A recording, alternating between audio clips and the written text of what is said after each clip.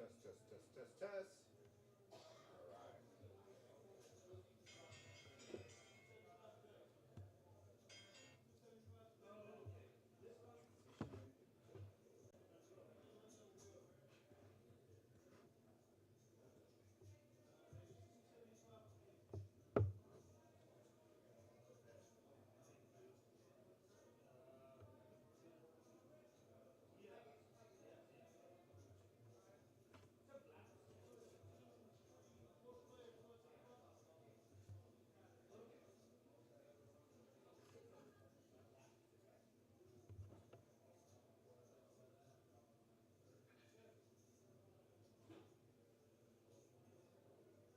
All right.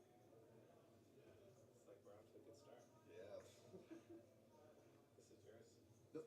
This is you. Your water. Oh yeah, this is my water. All right. I'm ready to do that intro. You can shut that door. Frankie's running late. Frankie is running late. No problem. I'm gonna start this intro. Oh, there he is. There he goes. All right. Now scoot over. All right. I'm about to do the intro. Gonna get you guys going. Get situated here real quick. Yeah. Have you guys on mute? From Dallas, Texas, welcome to Poker House Dallas, Poker House Live, where tonight, by popular demand, second edition, running it back, 136 H-Town PLO, featuring none other than Miss Texas Kim Stone. But the remaining players on the table, no slouches themselves. Tonight's stream includes Miss Rebecca Thompson, Korean John, Yao, Mr. Reese Orman, also known as Pokernomics, Louis Vuitton Bao, Jose Montes, 2015 WSOP Choctaw main event winner, Daryl, and Galoo Mehdi. Here we go with action. I'm Asian sensation Eddie in the booth. Going to be running the production side of things again like last week, but no worries. In the booth with me tonight, running it back as well, two fan favorites, back by popular demand. I got Mr. Hayden Fortini and Mr. Frankie from Next Gen. Gentlemen, welcome back to the booth. What's up? How's it going to get you guys off mute? There we go. How we doing? Thank you, guys. Glad to be back. Yeah, it's going to be an action-packed night. We actually got it started a little early tonight, which is actually unusual for us. So, Nice. Let's get started right away. yeah, good to have you guys back in the booth. I'm going to be paying attention to mostly the production side. I'm going to hand everything over to you guys. All right, Frankie, last week we got started by talking about what we think the biggest pot was going to be. You said 5K. I was off. Hayden said 12K. I think I said 9.5K, 10K. Now, I'm going to assume that last week was the first time you actually watched the PLO live stream. Is that correct? This was like one of the first PLO live streams I've ever seen on YouTube. Okay. Honestly. So besides some very high level poker go like 10, 15K buy-in tournaments Right. that I saw some PLO, I haven't seen anything like this before. So I was actually going to ask Hayden, one of my first questions to you would be, any studying this week in between last week on Omaha strategy? I know we were kind of learning things together, and I thought that was kind of the fun of it too, coming back and maybe seeing you guys kind of see us figure more stuff out together again tonight. Yeah, I've done a little studying, just reviewing the footage and, talking some hands with Kim and some other players. So I'm excited to see the action tonight. Looks like they already got off to a fun start. Yeah, so, okay, Frankie, what's your over-under on your guess? We're going to let you get started this week with a guess. Okay, so last week we said we hit $10,000 for our biggest pot, correct? About approximately. It was about 10K, I think. Okay. Rub salt in it was between Kim and Bao, so. I'm coming in with a little optimistic approach. I think we're going to beat that number this week. Okay. I think that, as people come in and get more comfortable here at Poker House Live, I think that pot's only going to get bigger and reloads are going to come quicker. That's my initial guess. So I'm going to say $12,000, where maybe we get a nice three-way all in, maybe a couple players get deep, maybe two players get deep, heads up all in. But I like to see the numbers being cracked every single week, so I'm going to go optimistic approach. What about you, Hayden? Wow, you're stealing my guess from Really? last week. I was going to run that one back. Okay. But I guess I'm going to have to up it a little bit. Gosh. I'm going to go with 13,200. Okay, right. very specific. A I like random it. number. I'm actually going to go 10.5K. I'm going to go under. I'm going to give you boys the over under and give you a chance to win. I won last week. So we are just a few moments away from getting kicked off and cards being in the air. Again, Eddie, the Asian sensation in the booth, along with Frankie from Next Gen, Hayden Fortini, who's going to be playing in tomorrow's stream.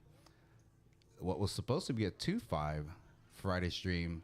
That got bigger, didn't it, Eddie? And within a 2-hour span, it ended up being 5-5-10 with the 7 deuce game and potentially the small blind game. So picking up the stakes, picking up the live stream game here at Poker House Dallas. You guys asked for it. You guys got it. So just again, a few minutes underway. Gonna transition over to the live stream table. Gonna let a lot of the table mic take over tonight. Obviously with Kim in the lineup and on the felt rather. Going to be a fun, action-packed evening. So let's switch over here to the cameras. On the table, right before we get started, I'm going to put myself on mute. Going to kind of chime in every once in a while. Let these gentlemen take over here in the booth. And Hayden, we can kind of start, getting into what we know about these players because I immediately recognize faces. I'm sure you're going to recognize faces, whether it be playing for or just watching on live streams. So immediately to me, Rebecca, I know very well playing mixed games with. I'm excited to see her in the Omaha streets. I know she's a really good high-low player. So yes, excited to see how she does in just the high game. We play a lot of mixed games here at Poker House Dallas. It's been a little bit, so I miss it. But high-low is obviously a different game. It looks like they're just going to start with a flip today. You know that for sure? Yes, they're flip. starting with the flip. $50 $50 flip. That's what it looks like. And then we got how many people returning from last week? Looks like we got about 6 or 7 of those, 6 or 7 of those players. I think returning from last week, obviously got 7. Kim, Jose, John, Galoo. No, 6. Sorry. Yeah, 6 were playing. Yeah.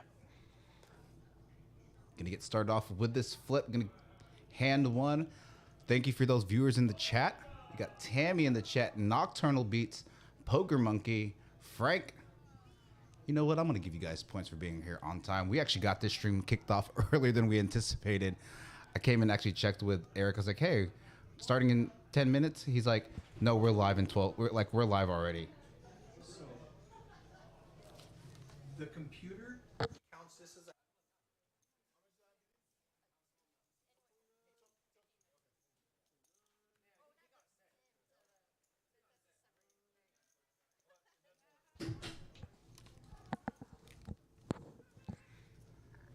All right, ladies and gentlemen. Go ahead, Frankie. I'm going to give everybody some points. We'll start you off with. It looks like Jose's Two going money. to take this flip down. Queen 9. Got the nuts. He's got the which is, nuts. You know what you need in these. Especially 9 ways.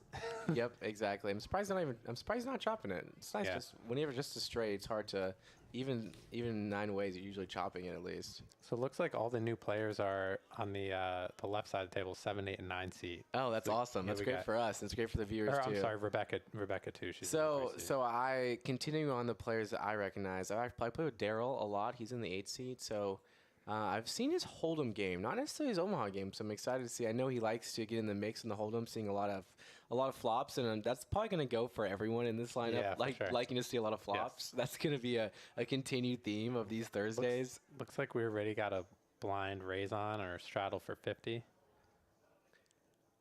Got 1, 3, 6, 12. And 15. if they start straddling to $50, we're going to see some $12,000 pots. Oh yeah. Yeah. I like my side. Kim already warned us that there was going to be ready for some blind raises. So going to be getting in the mix already early on in the stream. It looks like we're starting off with it right away. We saw BK run up a huge stack last time we played. Everyone's in for $2,000, and I'm sure as soon as the first big pot comes, there's going to be some matching of the stack. So you see 2,000 now, and those numbers are going to get a lot bigger very quickly. Looks like we got some good hands right away. BKH actually picking up kings with a king high suit. Pokernomics raising up with a double suited queen 9, 5, 6, and Becca just choosing to call with her aces in the big blind. See how this works out. Wow, she's getting thrown into it immediately. Yes. I love it. Galoo's in there with his 8, 8, queen 10. Let's gamble. So I was looking through some of these hands to, make some highlight clips for, and almost every hand can be clipped for highlights because there's just so much cold calling and ending up with massive pots. For sure. Kind of like this. We got a set for BK and a set for Rebecca. Let's go. And a straight. Wow. This is Clip it. super cooler. For hand number 1. Wow. And great spot for Galoo here, given that Becca and BKH are blocking each other's full house outs. Oh, you see Rebecca's face. 1,400's the bet from the 4. Not even getting his own chips. Everybody have the same 2,000, right? Nobody's got a chip advantage with me on this hand, right? Other than Jose. But yes, he you're not scared of his extra $250. God dang. I got an extra 400 from Bounce. Looks like All in from the 6. looks like BKH is gonna put it in here, and I think with top set 3 ways, Rebecca doesn't have a choice, and she does go with it. Oh my Wow. gosh. Looks like we're gonna have a 6K pot right off the bat. Let's go. Great spot for Galoo. I wonder if they're gonna run it one time. Looks like it. Yes, good card. Rebecca needs a 4 or a jack. BK needs a king. Yeah. Wow, sick Galoo pot. holds. Sick hand for Galoo right off the bat. So I actually caught this hand as I was coming into the booth, so Galoo is very, very excited.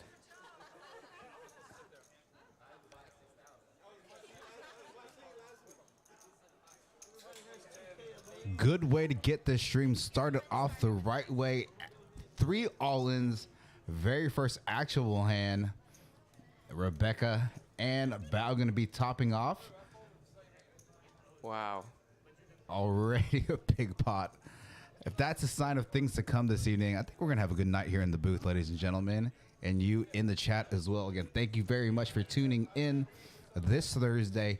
136 H-Town PLO featuring Texas Kim Stone. Okay, And everyone is matching the stack, so it looks like we're gonna have multiple 6K stacks right off the bat. BK has a big wad of Yeah, hundreds he's in got front a of him. wad of That is hundreds. more He's than ready. 2,000. Yes.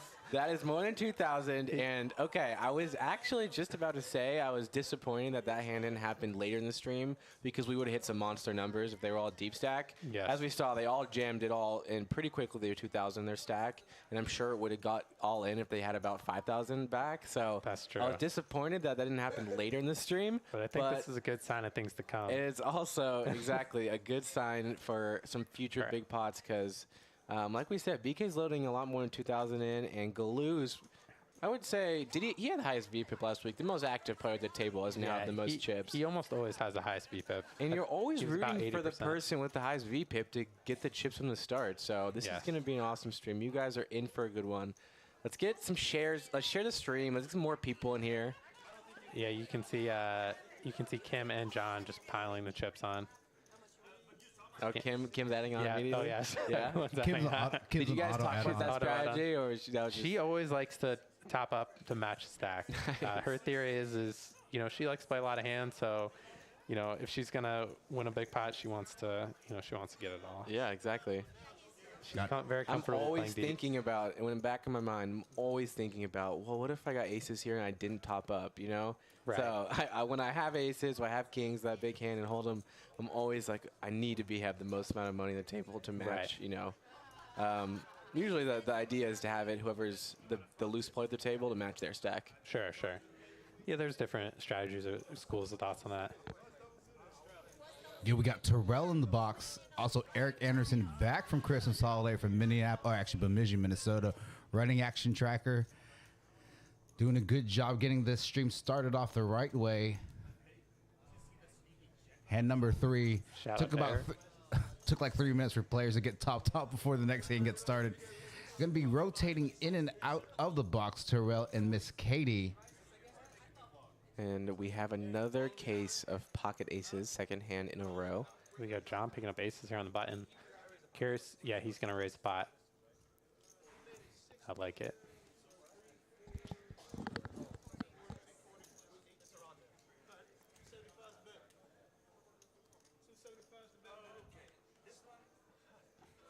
Glue's going to take a hand off after that nice win. Probably going to see BKH call here with 3 broadways and a queen high suit. He does. This man wants his money back. And I think we're going to see Yao. I'm curious to see if Pokernomics. Yep, everyone's coming in. Got a casual 4-way 3-bet pot, 1100 in the middle, going to the flop. And these equities can't be right. I guess it was kind of ahead of us because John had 2% of equity going to that flop, which is interesting.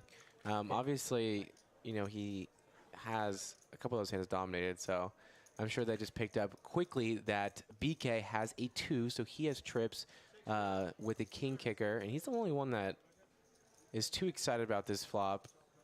And he just turned a boat. Yes, he did. Checking. And John's drawing very thin right now because both, it actually is drawing, is he drawing dead? Both aces are gone. He is drawing, yeah, he is drawing dead. So BK's got the check mark.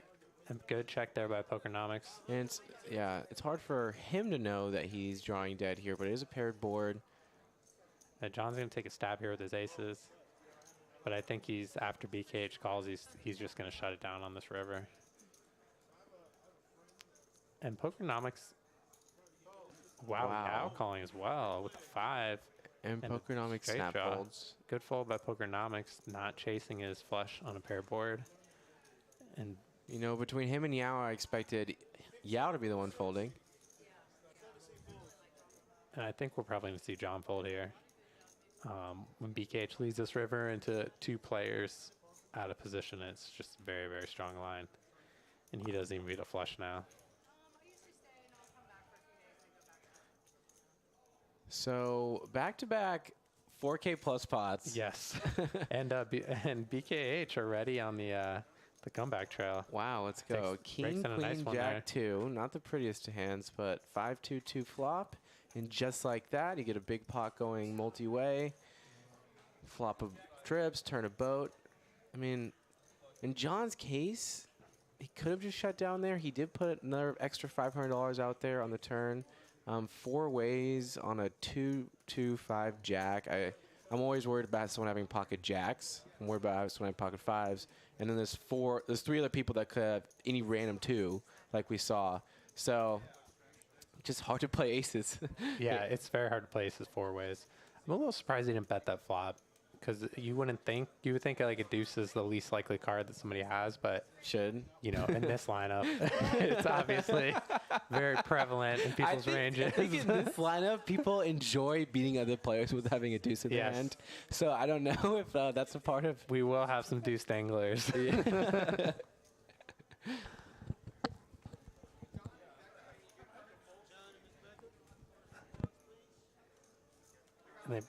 we got her name down as Kimmy this time, not Texas Kim. She's got a nice, interesting hand here. Queen Jack 9-9. That's pretty good. They got a pair. Jose with really nice aces. Okay, that's 3 hands in a row. Surprised we don't see Jose squeeze here. Wow, BK doesn't squeeze either. Yeah. Double suit. It was. Oh no, he's got a single suit. Pocket kings. Jose actually has a suit to his pocket aces. Yes. And now you're not in a good spot. A 6-9-10 board. Let's see. Really interesting flop. Galoo flops the nuts with a club redraw. Kim flops middle set with a open-ended straight draw to the nuts. Really great flop for Kim and Galoo. I think we could see a lot of money going here. Kim does raise. Oh wow! I think we're going to see a really big. We're going to see a really big pot here. Kim is not folding this hand. Look at him just toss those purple chips in the middle. This is the 3rd hand of the night, ladies and gentlemen. While eating Whataburger. And Kim is at the very least going to call here. She could wait. You just heard what he said. He said, I have the nuts with the nuts redraw. He just said that out loud. Announced his hand, yeah. He just announced his hand, ladies and gentlemen. She knows exactly what she's playing against. This is insane. I have to clip every one of these hands. Okay, I'm gonna. Kim's got a lot of outs here. An 8 or a king are huge money cards for her. She binks the king, but Glue turns the flush, and I think we're going to see Kim check back here. Good check by Kim, and if the board pairs, this is going to be a really nice spot for her. And we're just going to see this one get checked down. 1,000 is the bet from C1. And Kim going for value, doesn't think Glue has a flush when he checks twice here.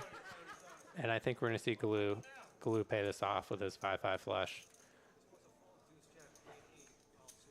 Deuce Jack. Queen 8. He might fold if he thinks Kim is value betting, which Kim is definitely not bluffing here. You don't think so? Oh no, she's She betting would've 1,000 bluffed- she into would've bluffed 3,000. bigger. Yeah, she just doesn't think that Galoo has a flush when he checks twice. So has- she's just putting him on a straight, and that's why she's value betting her Queen Jack. Okay, so I She says actually she can beat 7-8.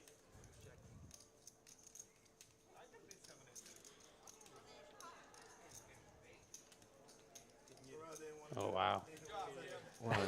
This is pretty sick. Galoo might fold here, given this table talk. he's got the burger equity.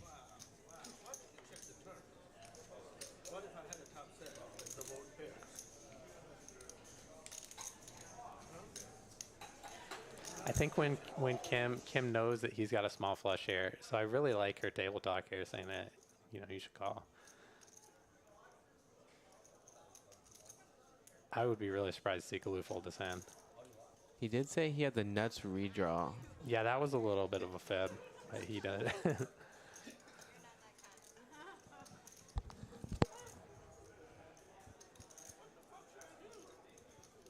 This is hilarious. Call, I'll show. Fold, I'll show. Let's go, let's go. Next hand, next hand. All right. You got the bet of that 5-5 flush. Wow. Kim was not bluffing, but she ends up taking down the pot with her value bet on the river. Very interesting hand. That's going to be... That's going to tilt him. Yes. That's going to tilt him. Oh my gosh, Kim is a... Oh, she's an animal. Wow, That's what a awesome. hand. I just ran the math on the Stone money. cold There's already killer. 40K on the table, guys. Early on, just ran the math. That's so sick. We're only like 5 or 6 hands into this stream, so 40K on this table.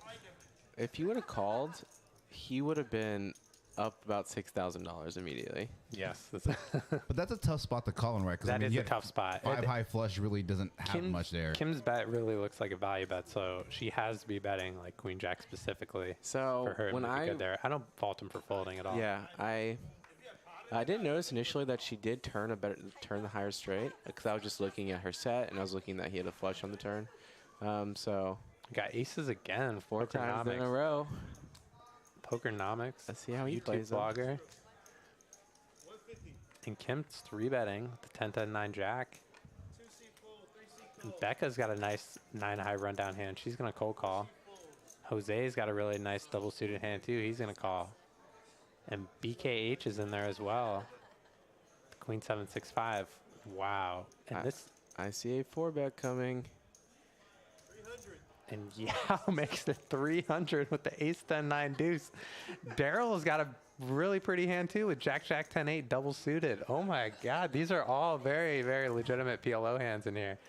And what a spot for Pokernomics to just pot it here with his aces. I mean, he's got Badoogie aces, but Okay, there's a props to lot of Hayden for money in keeping there. up with the action at hand because my brain is all over the place trying to track all So- of these hands. So what can he make it? And he makes it 1,500. Did he try to pot it? And Kim is going to be sad to fold this one. Or maybe he just knew it was 1,500? I don't know if he said pot. He didn't say the pot. He didn't say pot. He just tossed It was probably 1,500 close. very casually. I think it was he made it a little less than pot, actually. And Kim makes a disciplined fold there. I think it looks. And to be honest, Becca's got a really, she does decide to fold. We might Can we see, blame her? no, Jose's going to fold. And Yao, I mean, did he make it 300 to fold with this hand? And what a job by Pokernomics getting this hand heads up with his, getting down to 3 players with his Baduki aces. Oh, Yao is going to be fun to watch today. He's calling. Yeah, I was in there, and Daryl's I don't blame folding. Daryl for getting in there either. He's double suited. He's got a connected hand. And unfortunately for Daryl, So Pokernomics is definitely rooting for this hand to get heads up here. Kim folded a very similar hand to Yes. his, so some of his outs are gone. I know she. Which Yes, is- he does call. That's what I Which is thought hurting that. which is hurting his equity big time. Yeah, it is, but, you know, he's still got 13%. Anything can happen. He needs a jack, needs some diamonds. Actually, he doesn't want diamonds, wow, because Yao has dominated diamonds. Okay, he needs a particular flop. Pokernomics needs a particular flop. Again, we have $5,000 going into the middle before the cards would come out. This is the 4th hand in a row. What a hand. And this is a combination of some just big Great hands to spot for start and Pokernomics. some players just cold calling 3-bets with just getting in the mix. And what a flop there for Pokernomics. Great flop. He's got 65% equity. Yao hitting a piece here. Daryl's got a call with his top pair. What just happened? Yeah. The pot is so big that, I mean, they can't fold. What? Yeah. and Pokernomics, what a spot here. He's getting in 3 ways. He's 65% on the Explain to flop with me. just aces. Explain to me how Yao can't fold. He only has a 2. He only has a pair Well, of 2s. he's got a backdoor flush draw, backdoor straight draw. He has a pair of 2s. Pokernomics has aces. His 10 and 9 could be good. I'm just saying, given that there's 5,000 in the middle, he's only got 1,500 back. Yo, share the You know? stream, guys. I need a second to breathe. I need a second to put this on Instagram. This is nuts. What's up, everybody? What in is the chat? going on? 9K We are pot. enjoying this We're action. close to the number we guessed about 10 minutes ago. I would like to redo my number, please. I had to go I like my first. side. I had to go first, Hey, you so shot I'm high. sandwiched in the middle of their guesses. Hayden has the high guess. I would like that guess the most right now. Okay, so it's taking a little bit to stack all this up because we're all in again. Out of the 4 hands, I think it's been all in 3 of the times. Over 4K pot every time. Aces every time. Pokernomics gets a dream flop, 8-4-2. Beautiful spot for When- him. And they're running it twice. When the pot's already 4,500, you know you can just comfortably get it in. Turn. 3 of diamonds. Yao picking up a diamond Huge draw. card. And he's got a wheel draw. Huge card. Queen. That's good. That's clean He's for good. Pokernomics. Oh, They're going to run it one more time. Oh, that's a great card. Nobody's got a 4. That's a That's a beautiful great card for card. him. And is he going to scoop this pot? Oh, and Yao Rivers a deuce. They're going to chop this pot. Oh, but what a hand. Taking the money back. And they're going to split that pot. They're going to split this almost $9,000 pot. How did he get there? Wow. Well, Yao is a great addition to the stream. Really getting in there right off the bat. I'm already liking Yao a Big lot. fan. I am loving it. He had ace 10 9 2 single suit, and he went in for a cold 3-bet or 4-bet. 4-bet, excuse me, because yes, we had an under the gun raise. We had You're right. him 3-betting an under the gun 1, and then 2 cold calls, and then a re-raise. He clicked it to 300 from 150. Oh, he clicked it. Oh, Yeah, that's he clicked fun. it, Oh, yeah. that's so fun. Yeah, and then Yeah, it that's opened great. the door for Pokernomics. Because it to wasn't just enough that there was 150 slam in at the middle. 1500. Yeah, yeah, that's fun. Oh man, what a hand that was. I mean, Badugi aces scooping that huge pot. You got to be a little nervous with like aces with no suit in your hand when you're getting that much action. I think There's he that had a many single players in the suit, pot. didn't he? No, he had a Badugi hand. Oh, Aces, did he? king 9, yeah, rainbow. Well, at least you have a king. I don't know how much that helps. Yeah, he was fortunate that a lot of people were sharing cards there. But great pot, well played hand. I mean, that seems like a situation that, although you don't have the suit to go with your aces, when you have so much dead money in the middle pre-flop and you can make it such a big sizing like 1,500, I think Pokernomics played that hand perfectly, and a little unfortunate not to win the whole pot. Yeah, definitely. He had great equity there. He had 75% equity pre-flop. Yeah. That's Three great. ways. That's hard to do. I know. PLO. Getting 3 to 1 on his money. Yeah. Right? That's a beautiful spot. Getting That's like 3 a to dream 1 on spot. your money with money back. I learned a lot by watching that hand. I feel like just seeing like all the equities, all the cards, all the. Okay, something so else. here are the chip counts. Kim has the most. She topped up to 7.6 thousand. BK 7.5. Pokernomics up to 6,000 after scooping in half of that big pot. Becca's up to 5,000, so she auto reloaded to 5,000. Galoo started off with a huge pot to win, and then ended up getting bluffed out by Kim on the third hand. So the action has been honestly over-delivering, and I already called it the best PLO stream in the country. So the fact that it's over-delivering right now is insane. Like the stream, subscribe if you're new. I'm sure a lot of people here are subscribed, so share the stream to some people that aren't subscribed that you know would love some PLO action, because honestly, you guys can't get it anywhere else but here at Poker House Live. Hand number 5. Let's see if we run into aces again, or if we can maybe take a breath. Yeah. Turn on that flush draw on that. But he bricks that one, and then the other one he hits a deuce.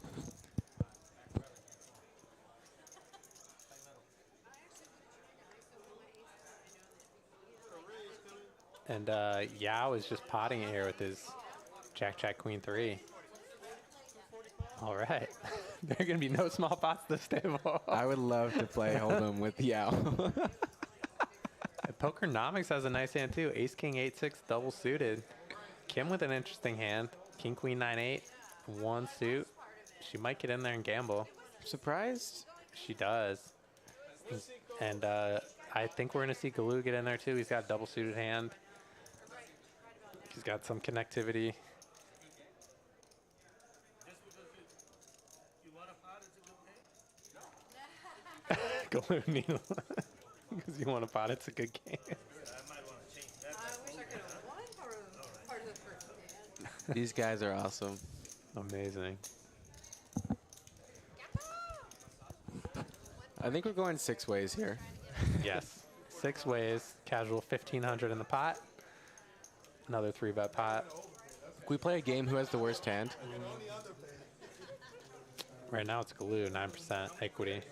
Not equity-wise, but who has the ugliest PLO hand? I love it. It'd be a fun game to play. I would say maybe the guy that 3-bet Jack, Jack, Queen 3.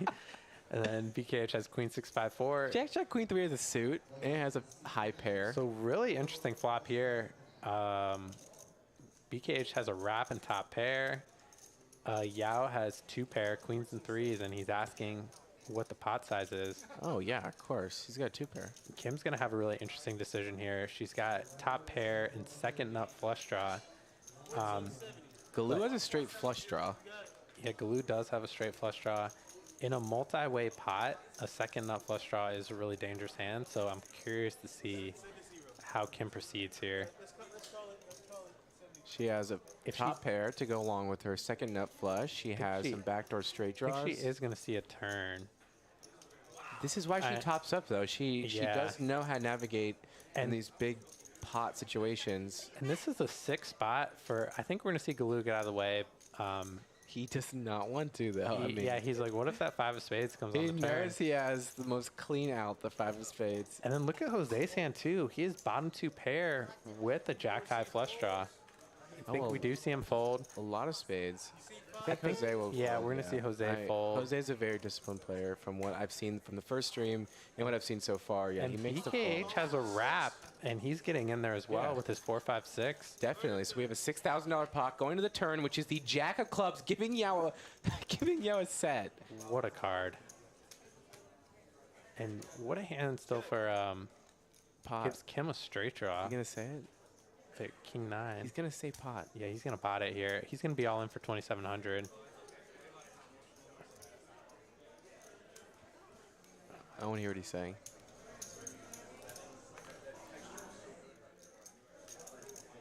All in from the 7. Push forward to get a count, please. And we might see Kim call here. She does have 30% equity. What a hand. So I mean, Yao's reputation is already crazy. So I don't know what you could be bluffing with, but there's a lot of hands you could. That she's, I mean, right? He could just have, if he has like ace spades, that he could still be bluffing. Yeah, Kim has to be concerned here in a three-way pot that her king high flush draw is no good. And if she calls, don't think BKH would fold an ace high flush draw. So it's a really tough spot for her. She just has top pair. She has a straight draw that's not to the nuts. So both of her draws aren't to the nuts, which is a really difficult spot to be in a multi-way pot. She does have the 4 give her the nuts, offsuit 4. Right? So That would give BKH the nuts. oh, BKH has a wrap. And Kim does okay. shove. Yep, she does. I was looking at BK's hand. Excuse me. And I think we're going to see, Like I said, I think we're it's going to see been hard Yao fold. And I think Kim shoved in case BKH does have the ace high flush draw that she wants to price him out of the pot because they have a lot of money behind, which is really interesting. That is really interesting. $10,000 a hand. It's just like, what's happening? And On this side of the screen. guys, so we have 14.4 thousand in this pot. Let's go. I On don't the- think what is this, he's the gonna fifth hand, call. sixth I don't hand? think he's going to call on a board that is two-tone like this. If he did call, it would be great for Kim for side pot. This is hand number 6, and we have a $15,000 hand. I mean, BK already has a lot of money in the middle. He's definitely thinking about that. Does have some nut draws, but he folds. Like I expected. And they're him running to. it twice. So this is 11K pot here. 11.2.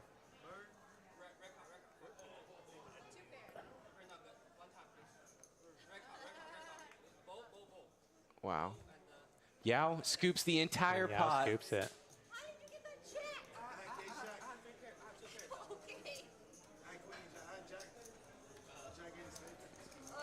How much? And Wow, what a unfortunately, hand. Kim is going to lose a big pot as Yao scoops up both runouts. His set holding versus a king high flush draw in a massive situation.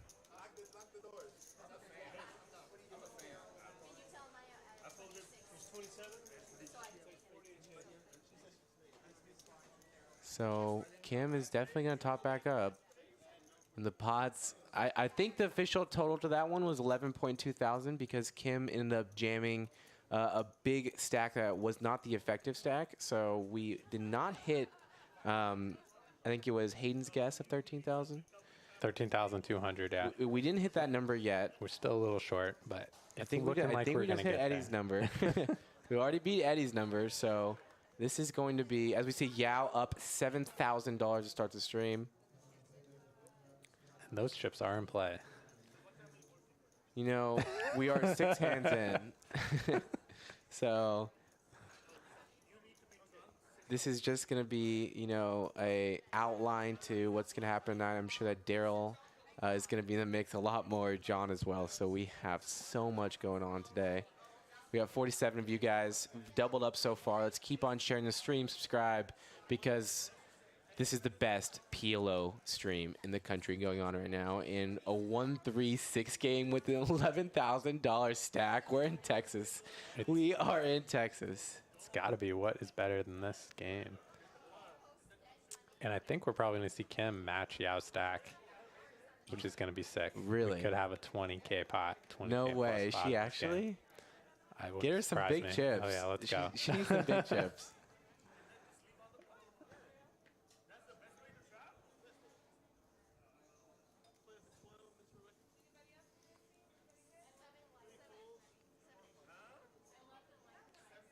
You are, Hayden, doing a very good job of keeping track of all the hands, you know, and Fine. keeping the audience, you know, engaged in what everyone has, because there is going to be difficult at times with the action in this game being so good that there are 4 times 6 cards on the screen at one time. Yeah. 24 cards. It's a lot going on, but I feel like you've done a good job so far keeping the audience, you know, informed. Because on the flop, I'm getting lost sometimes, I'll be honest. Thank you. I'm doing my best. And looks like we have Yao potting it up again here with the 4-4-6-9. one suit to the 9. Like I said, these chips are in play. I mean, that's a good hand. You can hit a 4, and hopefully not have a set over you. Pokernomics has a nice hand, and he's going to 3-bet with the queen 10 9-8. I'm excited to see Pokernomics play. He's another guy that I've been a friend with and haven't actually seen his game. So I know he's a content creator, always rooting for the content creators. Hope he crushes tonight.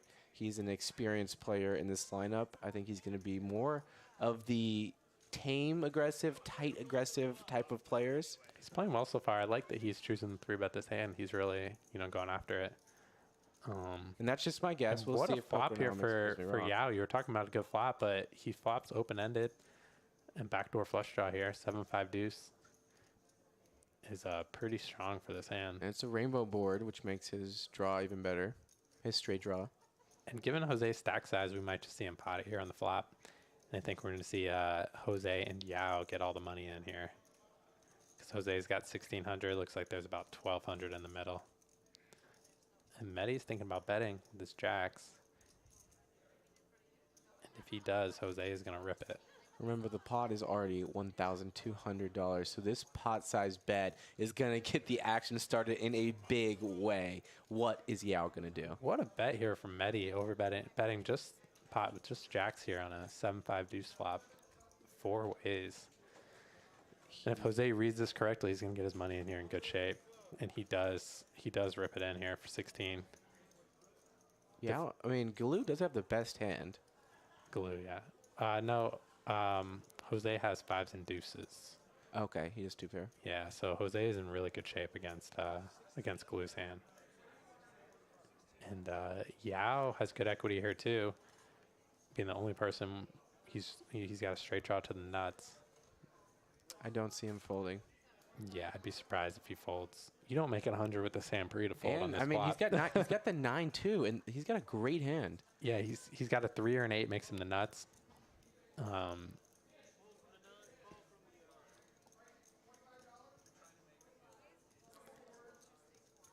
And Glue is thinking, oops.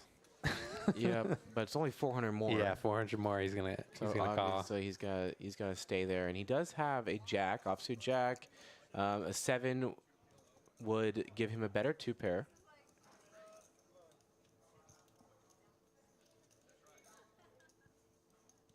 Yao drawing very live the turn.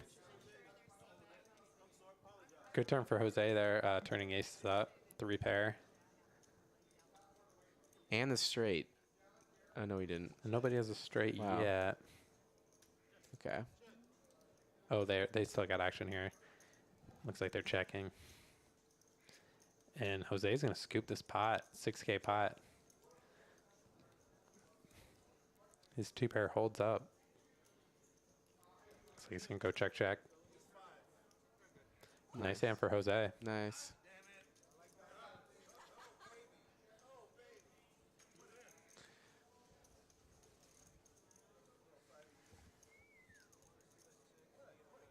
Yeah, I was wondering how he didn't get there with all his straight draws. Nope, not this time.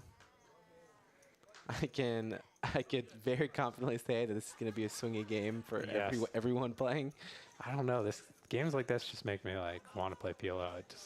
It makes you exciting. Get in there and It is mix exciting. it up. So many This big would be pots. a game I'd have a tough time explaining to my mom, because she would just be, seeing, pot every situation, every Yeah. single hand. She would be very confused, and it'd be hard to explain that the strategy as much to a beginner player. So I hope you guys are enjoying. Please feel free to ask questions. There is, a lot of strategy that goes into the game, and I'm sure that some of these players are thinking about that, and some of these players are just, trying to get in the mix every single hand, and that's, very entertaining for us. And I like the combination of both of those type of players, and it's very good content for the commentators. For sure. Yeah, but just trying to explain her ranges this weekend. She was just watching me play a little bit at the Hard Rock, like standing behind me, playing some 2-5 there, and I was just explaining to her how you could just play all these hands on the button, and then in like early position you have to just kind of tighten up. And she saw me fold. I think it was like King 10 offsuit in early position, and she was really confused why I would fold 2 Broadway cards. Right. And in Omaha too, it just so many hands look so Yes, good. look but very appealing. They look Yes. very appealing. Like Yes. hands that'd be hard to argue to fold, but Oh, yeah. And Galu's potting it here was 6-6-7-5. Galu came to gamble tonight. Look at this. this is hand number 8. This is hand number 8. Bang, bang. And I don't think these players are folding. And it's not even like, oh, I'm bored, I haven't played for a while. You're playing it. It's every hand. Yeah. These potting pre-flop. We're going to see, definitely see Pokernomics get in there, I think. If Pokernomics thinks that Galu is light here, he could definitely Go over the top. go over the top here with his kings. It is always risky with kings because running kings into aces happens a lot more in PLO, obviously, than it doesn't hold them. So Yeah, I mean, we saw aces 4 times in Yes. a row, the first 4 hands, so. especially when you don't have an ace in your hand, you know, it's just more likely. And he Fun to have has 3 hearts, which is not a good thing. You'd rather just have 2 of those. Yeah, tough spot here out of position.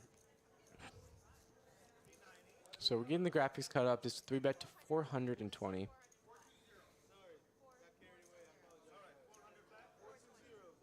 It looks like he is going to call. I think that's going to at least bring. Yeah, I think that's going to bring Kim in as well. I think so too. And in Pokernomics shoes, he's in the small blind. And when you re-raise at this table, I don't expect it to get through. So you have to play the rest of the hand. Huge pot in the small blind with king, king, queen, 8. A lot of bad flops for you. So I totally understand him just calling here, hoping to hit obviously a king, and he'll scoop a big pot, but maybe getting some hearts as well. And Becca's coming in too as well with her deuce, ace 7 suited to the ace. That would be a very nice Omaha high-low hand. Yes, great high-low hand.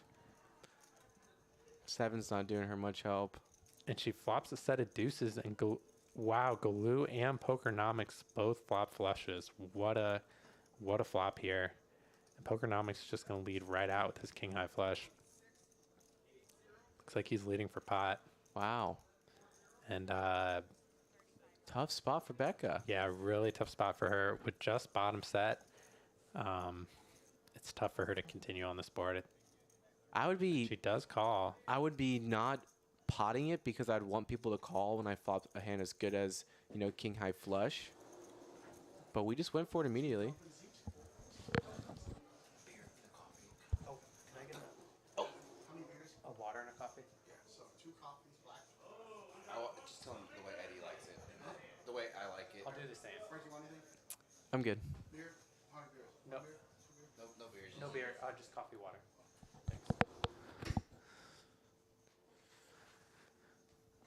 Got a little food in the booth as we are seeing Becca call for almost half of her stack here. This is a huge pot already. Galu has a flush. Yeah, tough spot for Galu. And See he if was the one that put... If he can get away here. He's the one that put in the 3-bet Yes. pre-flop. So this has been... Like, it hasn't been his turn yet. He's seen pot in front of him and a call. You don't expect Rebecca. Okay. And he's going to put the money in here. All in. Wow. And Pokernomics is not going anywhere. Yeah, all the big toys make noise. Yeah, for 2K total, he's not going anywhere.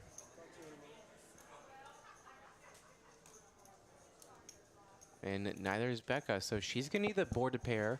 Pokernomics is going to need the board to not pair, and he's going to win a huge pot if no 3, 9, or 2 comes on the turn. Do the total because they're So Becca's very live here. No one has a 9 or 3 in their hand. She actually has 40% equity here 3 ways. So I'm assuming it's going to go all in on the turn. She's going to have to call off. yeah, she's at this point she's committed. She's got so much of her stack already in the middle. She had 2,000 now, plus I think it was almost 300 pre-flop. Yeah, the pot's already 7.8K. Yeah. She's got she's gonna have 2,300 behind here. I'm rooting for her. Pokernomics is just praying this board doesn't pair on the turn. Share this stream. Hand number 8. We have another pot over $6,000. This one is $8,000. Hand number 8. It's hard to sweat up close. Oh, and she gets there right away. And interested to see what Let's go, Pokernomics is going to Rebecca. do. And he does very smartly check. And she jams. And he is really Look at not the liking it disgust in here. his face. Oh, yeah. This is this.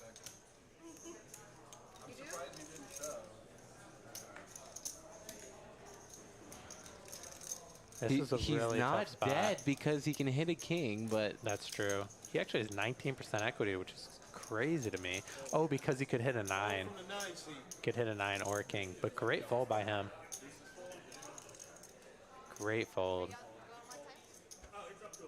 Whatever you want, Mehdi. so Galoo needs a 6 or a 9.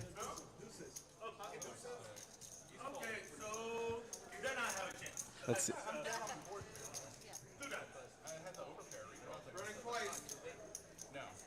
Running it twice.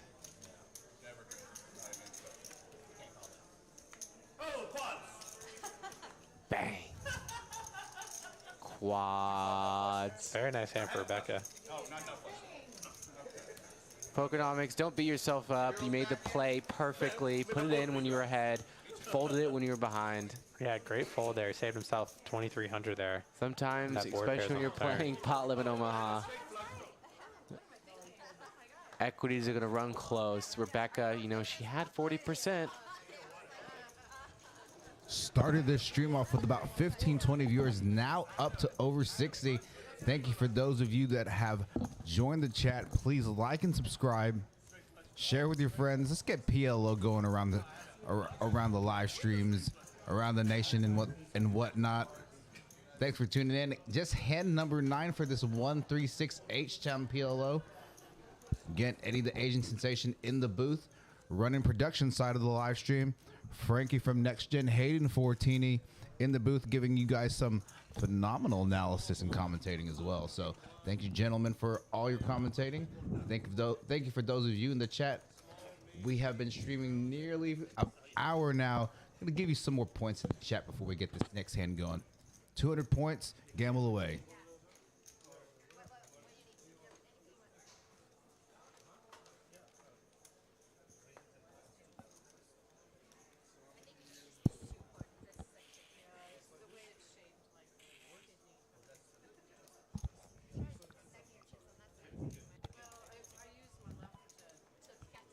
All right, action has not disappointed thus far. We got chips going all over the place. We see Galoo reloading.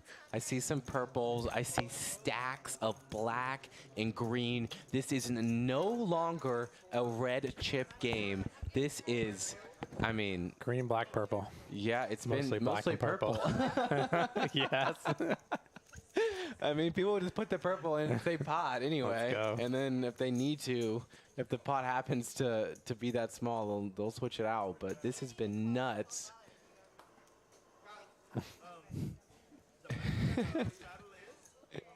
It's been like minimum 300 to see a flop so far in this game. Minimum. Yeah. Unbelievable. Rebecca with a very nice hand here. Ace, Jack, 10-5, double suited. She's Gonna raise it up. brave to raise in this game. I mean, it's just... It's a good hand, though. She doesn't have Yeah. a strong hand to go with to do this with. She's got double suit. She's got an ace, jack, and a 10. 3 strong Broadway cards. She can flop the wheel. Yeah, definitely see Mehdi call here, Jose. Yeah. And that's what I just mean when it's brave, because when you bump it up, you know everyone's going to call. Like, that's what's happening, and you just hope to flush over flush someone. And we've seen a lot of that already. And we saw that one flop where half the players had a spade draw. In that last hand, 2 players flopped a flush. This was honestly 10 times more crazy than last week. Yeah, I would say so. Starting off. And BKH flopping the nut full And one house of our right off the favorites, bat. BK, just flops it. We got. This flop is definitely an action killer in Omaha. We do have 3 flush draws, so Yeah. So I was just wondering how Jose plays this. Just go check all the way through, which is surprising. I think everyone's going to be very I'm cautious surprised here. BK gave people a free card because with 6-3, you're just And hating wow. every overcard because they could just give anyone a boat because they could have any overpair. Yeah. And Mehdi just bet the pot here. So this check on the flop is going to work out really nicely here for BKH. Getting Mehdi to stab for full pot here. And did I call Rebecca brave? The Galoo is brave. Yes. King 7-5-3 has got the king high flush draw. He gets the better flush draw to fold, but as we see, BK has his boat. Oh, that's a gross river. And Galoo pots it again. He's following through here with this bluff. And BKH, I think we are going to see him pay off this river. He hates it though. Wow. I mean, I don't blame him. Galoo's line is extremely strong. He pots it on the turn into 8 players and then just goes out and pots it on the river, but BKH is not folding. Oh, and Galoo actually rivered a flush, so he wasn't bluffing. No, yeah, exactly. Yeah. And he rivered the king high flush on the turn. Yeah. He was semi bluffing. And BK Unfortunately, he was dead when he was bluffing, and then he got there in the river. So what a check there on the flop by BKH. Actually made himself an extra $2,000 by checking and letting a card come off. What a fascinating play. But I agree with you. I do tend to bet those lower full houses a lot multi-way because you are worried about someone turning a higher boat. Yeah, I mean, you're most of the time assuming another person has a 6. Now, not every time, but if they do have a 6, you want to get value. And then if they have an overpair, they're going to fold if you bet the flop, which is fine because they would have never stacked you when they do get there on the turn. And that's the scariest part, is because you have no idea which turn card is going to give them a boat. Right. Any card could be a scare card. Any card could give their 6x a better full house. So you're really hoping it just comes the 2 on the turn. That's the only card you really want to see in their turn. Or you 4 or just have 5 an would be opponent fine. just blasting off into you as a bluff. Yeah, that's nice That too. too. And I would And in this game, that's obviously a possibility. I would usually argue that it's unlikely that someone blasts off into 6 players, but in this game, it actually has a decent chance of happening. And we just saw it. hand number 10 is going to be another flip, So when are we gonna stream a 1-1 PLO so I can hop in? right? Except these players won't play with you.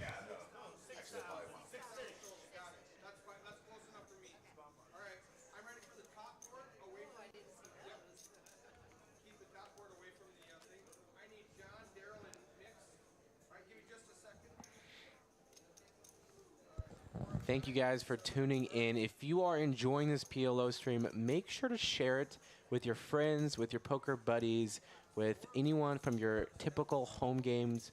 This is the best PLO action in the country, and we're hand number 10, and I need to get an official count from production, but I'm pretty sure there's over $50,000 on this 136 game.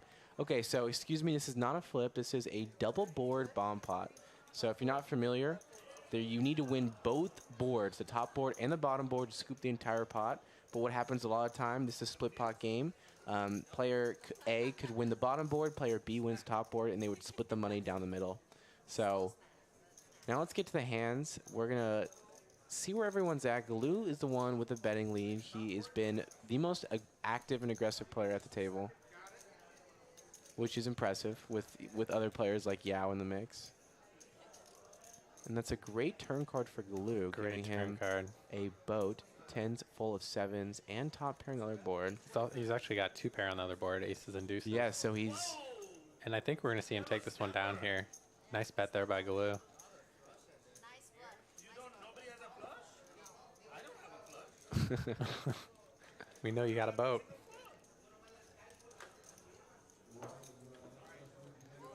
Very nice hand.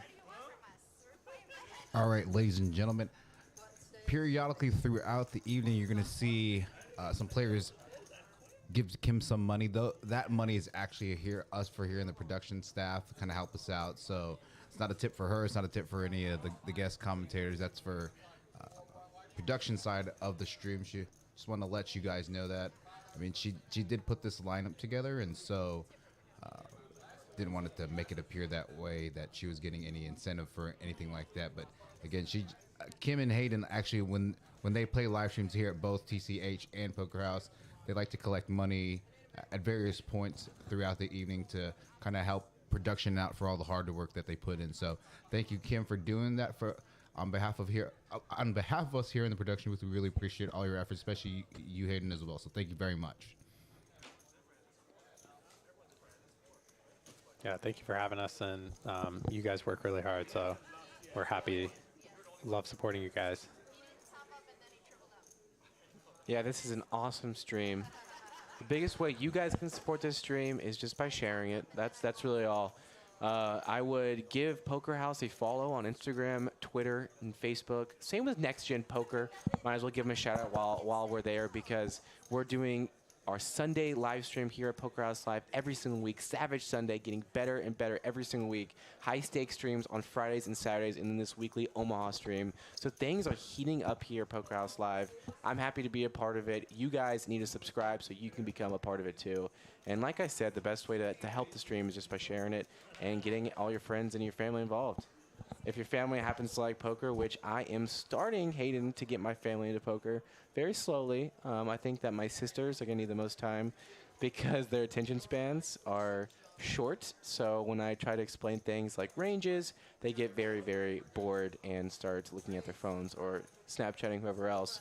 So we'll get them involved. I think that these live streams are a great way to do it because it's just an easy thing to turn on your TV and just enjoy while watching dinner. There's going to be parts of the stream that are more entertaining, some parts where you can sit back and maybe turn down the commentary. In this stream, there is no time to turn it down. No time. We got a lot of action commentating. Galoo has pocket aces. He's got a real hand, 3-betting here, 275. Double suited aces. Becca has pocket kings. Let's see what she does with that hand. Kim has queens. She's in the mix. And Rebecca is just going to call. Rebecca's going to get in there as well. And BKH in there with a 7-high rundown. 7-6-5-3. Galoo in a great spot here. And pretty good flop for everyone's got a piece here. Becca's got a king-high flush draw. Galoo's got jacks and deuces. And Kim has an overpair and an open-ended straight draw. Another action flop. So Galoo has about one bet size, and that's pot. Yes, he's a mad potter. Interested to see if Kim is going to continue here. Yeah, not a ton of great turn cards for her, especially having a straight draw. One of her straight draws, king does not make her the nuts, and any club really kills her hand. Really interesting spot here for Becca with an overpair and the second nut flush draw.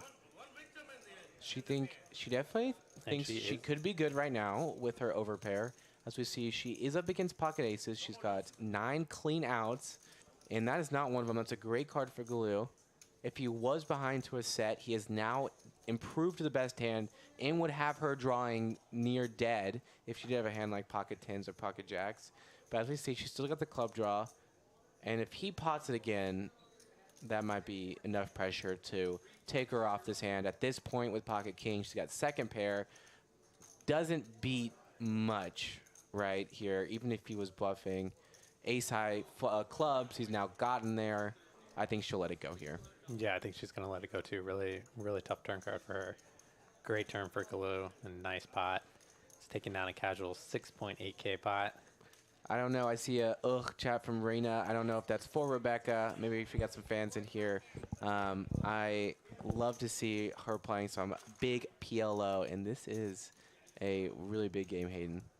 Yeah. Shout out to the chat. Mark Wee, Reina, Captain Underpairs. Bigger game Poker than Monkey. Bigger game than I would think most of you guys in the chat would expect for a 136. Yes, it's not a Does it 136. does it need? Oh, I love seeing it. Eric's getting some pictures.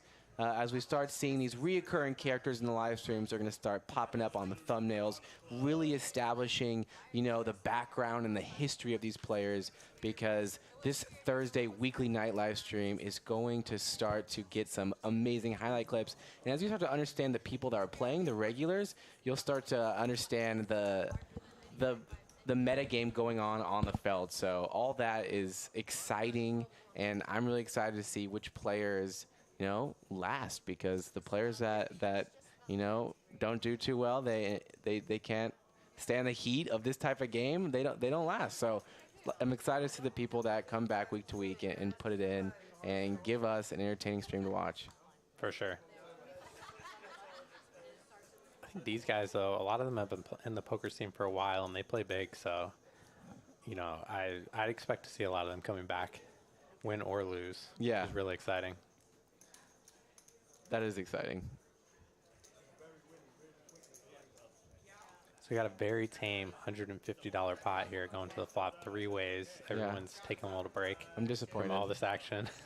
BK, where's the 3-bet with the Badoogie? When I say Badoogie, that's referring to a mixed game, which means your hand has no suits, no connected suits. He's got a spade, club, diamond, and a heart, which is not a good thing in Omaha because you always want to be drawing to the most possible hands to give you strong hands like flushes. Drawn to the nut Badoogie, though. He is drawing to a good Badoogie, as production has mentioned, and that's a game I've actually really enjoyed playing. Last Sunday, getting a shout out to Knock and Nick, who are our Sunday commentators. Hayden, we actually played this little, I think we bought him for $20, play a little 4-way Badoogie, just for fun on Sunday night. Little Badoogie tournament? Yeah, Badoogie just cash, just hanging out. We ended up doing Badoogie? Yeah, we did before that we did a 4-way little sit and go hold'em, and that lasted a couple hours. I got into an intense heads-up match against Nocturnal, and he ended up beating me, unfortunately, and it was all for nothing. So we all put in $200, and first place won all the money. So it was a heads up for it all or nothing. So it was very intense, and yeah, I'm shaking my head as he unfortunately beat me. He jammed 12 bigs, and I had ace-5 offsuit, and he happened to have eights, but I tanked for like 2 minutes and folded. Heads up? Yeah, heads up. I tank folded. Wow. And I tank folded, and he told me he had 8, so it was a good fold. But later, so anyway, but to me, like, that needs to be a call. And I kind of think that the poker gods, in quotes, poker gods, kind of, they punished me for not making that GTO call, because the very next hand I had ace-3, and it was my turn to act first, and I was the one comfortable to jam all in. Because I'd rather jam all in with ace-5 offsuit instead of call off with it. Sure. Because in my head I was thinking, there's not that many ace-X I dominate. But again, I think just knowing your range and just knowing that all aces are a call at that big blind level, because Knox, a good player, is going to be ripping in very light there in that spot. Right. So anyway, I jammed with ace-3. He had ace-9 the next hand and wiped me out. So that was a very fun game, and I'm sure we'll be able to run it back, and I'll get my revenge. And it's been a couple hands, but aces have returned. Yeah, aces are back, and Yao just calling here with aces. Very interesting. We got some GGs in the chat. Thank you. Thank you. They thought I was fake tilting after I lost. I was like, no, I'm tilted. For real tilted. Looks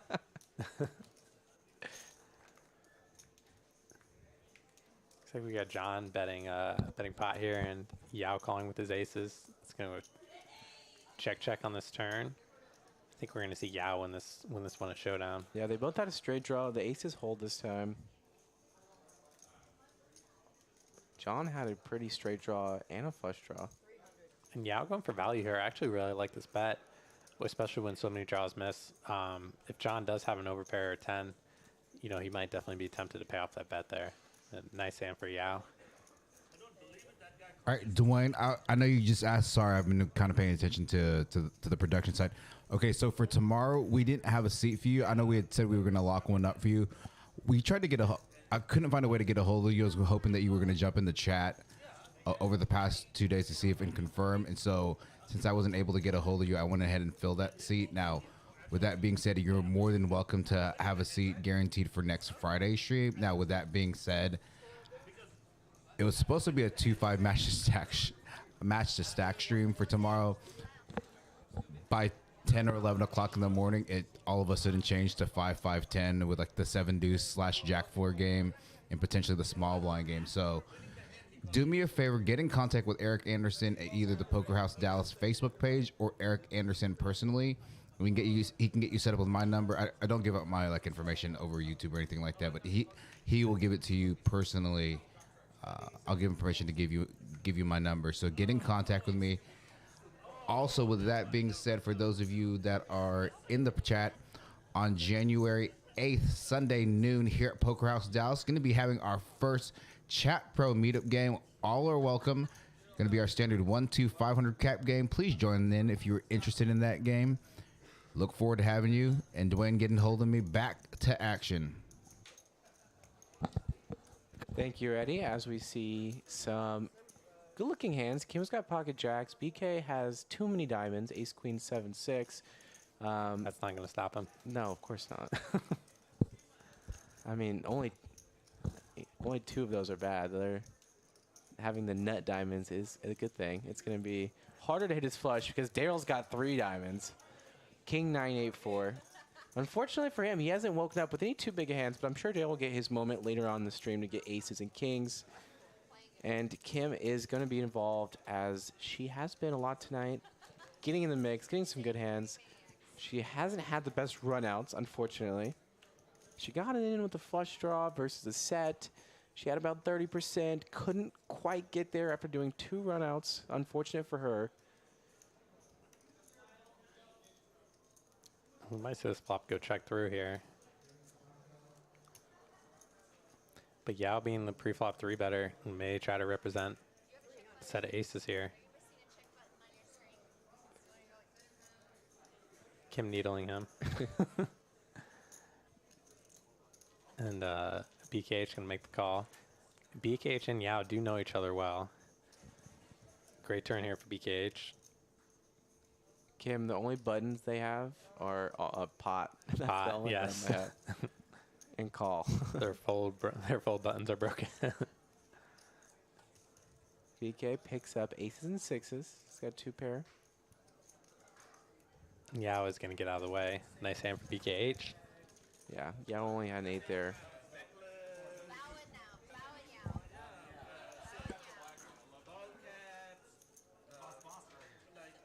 Even John's kind of had to be quiet for his standards. John hasn't been able to get in the mix quite yet. Yeah. I know he had one big hand to start where he had aces, but... Yeah. John has been one of the tighter players at this table so far. But John is definitely will get in the mix. He's not afraid to mix it up. Saying that John is playing like tight is an oxymoron. That's just not true. Yeah. Yeah, it's just not. This game is playing very, very deep.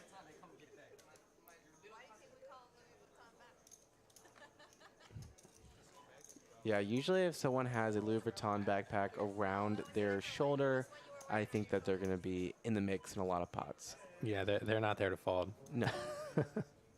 They're there to either win a lot of money or not. I think that's the only 2 options, right? Yes. I can appreciate that. I think that's fun. And I also, as a commentator, I am always rooting for someone, whoever it is, to just run up a massive stack. I love seeing buy him for 2, end with 20 or something ridiculous. So I am rooting for that at some point in one of these weekly Thursday night streams. We got 65 people in the chat. Make sure you are sharing the stream so we can do it every single week. What happens when we get more views is the management sees that this stream is what everyone wants to see, and they bring it back every single week. So I know Poker House Live is doing a lot of experimental streams, but this Thursday night should be a staple. I love it. I love PLO, and I like the fact that no one else is doing it, which makes it unique and gives a fresh perspective on poker, which I think the community really does need. They need someone to, right, Hayden? For sure. Love bringing PLO to the people.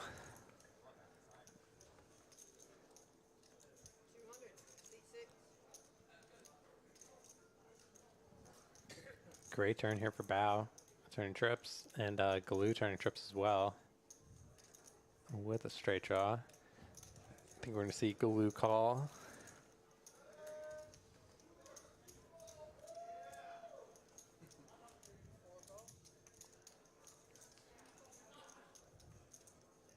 And Galoo rivering the boat with his sixes. Queen's full of sixes. Great river for Galoo.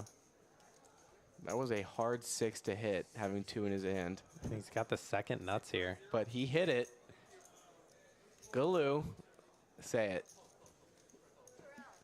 I know it's coming. Say it, Galoo. Let's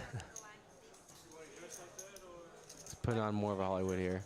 Just a line. Oh. And Nope. he goes for the value raise here. Okay. Trying to eke out that extra value from a he queen. proves me wrong. He's got multiple buttons. Yeah. He goes for the min click. BK not liking it. BKH is not a fan. And Hold'em, this would be a more comfortable call, but we're playing Omaha. A lot of full house possibilities. 7s, 5s, 6s, queen 7, queen 5, queen 6. It's a small raise, though. Galoo is very capable. I don't know if he balances this correctly, if he ever min raises his bluff, but he does get paid off here. His image, you know, it warrants paying him off, and he is scooping in a nice $3,700 pot, which is actually more on the tame side. Yeah, very nice hand by Galoo. Very nice value raiser. I like the size. I think if he did go pot, he would have gotten a fold. So he eked out that extra value on the river. Yeah, I think so too. Yeah. Well done.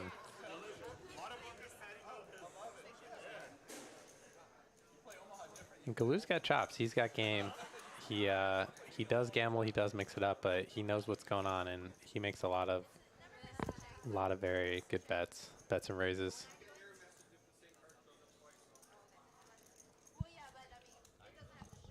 And Eric is doing a very good job. Eric is on the production team doing the action tracker. You see his iPad right there, keeping track of all this amazing action.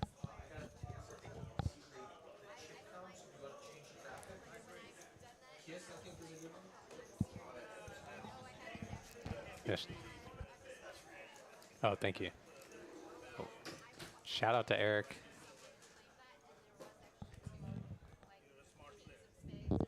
All right, ladies and gentlemen, I'm going to change this again due to some comments about everything, the text being small. You're going to see a little bit of buffering for a couple minutes, but don't worry, nothing's wrong. It's just going to take a minute or two while I switch it over. In the meantime, we have John getting in the mix. He's got a nice looking Queen Jack 10-10. He's connected. He's got a big pair. He's got a suit. Galoo has 3 broadways. He makes the call. He's got position. Kim folding. Ugly hand with 3 diamonds. King 9-8-4. announces that she is, you know, she's going to play patient today. Which, Beautiful flop here for John. Flopping middle set. Open and straight draw. it's a good time to exercise patience as we see 2 players flopping big hands. Galoo has top 2 and John has middle set. Cooler flop. Yeah, a huge cooler flop here. Because that 2 is very unconnected, so if it turns another brick, this could be a really big pot as Galoo has $10,000 in his stack. And looks like we're going to see Bao come along also with this flush draw, which is good. Yeah, I'm hoping for a non-spade turn. Would be an action turn here. Like a A 10. No, there's no more 10s. no more 10s. A A king. king, a deuce, a 5 would be action. It would give BKH some additional equity. A jack. This might slow things down a little bit here with some straights coming in. But not slowing down John. He's going to pot it. He's blocking the straight. And Galoo's not snaps. folding with the repair. Snap call. Snap call. And He's drawing to a king and a jack now, which that was a good turn card for him in regards to his outs. And John asking what Galoo needs. He does not need that deuce. Great looking river for John. Yeah, beautiful river there for John. And he's just going to put it in here. Yep. Fucking bear shows up. For me. You bet. Look at that. And Guess that's a fold there by Galoo. Yeah, Galoo knew exactly where he was at. He needed that king. He needed that jack. He was hoping that 10, king, jack, or 10 to pair. Obviously, we know that 10 wasn't coming. He didn't know that. And John is scooping a big pot as we see just a little freeze. As what we're doing right now is updating the graphics. You're going to see some updated chip counts. Like I said earlier, I think there's over $50,000 on the table right now. We're going to get an exact count as we have 70+ people in the chat. Make sure to share the stream, subscribe if you are new. This is the best and only PLO live stream going on in the country consistently every week here at Poker House Live. So just got to toot their horn a little bit. And now we have a lot of purple chips on this table. Oh, yeah. Oh, my gosh. This table is very, very deep. Let the people know that 16 hands ago, everyone bought him for 2K. Yes. This was a 2K max buy-in game. And now we have... What do we think about that? Is that something that needs to be updated in the future? Just change the blinds? Or is it typical? Is this Houston style? Because in the description of this Poker House video, I wasn't exactly sure where it came from, but it says this is Dallas's, rendition of Houston PLO. Yeah, Houston style PLO where you can open a 5x under the gun. The blinds just don't matter at all. It doesn't matter. So that's what that means. So Houston style PLO, so you can open raise 5 times immediately. So the opening raise is $30. 30 for 6, and now they have the 12 on, so it's 60. 60. Okay. Yeah. So this isn't officially a 1, 3, 6, 12 games. So that could be updated in the title of this video. That's a big game, and with these stacks, I am sure that we're going to see a $15,000 hand. Oh, yeah. And yeah, with the beautiful hand here. I mean, we might see a $20,000 pot. That's what I'm saying. We definitely could. I mean, if you give Galoo 10K, I mean, you're going to see a 20K pot. It's definitely not out of the question. And, wow, we got Yao here with the beautiful hand here on the button, ace, queen 10. We got some really nice-looking hands in there. And, John's flopping top set here. Yeah. And Yao flops nut flush draw with his overpair. We could definitely see a lot of money go in on this flop. Don't think we're going to see Yao check. I would not blame either of these players for just getting all the money in here on the flop. John is potting it. Yeah, John does pot it with his top set. And he does, looks like he bets close to pot here for 1,000. Rebecca gets quickly away from her queens. Let's see what Yao does. He's definitely not folding, so it's going to be call or a re-rip. It's fairly dry board, am I right? Would he fold a wrap here ever? And it's crazy. Yao is actually a favorite on this flop with his aces and his nut flush draw. He's at 55% equity. So he'd definitely be justified at getting the money in here. And that might have something to do with just the outs that the computer already knows, correct? Yeah. I think in general, guys, here, John does have the equity advantage. Top set. He's got the nuts, so he has the best possible hand. He doesn't need to avoid a lot of cards. He needs to avoid 9 spades on the turn and or river. And then there's also these backdoor straight draws that give him additional equity. He also needs an ace to give him a better 3 of a kind. So tons of cards can help. The 4 of hearts is not one of those cards. John's going to give a pot. Yep, as expected. And John does go ahead and pot it here. And now Yao's in a tough spot here. Equity has shifted dramatically on the turn. And he's not folding. Yeah, I would be really surprised to see him fold. The question is, if a spade comes on the river that does not give John a full house, so a hand that would give Yao the lead, a card that would give Yao the lead, is John going to pay off? I think a spade is very unlikely. I think an ace, though, John will have to pay off. So because it just seems so obvious that if a spade comes in, your hand's like just no good. Yeah. Because let's say that he does call this bet and had a hand like pocket 3s or pocket 6s, and never came like the 9 of spades, and we check to Yao, he's just going to check back a set, I would think, as well. So if he jammed, yeah, it's flush. And Yao does make the fold there with his very disciplined fold. Yeah, I think that's a great fold, given he had An interesting Yao's changed gears a little Hot bit size now. bet, so He is deeper. 33%. Did he have the right odds to make the call there, Hayden? It was just about right. Very close. Yeah. The reason I was asking about whether if he would get called was because if he had the implied odds behind his pot odds, then maybe I can get behind calling. But if you don't think that you're going to get the stacks in on the river, then I think a fold's the right play. Right. So facing a pot size bet, you only need 33% equity. Mm-hmm. Is that correct? So he had exactly 33% equity. Exactly. So technically, you know, he was getting the right price. And But then, you want a couple percent equity covered. You want to be. well, one thing I'll say is that if he caught an ace, which is 2 of his outs, he will get paid for the full amount. And maybe you can make like a really cheeky bet on the river if you hit a spade of like $400 just to like ensure that you get paid off. Did he have a straight draw too? He did not have a straight draw. Okay. Yeah. Because that would be hard to fold a flush draw, straight draw, and overpair. I think if he had a straight draw, we would have seen it go in there.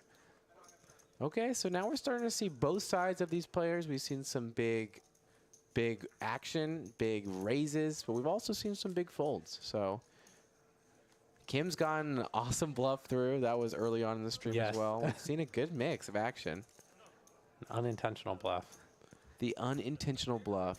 I think correct. Blue raised in the dark this hand. But I think Kim, like she did by setting this lineup, she also set the action, like just got the ball started because she tilted Galoo with that bluff, the accidental bluff. And then from there on out, we've had 10K pot, 8K pot, one after the other. Yes, you're right about that. But Galoo has made a lot back so far. He's already up to $9,000. We've seen a stack up to $10,000. So do not count him out, ladies and gentlemen. He's an experienced player playing on these Dallas live streams, like Hayden mentioned on the stream a lot. These guys are, oh, as we see Pokenomics casually getting quads. And a great check back from BK. Oh, wow, he checked the river. Yeah, very good check back. Yeah, very good check back there. I think he missed a little bit of value there. Nice hand for Pokernomics. Kim said he was getting a massage when he missed a value bet. Now, he was out of position, Little so needle. I'm sure, I'm sure he was trying to induce a bet and potentially a bluff.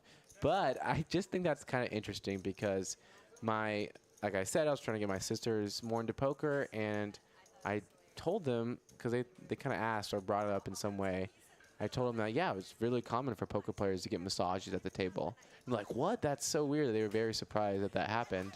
She thought like it just, no one would want to do that while they're playing because they would be just completely distracted. So they were just like, kind of like, why would you do that? It's going to like distract you. You're going to be focusing on the massage.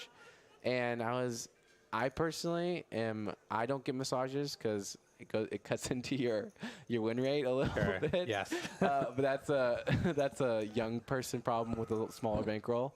I think the people getting massages are just there to just enjoy life and not care as much about an hourly. If you're playing a game like this, you could definitely probably afford a massage. But I think that as an experienced poker player, you would also argue to them, be like, no, like these guys are fine. Like it's just a card game, and I don't do it often, but it's not too distracting. It is very relaxing. It is very, very relaxing.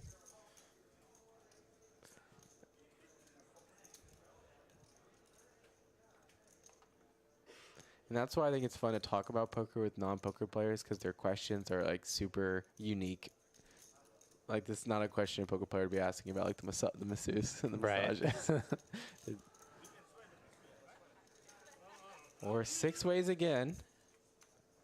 I'll try to keep track of this action for you guys. We got a Broadway flop. I see Galoo with pocket kings. No straights, it looks like. John flopping bottom set. Galoo's got a good bluffing hand here with his black and king queen. Pokernomics as well. 2 queens in his hand. Yeah, and he's not scared to bluff into 5 other players. Definitely not. But Yao taking the initiative and betting out here.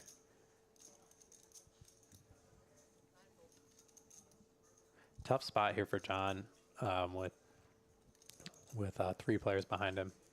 Bottom set. And Yao's blocking. He's blocking the straight. He's got a king in his hand. It's a tough spot for bottom 2 pair. We got 70 people in the chat. Let's talk more Omaha, guys. Please give us some questions. We're going to do our best to answer them. We are not typically Omaha players, although we are really enjoying watching this stream and getting into it ourselves. I've been studying a little bit of Omaha high-low in preparation for some mixed game tournaments. That's a part of the horse event. There's Omaha high-low. It's a limit game. It's not pot limit. It's one of my favorite games. I love that game. Great turn here for Yao, turning the nuts. And action turn card is John turns a flush draw with the set. These are the types of hands that just drive the action in PLO. Yeah, tons of outs for John. Mm-hmm. So Very Yao interesting. doesn't charge Yao him. checks I think back. if Yao saw his hand, he definitely would have bet the turn, because at this point, I don't think John's going to pay off a bet. He's got bottom set. There's any king with another Broadway card. He gives him a straight. Yao is going to go for some value. Like I said, I don't think he's going to get paid off here.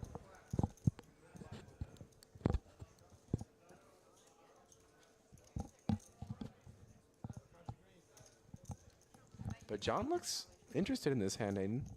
Yeah, he does. I think he's confused by Yao's line. He's thinking that if Yao did have the nut straight, he would not be checking back the turn. So checking back the turn and potting the river here is a very interesting line.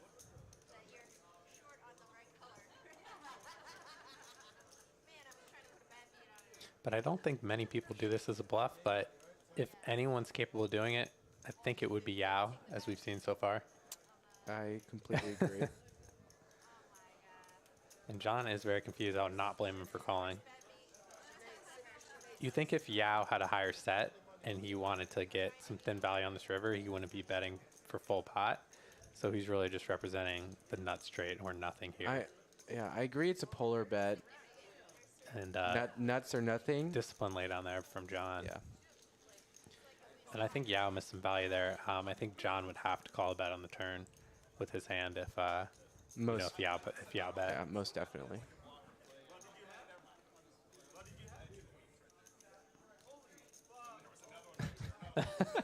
Glue is like, you had 2 queens, I had 2 kings.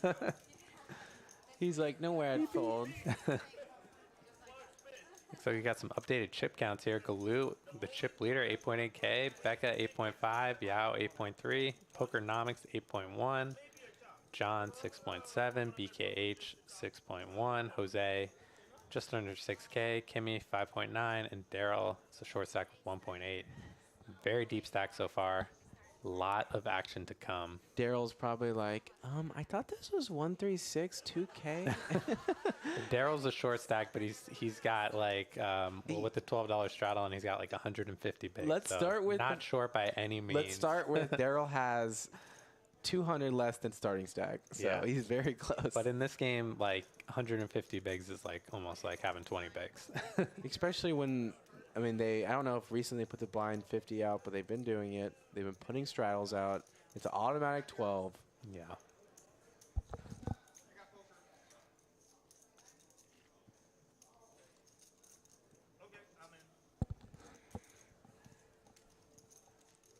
Keep sharing the stream and giving us, give us some comments on who the favorites are, because those are the people that we wanted to really just like start creating these player profiles for it and getting excited about them coming back week to week. I think Yao can definitely be one of those players. Daryl, okay, he's getting a big hand now. What does Daryl have here? Oh, top 2, queens and 6s. Yep. Nice bet here by Daryl. I think he's going to take it down. But Galoo does not like to give up. He's going to let this one go. Usually you run into at least a flush draw here. It looks like he is going to get a call. So PKH calling here with Daryl jokes just there about there. not letting him give him his first pot. Brutal turn there for Daryl. And Daryl, I'm sorry, he's not. Yeah, he's going to go ahead and pot it here, and BKH is not folding. Really bad turn here for Daryl. And Daryl's dead, unfortunately. Yeah, he does not have any outs.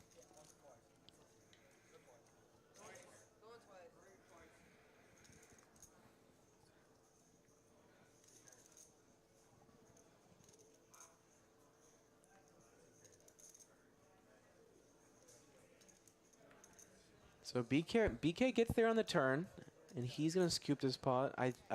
I saw the check mark by BK's name, and I said that Daryl was drawing dead, but a 6 would have given him a full house, and that would have given half the pot. But unfortunately for him, he gets scooped on a terrible turn card, and BK is now flipped into the small winnings. We see the cumulative winnings report. Yao at 4.3 thousand. Jose up 4,000 very quietly. John and Becca also with a quiet 1.5 and $1.6 thousand profit. BK just got on the good side of things. Galoo, Pokenomics, and Kim looking to get on the other side of those cumulative winnings.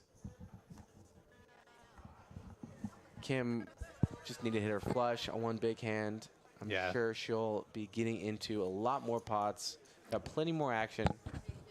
She's been a little card dead so far. She has.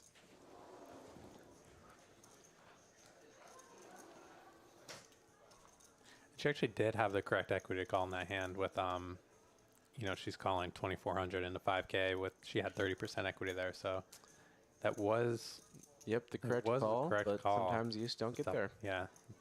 And that's the name of this game. We see some love in the chat for Yao. I'm with you. I'm with you guys there. Pokenomics getting back in the mix. He's got ace-10, 8-8, double suit. Yeah, nice hand. Everyone's got a pretty nice hand here. Looks like Daryl's in for 1,000. So he's going to run this game, the rest of the game, short stack, see if he can run up a stack. A very valuable strategy in Omaha.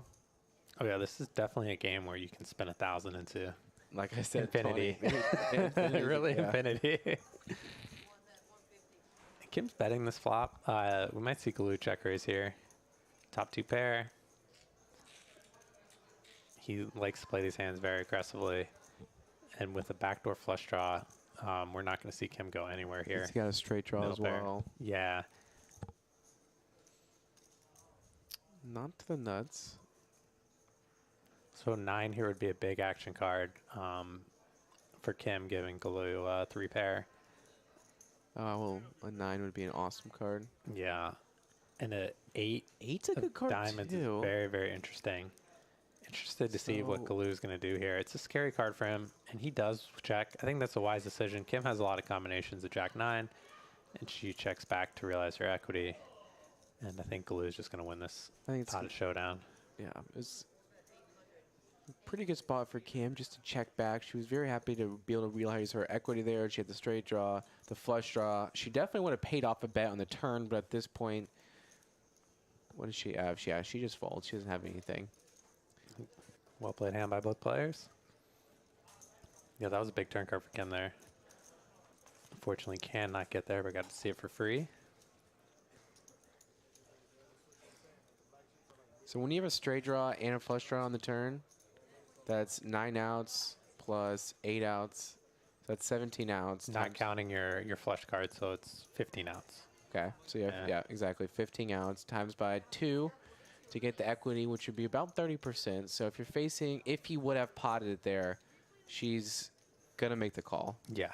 Because she's assuming that she has at least some money behind that she's going to win when she gets there on the river. So that's your implied odds. So I was just wondering what I would have done there if he did pot it, if I was her. And I think the answer is to call. When you have, and you the king high flush draw is a good draw to have. It's not a weaker flush draw that might be beats. It's pretty unlikely there that he turned the backdoor ace high flush draw. I agree with you, especially when it's a backdoor flush draw. It's a lot more likely to be good, and the pot is heads up now. And the straight draw was to the nuts. Too. Yes. So she had almost all nut draws. And when the backdoor flush comes in, it's a lot more likely you'll get paid off, I think, in those situations. Yeah, totally. Instead of front door flush. And he also might be bluffing with a similar hand like King Jack. He might also have more than hand. capable. Yep. So, in the small times that you are ahead, definitely want to be making the call there.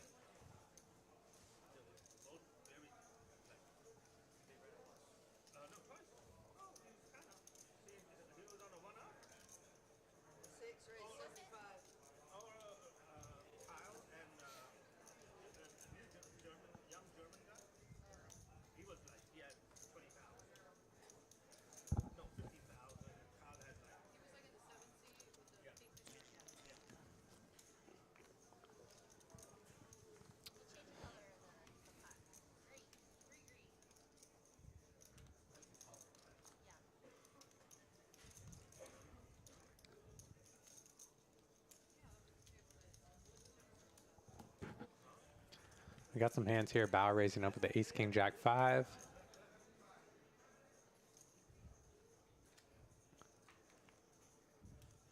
Flopping top pair. John flopping top pair with the nut straight draw and backdoor flush draw. A lot of interesting cards here.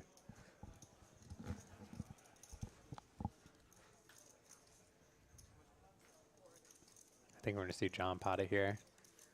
Really nice flop for his hand. He's blocking top set. He's drawn to the nuts. He's got backdoor draws.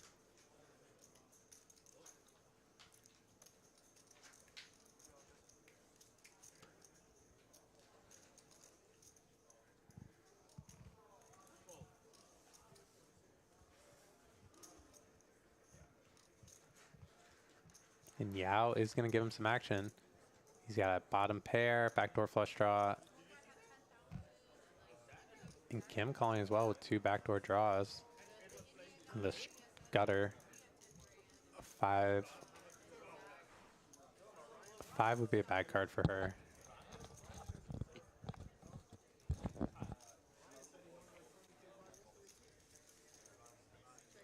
So 2 players pick up the club draw here. Neither get there. And John rivering the nuts. Great river card for him. And Yao rivering 2 pair. John could get paid off here if he sizes this bet right.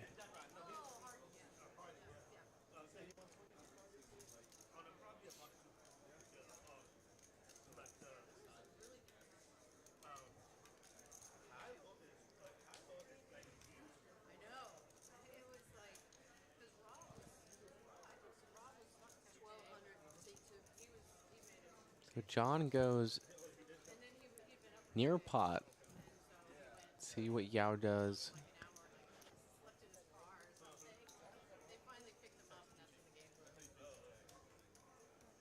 Yeah, he makes the fold. He doesn't have a hand strong enough to call, and Kim also snap folds. Good hand for John. Nice hand, John.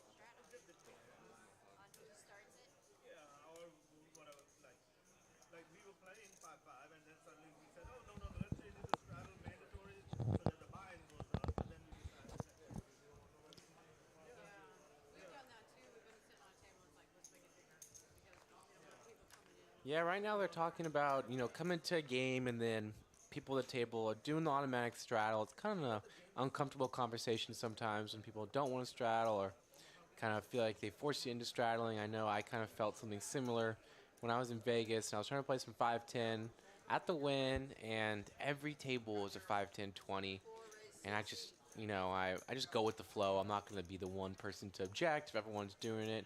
So it kind of makes people play bigger games. And there was a young guy who seemed less experienced than myself who came in to a 5-10 game with about $1,000, and the $20 mandatory straddle was on.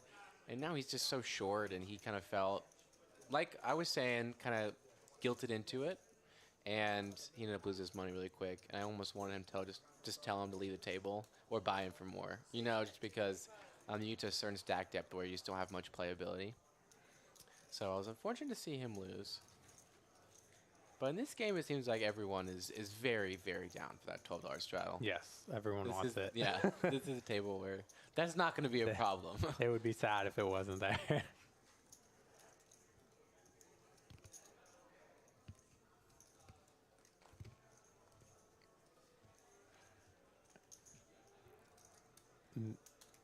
The Win family asking in the chat if there's a good range chart for PLO. Do you know of any good ones, Frankie? Good range chart for PLO. So there's not a traditional chart as you would imagine it to be in Hold'em where you can just picture something to memorize semi-quickly. There's just I would say more guidelines of hands to play from early position, from middle position, from late position. So it's not the exact same way that you could study like Hold'em, but there is definitely a way to study your preflop range. I myself have looked for range charts, specifically Googled range charts for PLO, and nothing will pop up if that's what Yeah. you're looking for. I know Upswing has some stuff, like they have a PLO matrix where you can actually plug in like the first 2 cards and the second 2 cards from each position, and it would tell you, if you're supposed to raise or fold or, Oh, that's pretty awesome. yeah. But I don't think it would apply to a game like this. It doesn't account for a lot of other variables. Yeah. I think in a game like this, you want to try to play more hands, be drawing to the nuts and try to see cheaper flops, especially in position. Yeah, I mean, especially when people are just bloating the pot, yeah, so aggressively. the computer would not respond well to Yeah, this. it would be I confused. think it would take a little bit to learn. It does not compute.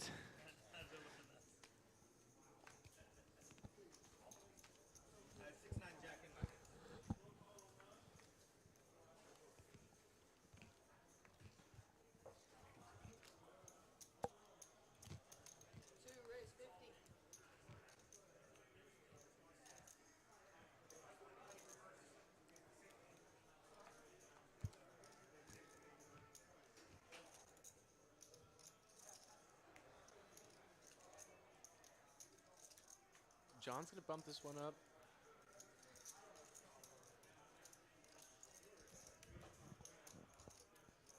Daryl's waking up with pocket aces.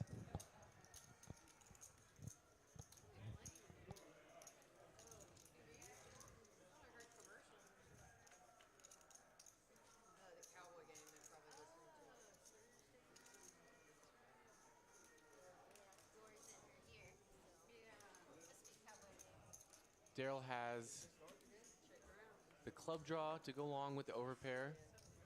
John flopping a boat.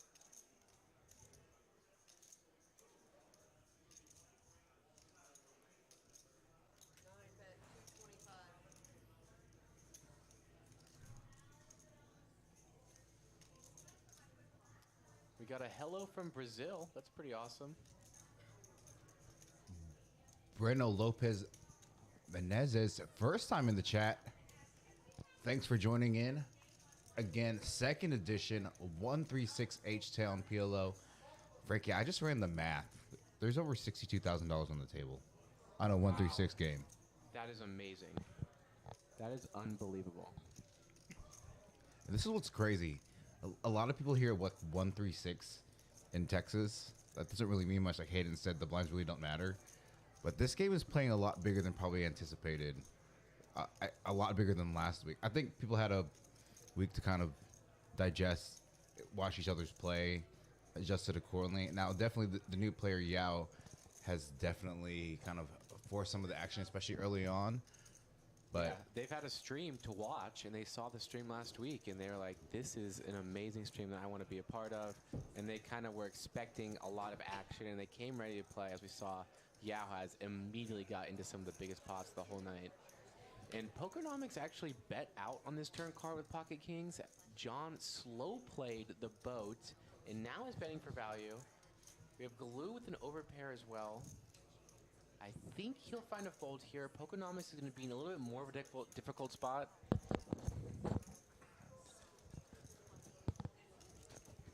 Just turn the mic up a little bit. I think that is a better sound to it. Like I was saying, I think he'll find a fold here, and then we'll see what Pokernomics does. I'm just catching back up on the action here. Did this go check through on the turn, or? The flop actually checked through. Daryl had raised it up pre-flop with pocket aces, and then as you saw, these three players got in with just a call pre. And then the flop went check. Turn, Pokernomics let out for 250, and both these players called. John slow playing his boat the entire time, and now has put in a bet of 1,000. Yeah, and that's bad river there for Glue. He's going to pay off with his trip fours. Nice hand for John. Well played. Yeah, very bad river. And I didn't see that dangler 4. Yeah. I was just looking at pocket 10s. Oh, okay. Yeah, I didn't even see the 4. Yeah, that 4 really trapped him in there. I think Glue calling there let Pokernomics off the hook. with his kings. Nice hand there for John. Playing well so far tonight, running well. Still early. Make sure to subscribe if you are new. PLO streams every single week. Got a ton of good reception. Make sure to share this. It's one of the only PLO streams going on in the entire nation. We are at hand number 25. And what started as a game with a little over, actually exactly 18,000, has now become a game with over $60,000 on the table. 60 grand on the table in a 136 PLO game. That is like, Everything's what is bigger in that? Texas, Hayden. Is that like 10,000 big blinds on the table? That's pretty insane to think about.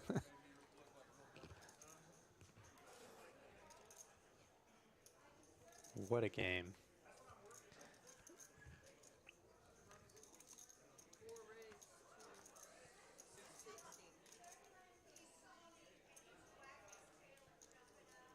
I think Glue is winning the highest VPIP currently. As we can see, BK is actually in the lead. There we go, 87% from BK. Prove me wrong. We got Yao close 62, Pokenomics 58. The lowest one's Rebecca, 33%. She has been a little card dead since a hot start for her. After initially losing with top set of aces, she scooped a huge pot later on, and well, we've had a lot of action all night. We've had a lot of pocket aces that we see. Yao has picked up 120, has made it 120 here with pocket aces. I think Galu's going to give him action here. He's got a suited ace, some connected cards. He's got equity. Yeah, he's definitely got equity. Interesting flop here. Yao flops bottom two pair with his aces. He's going to bet right out. And Galu's not going anywhere with his hand. He's drawing to the nuts, and he's got the backdoor nut flush draw. Bang. Bangs it right off on the turn. And Yao's going to bet right into him. What a feeling here if you're Galu. The board is rainbow. And he has two pairs, so I don't think that if he raises, he's going anywhere. And he's checking his cards, making sure he's got the nuts. And look at that speech play. Says, let's see if you really have something.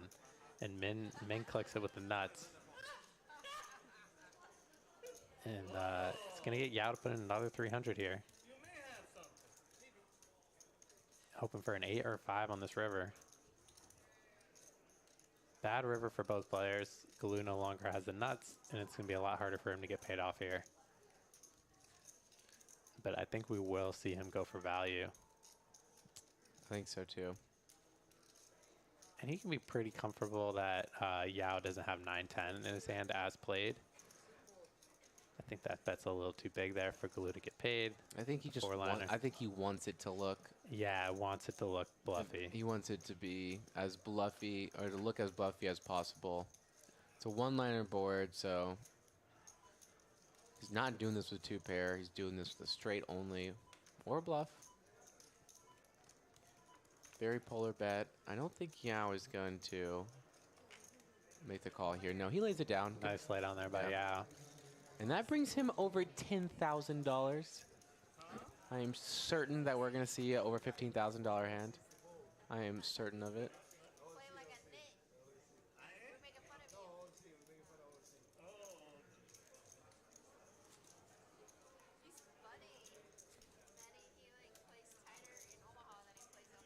This game is awesome. 87 VPIP. Yeah, honestly, guys, I didn't make that big a deal out of that because that has been a common theme on our PLO streams thus far. It's the second week where we've had a player over 80%. And last week we had multiple players over that 80% number, dang near to that 90% number. Much more achievable in Omaha than Hold'em if you're a traditional Hold'em watcher. So it's a little bit easier to do, but still a very difficult task to hit 80% VPIP. So congratulations to these guys. And honestly, it does deserve a congratulations because to play winning poker and to play this many hands, that's a difficult combination. Balancing, you know, it's difficult to know what draw is if your draw is live or what draw is dead. So watching them navigate these spots have been super entertaining. If you guys are enjoying, make sure to subscribe, make sure to like. It's all free, and it tells the production team that we should do more of this content, which I think we definitely should. I think Omaha is really unique. I think it's very entertaining. Very entertaining. If if you like big pots and big action, then this is the stream for you. We're doing our absolute best to help keep track of the action. The only problem with these players is that so many pots are 6 ways, but we got Hayden here with us. My name's Frankie from Next Gen Poker. We're here to dissect all the action. We got some really nice looking hands out there. Yeah, we don't. Kim and Galoo both have double suited ace high hands. Yao. Let's just see what the flop is. Yeah, it was hard to get those clubs to come out. We got 9-5-2. Huge flop here for Galoo. Yes, exactly. Top pair, nut flush draw. So when you flop top pair and you have 2 overcards to go with it, like that queen and that ace, it's very strong. And I think having top pair is really important because I think blocking top set is just like so valuable. Oh yeah, PLO. totally. Yeah. So he's got, because then you're reducing the amount of possible sets there by half. Yes. At least for that. At least for that one card. So, yeah, very important to have top pair. Very nice for him, and he is getting action. We're going to see Bao make a loose peel here. And Kim's going to call also. She's got a dangerous hand, queen high flush draw. She's got the back door. She does have the back door nut flush draw, but as you can see, she's actually drawing dead because of all the diamonds that are out. She says she has 0% equity. And John here with bottom set, really tricky spot.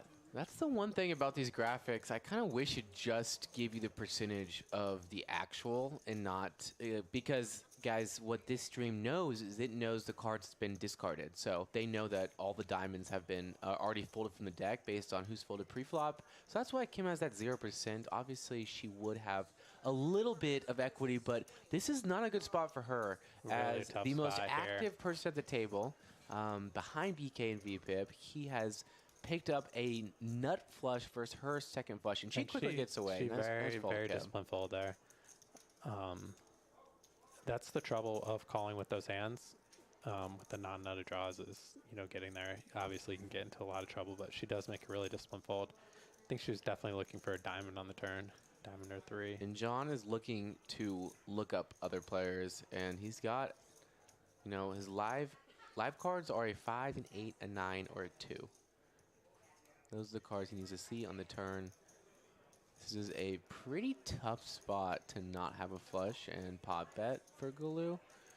I think John is pretty certain he's behind unless Galoo's pulling this with just the ace of spades blocker as a bluff.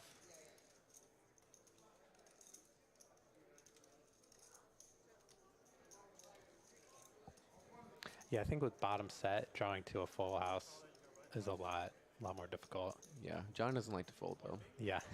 So he does not want to fold here. He's trying to figure out if he does hit his full house, how likely it is he'll get paid off. And I think it's just a lot more difficult when you're out of position.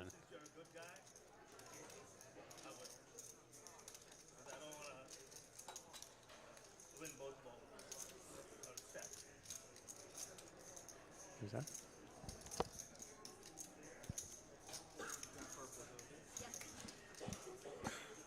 we're trying to follow in on this speech play.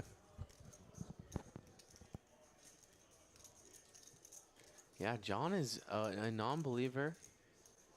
Yeah, he's suspicious. And Galoo is more than capable of making this play with the the dry ace here. When he grabs his cards like he's that. folding, yeah. Nice hand there for Galoo. Raking in a 5K pot.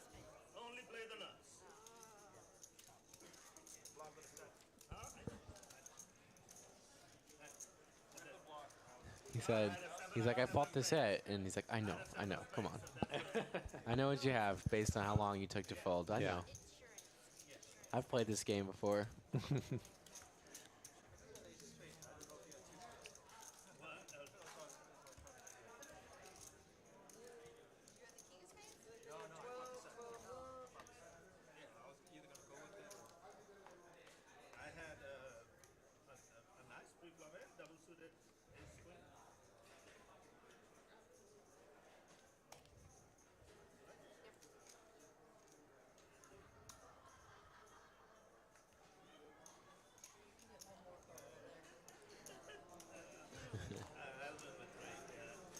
He only needs 3 cards to play.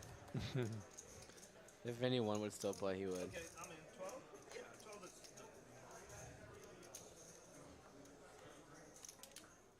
Fucks up my defense, but that's.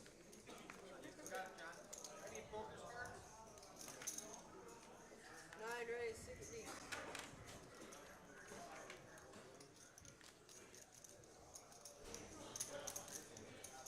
One fold, 2 call, 3 fold. Oh, you behind me? Let me take a chance.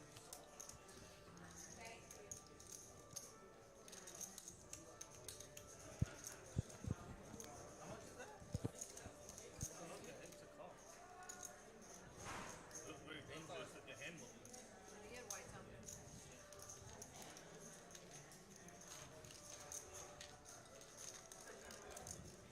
Yep, Pokernomics raising up here with the queens. Another 5-way pot to this flop. And Daryl's the only person with an ace here. Great flop for him. Shout out to Allison Avery in the chat saying can't hear much on the table, but the boost sounds great. PLO, it's hard to commentate with 6 players. Seeing most flops, definitely true. A lot of cards to follow. Good thing we got a professional with Hayden in the booth, keeping track of it for all of us. Do my best. There we go. Daryl's taking it down with Ace King Jack 7. Very nice hand, Daryl. Nice to scoop in that pot. It might be the Very first pot nice. It might be, won. but let's Get the momentum going for him. exactly. Yeah, let's speak in some more winning pots for Daryl. Daryl is a regular on a lot of the Hold'em streams here. Oh yeah, Daryl is a Poker House regular. He plays in Duck's private game, which is here at Poker House every single Thursday. He plays in he's played in a lot of Next Gen Savage Sunday Poker House Sunday night streams, and he's been in some other earlier in like Monday, Tuesday 1-2 streams. So Daryl is a kind of local legend, honestly. Nice. Plays very late into the night too, so not afraid to keep a good game running all night. I know I've played with him here at Poker House until about 7, 8 in the morning when the sun comes up and I'm getting McDonald's for breakfast/dinner. But that hasn't happened in a while. My sleep schedule's been pretty good. I think that, at Poker House, the great thing is there's action throughout the entire day, and every single night we've gotten the 2-5 game going. So if anyone wants to start getting the 2-5 going a little bit earlier with me, I'd be down to get that going here around 4 p.m. But almost every single night they got one running about 6, 7 p.m. And a lot of those times those feed into the live stream games. So if you want to be featured on the Poker House live streams, just start showing up here more, and I'm sure that you'll be on. Always looking for players, especially if you like to see flops. And speaking of players who like to see flops, we got 5 of them this time.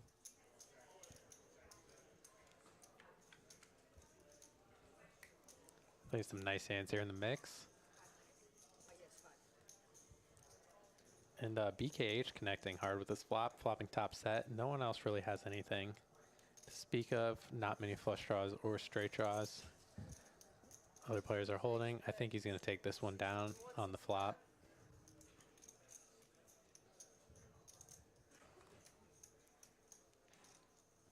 We are going to see Rebecca call. She's got top pair. She is in rough shape against BKH's particular hand. She's going to need to backdoor straight here to win this pot.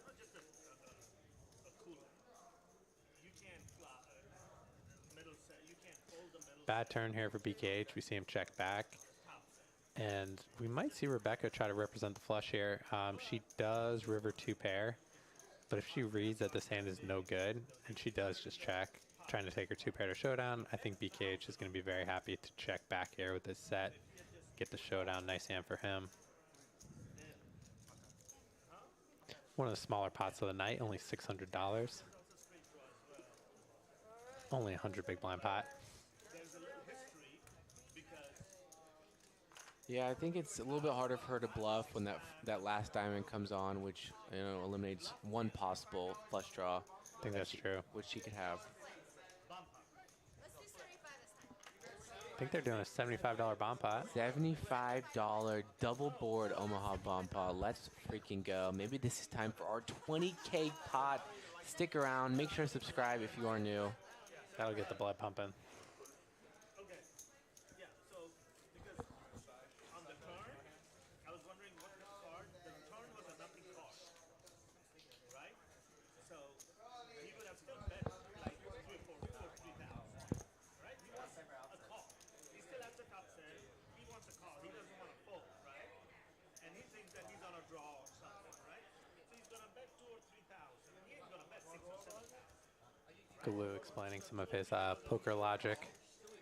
He likes to do this sometimes at the table. Explain his thought process per hand. The restaurant I picked. Somebody had Jack Nine in their hand, or The restaurant I picked is when I was still in Vegas. I had changed location. and he may have slowed down on the river. Yeah, it was a fake. I didn't press send, but He raised him on the flop. 5,000, he went all in.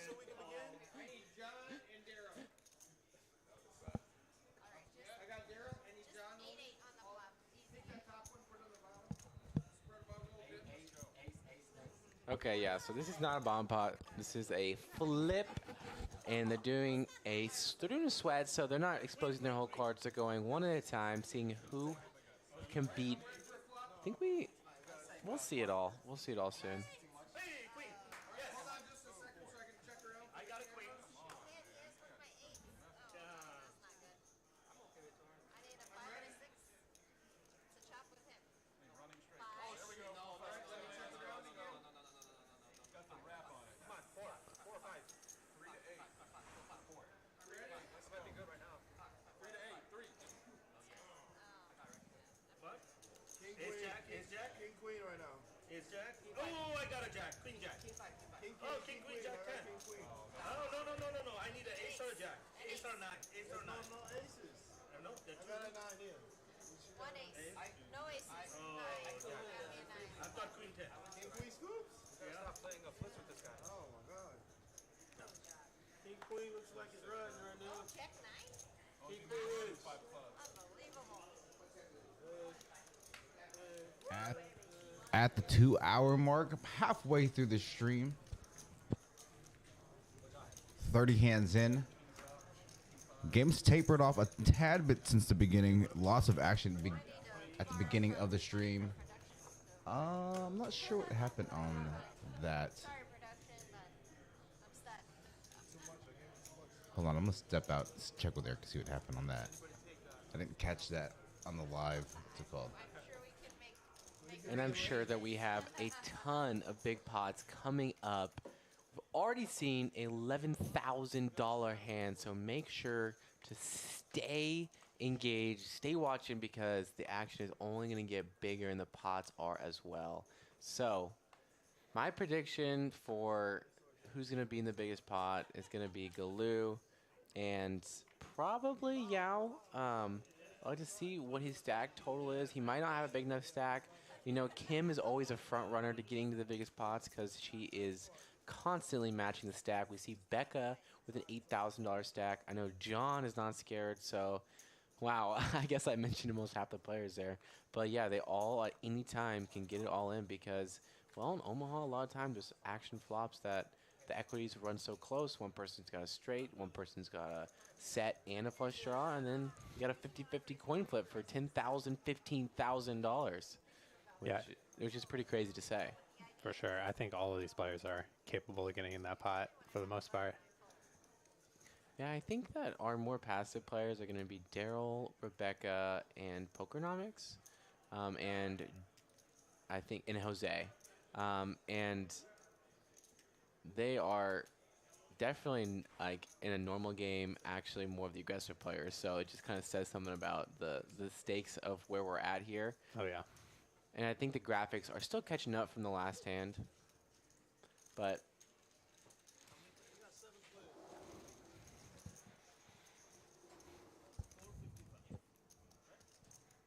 Guys, please, in the comments, ask us any Omaha questions you guys have. We'll do our best to answer. So the flop right now is ace, king, 5, 2 diamonds, and the 5 of spades.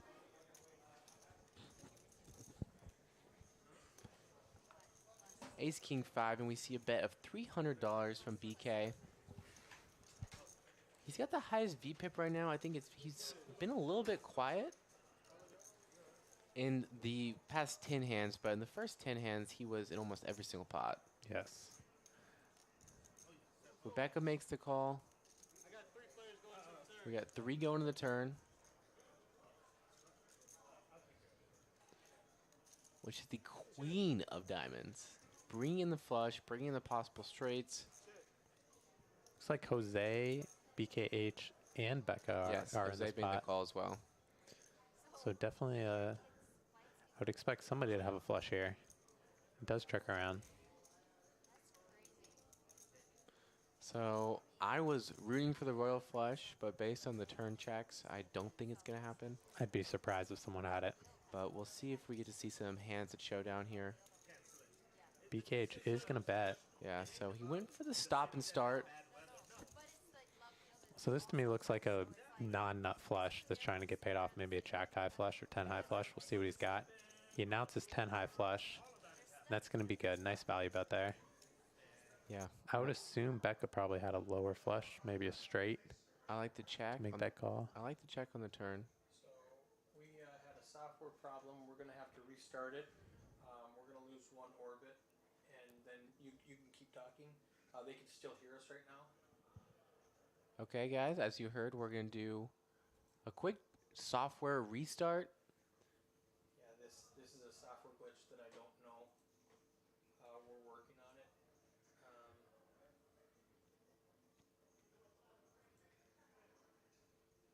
We'll get the graphics up in just one moment. We'll get back to the action shortly here.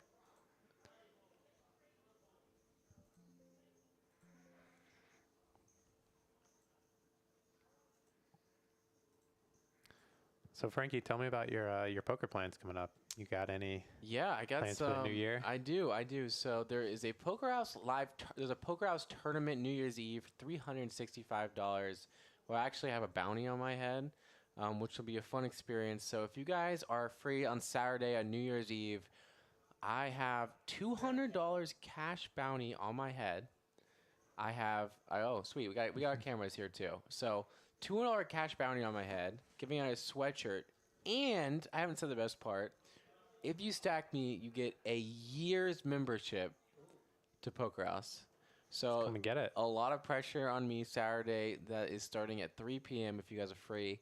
Come try me. You're gonna need to. Actually, I don't even. Why am I even? I don't need to say anything else to bring on the action. I know it's They're coming for ya. Yeah, they're already coming for me. And then besides that, I actually have. I've been sneakily kind of on the hunt for some good tournaments I can go travel to and play. Okay. Yeah. Have any I've lined been, up? Well, I know Choctaw. The World Series of Poker is coming to Choctaw, so I definitely plan on playing that main event because it's close. But there is one in the Bahamas. That series looks pretty awesome at the end of this month. Besides that, I'm gearing up for World Series of Poker in the summer. Until then, I just want to focus on. I'm focusing a lot on video content creation. So. My plan is to play as much cash games as possible, become a regular on our streams here at Poker House. So playing as much Friday night games, play as much Saturday night games, and of course a Sunday night game I'm going to play every week, the 2-5 game. So playing as much of those cash games, building my role through these cash games on the weekends, these deep cash games, and not as much playing 1-2, just focusing on those deep cash games. And then earlier in the week, I focused on my video editing and my content creation. So my plan right now is kind of Monday through Thursday, focusing on the editing, production, being a YouTube vlogger. It's my full-time profession. And then the weekends, playing as much poker as I can, recording the content that I will eventually edit the next week, and get as much experience in deep stack cash games, build the role. So when I go out to Vegas this summer, I actually have the most, the highest bankrolls, so I can afford to take as much of me as I can in these big tournaments that I plan to play in. That's because awesome. I really do plan on playing some $1,000, some bigger events, because for content reasons, those events do best, and I could balance it with my bankroll by the fact that I mostly just give action to my fans that are able to sweat through me and invest. You know, That's it's very cool. investment. They believe in me as a poker player. I believe I'm profitable. Sorry to interrupt. I just got a text from Australia. He's watching the stream right now. He said, your graphics just froze. Please don't use the undo button in Action Tracker immediately after the flop in a bomb pot. This is a known issue that will be fixed in the next couple days. Okay, Okay. good to know. All right. So there was a GTX glitch that we are in contact with the owner of the software, and he let us know that there is a glitch with the bomb pod. So unfortunately for us, that is going to have to restart our stream, but the stream is still going strong. Just going to give us 15 minutes to get back to the live action, which is a 15-minute delay live for us. I'm not seeing anything right now.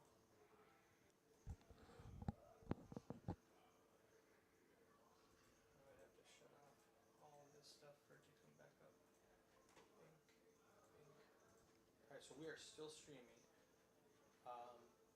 We just don't have anything to stream right now. Let me turn. Well, they have to just enjoy our voices for now, Hayden. Yeah. While we're sitting here, Australia just texted me and said, "Don't use the back button immediately after the flop in a bomb pot. It's a known issue. It will be fixed this week." Okay, I may get updated chip counter. Yeah. All right, we're getting some updated chip counts over there, getting the software back ready to go. Hayden, for you, what's going to be your 2023 poker goals? Have you written any down? Have you given time to think about it? Yeah, I'm really going to be focusing a lot on cash games. I want to primarily focus on no limit hold'em cash. Similar to you, I'm going to be playing more streams, some of these deeper games, and really focusing on that. I do have some aspirations to do some content creation. Really? Yes, Okay. but it's something that definitely need to work on. But especially playing these stream games, I just feel like it's a great opportunity. The footage is there. Oh, yeah. People are tuning in and watching. It's just great content to go over hands, analyze them. So I've noticed that content, or the trend that I've noticed, is that the content from the live streams and the content that I record from my phone, so like more the vlogger, real close, that aspect of, you get the perspective, I kind of feel like I'm there because the phone is literally right behind your chip stack, like right where you would be playing. So it's kind of like I'm playing in your shoes. It's that perspective change. And I think, another impact is the fact that they don't see the other opponent's cards. So the content that is the vlog style and the more in-person camera, it just takes so long to edit. But I think those do well. So what I've been focusing on my content is trying to get as much of that as possible, which is why I've had to kind of sacrifice playing on the early days of the week, because I know the hardest part about making content is taking away time from playing poker. Right. Yeah. It's definitely going to be a balancing act. But it's especially having a 18-month-old at home, so it'll be tough to figure that out. Yeah, definitely. I think it all does take planning, though. Like, it's definitely achievable. Yeah. It just takes planning, and kind of like I am just admitting that, while I'm starting, like, this year, thank you. So while I'm starting this year, it's going to be more focused on editing and production, and then at the end of the year, there'll be times when I'm able to play poker almost every single day. So I'm able to, like, when I'm in Vegas, I'm able to play every single day. And, like, those, like, long days of tournaments when I'm playing 13 hours every day, it's like, well, you're kind of making up for those days early on in the year that you spent editing and focusing on production. But it's really important to have a plan. So I just try not to let myself get frustrated when it goes through phases where I don't get to play as much, or I am playing a lot and not editing as much. I just try to really focus on balancing and just being consistent. Like, I just kind of like, just like I tell myself I have to go to the gym, I just tell myself I have to get a video out. Like, it's just one of my daily routines. Like, you just got to get it out. So if you are going to, do the content, it's really important to be consistent in it. And I think that anyone can find success. Especially because everyone has their own unique perspective on what a video should be and like what a story should be.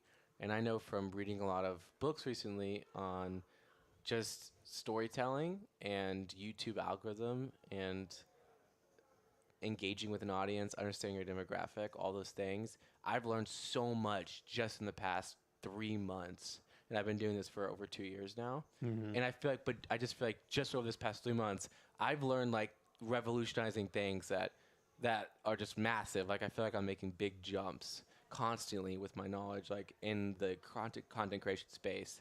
So I'm really excited for this next year because I feel like I've basically been doing things without knowing anything that I'm supposed to know. And that's in regard to thumbnails. There's just so many like little things that I didn't realize I was doing wrong with titles and like keeping those short and really just engaging with the audience because all I really want to focus on is making content where I could establish a connection with the community. And I think once you do that effectively, all that you have to do is find ways to repeat that and also not just repeat it like the exact same thing, also mix it up. So you got to bring in variety, but also repeat the content they like. And that's difficult to do, but I feel like I said, I've learned so much recently that I'm going to be able to do that this next year. Yeah, that's awesome. Super impressive. And I'm betting on you to be successful. I think. Well, you thank you. It's going to take a lot of hard work. Yeah. And like you said, a lot of discipline. Yeah. But yeah, super important. I think that's something that a lot of poker players, people that play poker professionally or often struggle with is that freedom can actually be difficult because when you have a 9-to-5 job, it really like forces you to have a schedule, to have structure because you know you're going to work at this time, coming home at this time, and it's kind of easy. I feel like it's almost a little simpler to plan the rest of your life because so much of it is revolved around work. You know when your time off is, you know when you're getting your vacations, you know you're doing something fun on the weekends. You know after 5 p.m. that you're done. Exactly. But you know when you have so much free time and quote unquote free time and you know so much flexibility, it really does require a lot more discipline. It's something I'll admit that I've struggled with over the years. You know, having so much flexibility in my schedule when I've played full time, and you know, sometimes it's difficult to manage your time or have a plan or have a routine. And it's really impressive that you have that at such a young age. You know, you have that discipline, you have a routine, you have things that you know that you want to do throughout your day to like that are going to help make you successful. Yeah. And you have the discipline to just do it. Like Well, you thank came in you. today earlier and you're like, you know, we're like, hey, do you want to play mix for a couple hours before stream? And you're like, no, I need to hit the gym. And you were so adamant about it and you did it. And I love that. You know, Yeah, I it's respect because that. I mean, what I do to, you know, keep up with my responsibilities, and I feel like one of the toughest spots about what I do is that I have a lot going on. I have a lot of people texting me, asking me to do a lot of different things, and balancing playing poker, balancing my poker friends, my poker relationships, balancing my non-poker relationships, balancing playing poker, balancing studying poker, and balancing making poker videos. So there's a lot to balance. So what I try to do to keep myself sane and keep myself focused is I always write down what I want to accomplish the next day before I go to bed the night before. So today, like I had on my notes, you know, meeting at Poker House, like meeting with you guys, and then I had 2 more things I had to do. So I had to finish making a YouTube short that we're gonna post next week, and then I had to finish making a thumbnail that we're gonna post a video next week. And then the last thing on my list was go to the gym. So when our meeting was over and you guys asked me to play mix, I really wanted to play mix. Like all I wanted to do was play mix, but I also have to like it's like the mental thing of you have to cross that out, you know. So one of the things that I just try to kind of set mini goals too, like very achievable tasks, and I try to write down everything because, like I said, it's really easy to like lose focus when I'll be working on one video and I'll get a text will distract me from what my actual thing I'm trying to accomplish is. So just keeping lists, keeping everything written down, and then I think that it's important not to multitask when you're working. Like just focus on one thing at a time. Like take a breath, finish that one task, and then get to the next. Accomplish one thing or finish one thing because it keeps you going, gives you that momentum. Like yeah, exactly. Just actually like crossing something off your list like helps keep you going, especially in today's day and age with social media, text messaging, all these different forms of communication. It's really easy to get distracted. And that's an awesome idea. I'm actually gonna start doing something similar. Like I love that you're writing something down before you go to bed and then you're getting it done the next day, because like if you do everything on your list, at the end of the day, you can be like, I had a great day. I did the Exactly. things that I want to do. You feel accomplished and you feel motivated to do it again the next day because you know that feeling feels good. And I'm sure like if there was one thing on your list that you didn't do, like say you didn't go to the gym or something, you would probably feel like a little bit like I didn't accomplish everything today. And at least I wouldn't be able to enjoy what I was doing as much if I Right. would have finished it, right? Right. So if there's like a party I chose to went to instead of going to the gym, it's like I wouldn't enjoy that party as much because I didn't check off that what was on my list. And what I like about my list too is that when you cross it out, it stays there with a line through it. And why that's important is because sometimes you're working on these tasks. Like I'll write a task like finished video. Like that'll be my task. Finish editing X video. Well, it's pretty dang hard to edit a full video. So sometimes that could be an 8-hour task. You know, so once having these tasks with the lines just crossed out, when I go to bed that night, I'm able to look at what I accomplished for that day and be proud of myself. Like, because it still shows you what you had on the list. It doesn't disappear. Right. So like today, I'll be able to see I did 5 things, and sometimes you don't feel like you were that productive on a day, but this kind of like this like validity that you did do something and you did something, everything that you wanted to accomplish, and then like I'm just like smiling before bed because I'm like I did everything I was supposed to do today. Yeah, that's awesome. And being an entrepreneur and not having a locked in schedule, I am really thankful that I started with a consulting job 8 months ago and had a locked in schedule so I could pick up skills from that job and apply them to being an entrepreneur. Right. Like I feel like I learned so much just from training to be a consultant, and that's impacted my poker and vlogging like so much. Just like the way you talk to people on emails, like all that stuff, just so important. For sure. So I'm glad I started with the regular job, and to continue that conversation, my parents, that's what they want. They want me to have a regular job, and they tell me kind of like what you were saying. Like, it's harder to do what we're doing. Oh, it's 100% harder. Like- Because no one is telling you essentially what to do. Yeah. If you decided to just do nothing that day or sit around in your room and watch Netflix and eat pizza or whatever. Yeah, I totally could do that. No one is gonna. You don't have a boss that's gonna yell at you, but it's a compounding effect of not sticking to your routine that can totally throw you out of whack. Yeah, and like my mom was saying, I want to she would emphasize like this so much. She was like, it's gonna be a harder life for you than to get like an engineering job like she wants and have like an 8 to 5. Like that's gonna be more difficult. And I'm like, it is. But It you're really doing something is. that you love. But in other ways, it's gonna be easy because it's gonna be difficult to go to that engineering job when like I'm not feeling the project I'm working on, I'm not liking it. But it's always gonna be easy to play poker. Right. And to make the content, it's always easy for me to go and play because I freaking love it. That's so cool. So And the it's sky's the difficult limit, in yeah. different ways. It's going to be difficult to explain to people what I do for a job. That'll be different. That'll be difficult. But in other ways, it's going to be really easy because I'm just so passionate about what I'm talking about. Like people just were like they vibe off your energy. So like if I'm really excited about talking about something, they're going to like start to understand like why I do it. Right. So I'll be able to explain it forever, like what I do. And I never have to say I'm a professional poker player. I can say I'm a professional YouTuber, a professional content are a creator, content creator, yeah. professional web developer. Like I could say, I can kind of spin it in different ways for who I'm talking to. Like if we're Absolutely. talking, like I'm going to say, well, you understand probably more than most people, but to a completely random poker player, I would say like, yeah, I'm a professional poker player. But to like my mom's friend, I would say, oh, I'm like a social media manager. Right. So it just like, it depends who I'm talking to, and they both work. You essentially own your own company. Yeah, So, exactly. yeah, very cool.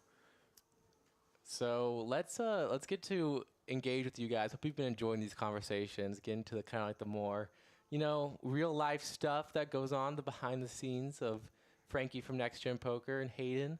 So We got Mike Leonard in the chat. Shout out to Mike Leonard. Says, how would you change your approach if you're about to sit down to a PLO game in Dallas as opposed to Vegas? Frankie, I'll let you start this one off. okay, I'm going to start it off, bring lots of money. Lots of bullets. Step number one. Step number one, That's a lots good- of money. Yes, be prepared to fire. I think that is definitely a good point, Eddie. I would overall just come in with a strategy for multi-way pots. In Texas, you're going to go multi-way a ton because people love seeing the flop. So It might be a little different than Vegas, where you might get a little bit more heads up and more standard 3-bet call and isolating actually working versus Texas, where it goes 3-bet cold call 4. So I would think that overall, just be ready for multi-way spots. And second to that, I would just say be ready to be a little bit patient because the hands are going to take a little bit longer. This action in every hand, the dealer has to count the pots and count these big bets in multi-way situations. So I would just say come ready to play, come with multiple bullets, and don't force anything. Yeah, I would 100% agree with all that.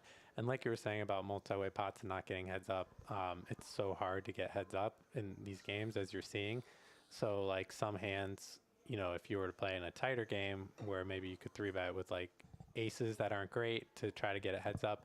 In this game, you have to be cognizant of the fact that it can go 4 or 5 ways for a 3-bet or even a 4-bet. So, you know, maybe some bad aces or hands that definitely go down in value with the more players that are in the pot, you might just want to call versus, you know, squeezing. Yeah, a hand like don't that. reopening the action with yeah. bad aces versus you can just call and set mind. Yeah.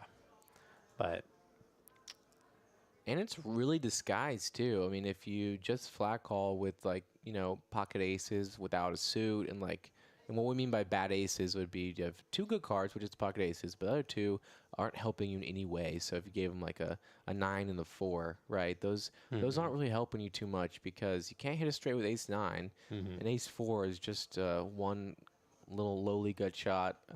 So you like to have a suit with your aces. You like to have it double suited ideally. As we're back to the action, let's go. And we missed a pretty sizable pot as we see Jose raking in scooping some it in. chips. Yeah. He's got a big stack of purples too. He and does. I think he's only in for 2K, so he's having a really good night. Exactly. I was going to say that, and we definitely can't say for certain if he has or hasn't added on, but he has not. I actually watched that because I was trying to, when Eric and I were switching out, because I was pretty sure I was going to have to reset the stream. I think the bomb pot with him hitting that back button, like he had said, was going to affect it. Like he said, the guy from Australia was actually watching the stream live. The creator of GFX and actually emailed him and said, hey, update coming tomorrow. It's not going to happen again. So I think it just happened to do with the double board bomb pot and with it being a flip. Or I think it was a double. No, it was a flip, right? Yeah.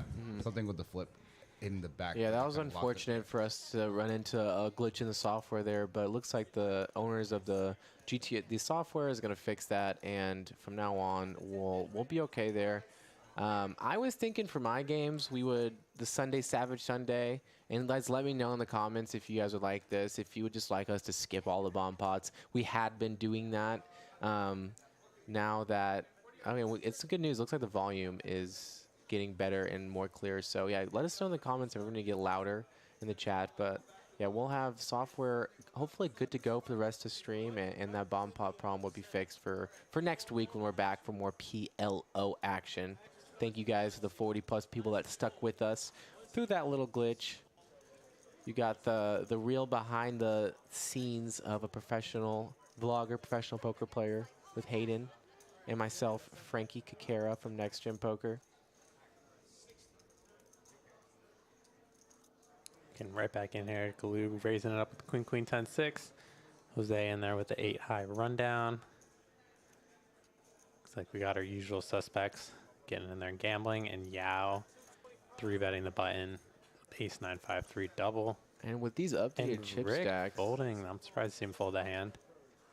Ace king queen 7. He had an ace high suit. wow. Maybe he's not accustomed to how wide Yao has been just yet.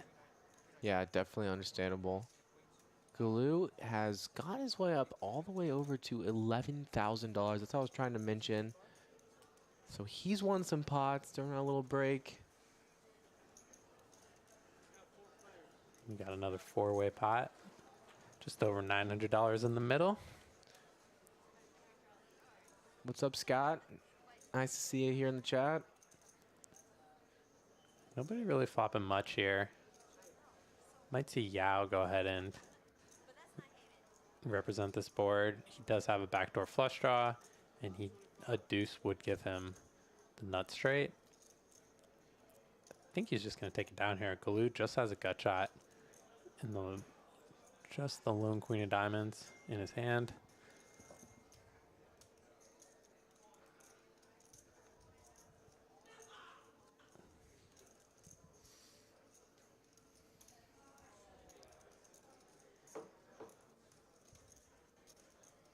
does make the call.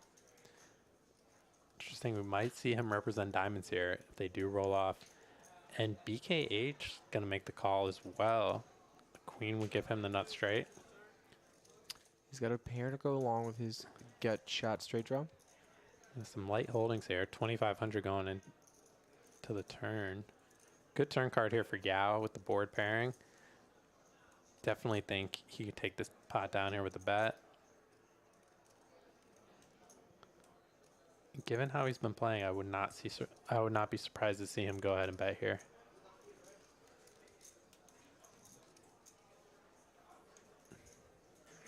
Can very credibly represent aces full being the pre-flop 3-better and continuation betting this flop.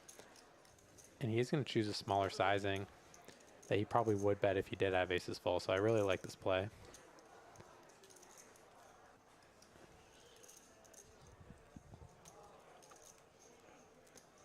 And just notice Galoo actually picking up spade draws, backdoor spade draw here.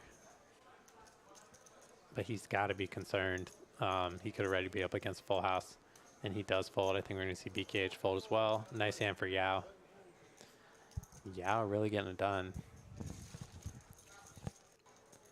The aggression is paying off. And Jose is very deep. He's having a great night so far. Galoo seems to be having a good night as well. Still a lot of poker left to be played. Still looking for that first $13,000 pot. That was Hayden's prediction for the biggest pot of the live stream. We have seen an $11,500 hand. My guess was a $12,000 pot, so we're gonna need something very specific for me to hit my number. And we did see Rick join us, so he replaced Daryl, which is important to note. Rick was one of our players from last week. He is a very experienced PLO player. He's going to be playing a tight, aggressive style. Very familiar with his opponents. Should be a very good addition to the live stream. Thank you guys. We got 50 plus of you back in the chat after a little break in the footage. So thank you guys for getting right back to it. Make sure to share the stream. Said it once, I'll say it twice. Make sure to subscribe if you're new. Really helps us. I really just want to see PLO just have a massive blow up, honestly, Hayden. That's all I want. Oh, yeah. It's not too much to ask for. Definitely possible. Just give the people what they want. Give the people what they want. And Yao getting after it again, 3-betting 8-5-4-4.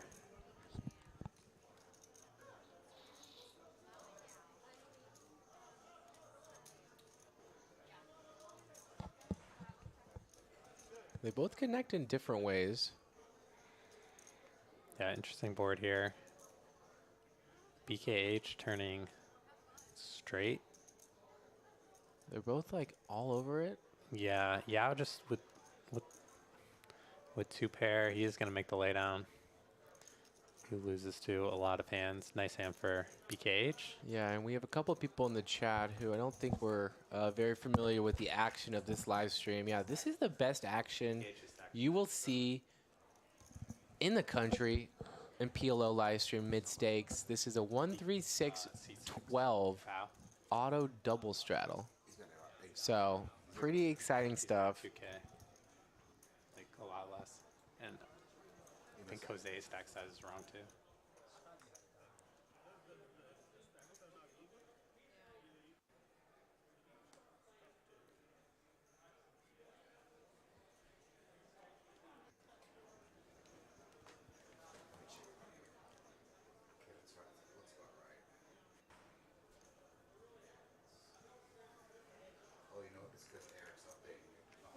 Okay, gotcha.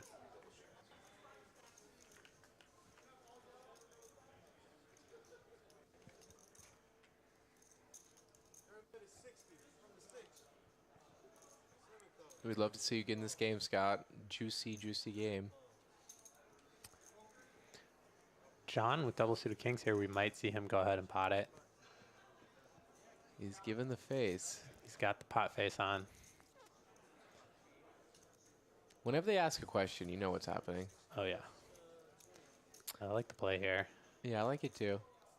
I mean, I would start playing my hands more aggressively based on how loose the other players are playing. Right. Yeah, you can really punish. You really punish. But you also really ramp up your variance. The variance Yes. high. Variance high. I think you have to accept that when you sit down at this game. Rebecca coming in here with Jack 8-7-6. Galoo is not going to fold here. He's got an ace-high suit in his hand. A little surprised to see Rebecca get in there. I think we're going to see everyone call here. She does start a train of calls, and it looks like we're going to go 7 ways to this flop, so not going to be easy. Okay, we get 1 fold. Yeah, not Rick going to be an folding. easy one for the action tracker. Pokernomics Or not folding At least here. for us to track. Let's see who smashes this flop here. It's going to take smashing this flop to be comfortable playing against Yes. 6 other opponents. Wow. What? I mean, I should just teach a course on how to navigate multi-way spots based on solely Poker House Live Omaha live streams. You can just learn so much as we see Galoo flopping the best of it. Trip aces, only one here with an ace. Pretty bad flop for everybody else. I wish I had the confidence just to do what he's about to do. Is he going to say pot? I think he might bet a little less than pot here. Try and just find out if somebody does have an ace. That's a lot of purples. That's a lot of purple. It looks like pot.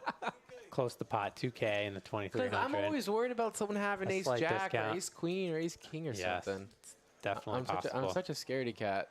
I mean, should I just- don't blame you. I should just do what he does. There's like Bang. 30 cards out there. Someone could definitely have it. Let's go. 2K Nice hand for profit. Galoo. Let's Just go. taking down 2K look at here. how happy he is. Yeah, I he's- love it. Easy game. Easy game. game. Just call the hand and just bank trips. Bink, bink. Or just say the word. He didn't say the word, but he basically said the word. Nice hand there. for 2000. Galoo. Nice hand. Yeah, we've seen Kim get a little cold deck recently. She has not been played many hands recently. Hope to see her get back in the action. Yeah, she's been pretty card dead. I know, she has. I think last week she had a lot more hands. She did, yeah. Even when she's not in the mix, we have plenty more action. We could probably use, another tame player, if anything. But this Yeah. table you couldn't put more action on this table. Anyway, I think you would need a tame.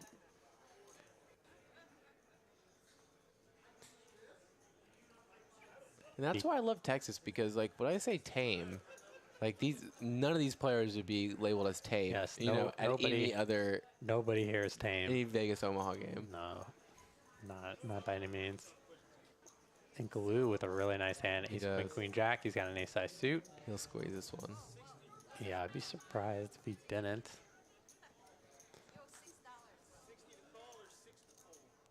He also has an ace blocking aces.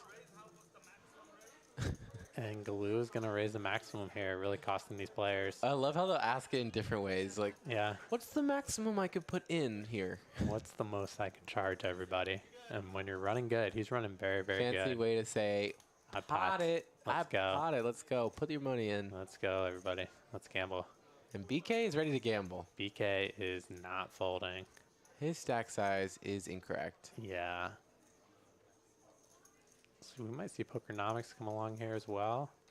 And I think we're definitely going to see Kim call. Unfortunately for Kim, a lot of diamonds were already out. Let's give her an 8. Yeah, she needs an 8. Let's give her And an one is 8 in with a Becca's. heart flop. Becca's going to lay it down. All right. 8 of clubs, 10 of hearts, 3 of hearts coming. And if I predict that, I'm leaving.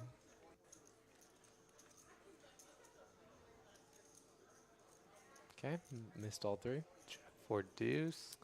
Looks like Pretty safe flop for Galoo. It's actually Yeah. nice hitting that jack. he's got a jack. Unfortunately for him, he doesn't have a backdoor But flush for draw. not hitting a queen high, That's jack. for not having a queen high board, this is almost a nut board. Yeah, one of the better boards for sure. And I love having the jack too because it blocks the sets. And now you're just letting people realize their equity. And no one has a deuce, so But he his is queens good. are still good. But in this player pool, someone can definitely have a deuce in their hand, as we've discussed. Well, he let Pokernomics have a chance to hit their set, and they would have auto-folded if he bet, Right. which is one of the benefits of just betting. Sure. And I know this is not the best word, but in a way, Hayden, kind of seeing where you're at, right, in the hand. Absolutely. And if you get some extreme aggression on 2-4 jack, well, dang, maybe they might have it. Yeah. You know? Absolutely. And then you just let it go. But at least, like, and I don't like the reason why I'm hesitant to say seeing where you're at is because it's not really. Look at Pokernomics here, sensing weakness with this bet, and he raises it up here with just sevens in his hand. He's really representing that deuce. Let's go. Yeah. Tough spot. I like this read here from him. Really assessing correctly where Galoo is at. I want to see Galoo call, and then I want to see Pokernomics rip it in and see. Yeah, and if someone is gonna call down here, it's gonna be Galoo. And these are situations where he really has a good feel for his opponent. So, you know, I have seen him make some very good call downs correctly. So if anyone is capable of doing it, it's definitely Galoo. And when he checks the flop, looks like he doesn't have a set. And he lays it down. Nice hand for Pokernomics. Great play there. Oh, And he's gonna show it. All right, Jose spreading those cards, and let's see that. Let's see that garbage. Takes it down with this pair of sevens. You were probably good. That was dude. He ate that patty melt and just ran over the table. I had to bet. 3 bet. One in my hand, 2 on the board. Rebecca was mentioning how confident he was with the patty melt, but now now that it's gone. now that's a reference to earlier on in the stream when he just came in and won a 6K pot and then won another big pot while eating it. He had sandwich in one hand, 6K in the other. So shout out to Galoo for making the stream very entertaining from the start. First hand scoops a 3-way all-in with Queen 10 rag flopped a straight versus a set of aces and a set of kings. Set versus straight, 3-way all-in. Back when these players had a measly $2,000, now they have over $10,000 in their stack. Action is getting good. I'm sure there's going to be some more big pots. If you're enjoying, make sure to leave a like. Make sure to subscribe. Make sure to share. We got 60 people. Let's try to hit 100 before the stream ends. And if we hit 100, we'll hit a 15K pot. I'm manifesting that right now. So share the stream, and we'll see a 15K pot. Be active, friends, family. Everyone enjoys. If you want to see more of this action, show us some support. I think we're gonna have a lot of great PLO streams coming up in the future. Yeah, we got Tiny in the chat saying, well played Pokernomics, and I am going to second that. Really well played Pokernomics. That was a sick bluff. Yeah, I really like his line there. I just wanted to see if he would have put it all the way through on the Right. on the river. Because you might think that maybe he's slow playing pocket jacks on that flop, you know. For If sure. he calls you the turn. Yes. Yeah. So I would have been interested to see. And he gets rewarded here, flopping top 2 pair. He's got a straight draw to go with it. Play well, start running well. You're going to start making a lot of money playing this game of poker. That's why I love it. And Jose with top pair and the nut flush draw here. Interested to see what he's going to do. He is going to raise it up. Yeah, I can't blame him for raising it up here. And I think it's going to get BKH out of the way. I do think we're going to see Pokernomics stick around here with this 2 pair. Oh, BKH is not a believer. He is calling, and he does not want a heart to roll off. Yeah, that's one of the problems with drawing. And wow, Pokernomics lays down. Wow, he does top 2. Yeah. So I wonder if he would have called if BK didn't. I wonder how much that changed things for him. I understand his fold because there's not a lot of great turn cards for his hand. That's but one that of would have them. been one of them, yes. Would That's have given one him of the them. nuts. Oh my gosh, he would have had Jose. Yes, in in the really terrible rough shape. spot. And Jose, great card for him. no. I think we're going to see him Oh bet no. there. Nice hand for Jose. Take me back here, Hayden. Take me back. Is Wow. Ace, he folded ace 6? Yeah, he did. Did he bet it and then get 3-bet and fold? So BKH bet out, and he just called, and then Galoo called, and Jose check raised. Given that Jose didn't raise or 3-bet pre-flop, I'd have a hard time putting him on a set of aces. So I'm a little surprised that he blocks both sets. He blocks top set and middle set. So I'm a little surprised to see him fold there. I also don't think that Jose is the type of player that would just raise on that type of flop with just bottom set. So Yeah, he would need more. I'm surprised he didn't see the turn there, but I can understand it. I mean, when we dissect it like that, we have a lot of time to really think about it and see all the hands. And I'm sure that Pretty much like any turn card though that does peel off, that obviously isn't an ace or a 6 is scary, right? Like a random 10 or jack, like, can definitely give someone a better 2-pair. So I understand the fold. It's a tough spot. It's definitely a situation that like I find difficult in PLO is navigating with 2-pair in a multi-way pot, especially top 2-pair on those draw heavy boards. that terrifies me what you just said. Sometimes I just you just fold. said navigating multi-way with 2-pair in Omaha. Ugh. Yes. Throw So up. I don't. Sometimes on those flops, I do just Disgusting. fold because I'm just like I just don't know what to do unless I like literally turn the nuts. Navigate with 2-pair? Yeah. Are you kidding me? There's no navigating. There's only holding on for dear life. Yes, exactly. Hoping that you just turn, the nut full house like you would have, but Every turn card's a scare card when you Yes. don't boat up. exactly. Literally So- every turn card. And you only have 4 outs to boat up, right? So I don't mind the fold at all. I mean, when you start studying these flops and you're just like looking for the bricks and you're looking for like the action changing cards, you realize how many dang action changing cards are on a deck. It becomes more likely that, when you get an ace 9-4 board, ace 8-4 board, any board where there's 2 cards, even 4 apart, the turn can make a straight in Omaha. So it's just like, and anyone can have a straight anytime when you're multi-way and people are playing any 2 cards, any 4 cards. So Oh yeah. And Kim with a nice flop here. She's got top 2-pair. straight draw. Straight draw to go with it. She's calling a small bet here on the turn for Pokernomics. 78% equity. See Kim take down a pot here. Definitely rooting for her. And that is a good river. She's got the best hand. She can get the showdown. After this hand, I want to tell you about an Omaha hand that I messed up recently. Okay. And the reason I was playing Omaha was because I was playing 2-5 here at Poker House, and they do a bomb pot, a PLO bomb pot. Every dealer changed, so it was an interesting spot in a dealer in a bomb pot that I actually made the incorrect Omaha play. And I'll tell you how I did. So on one board I had a flush, and the reason it wasn't the nuts was because the board was paired.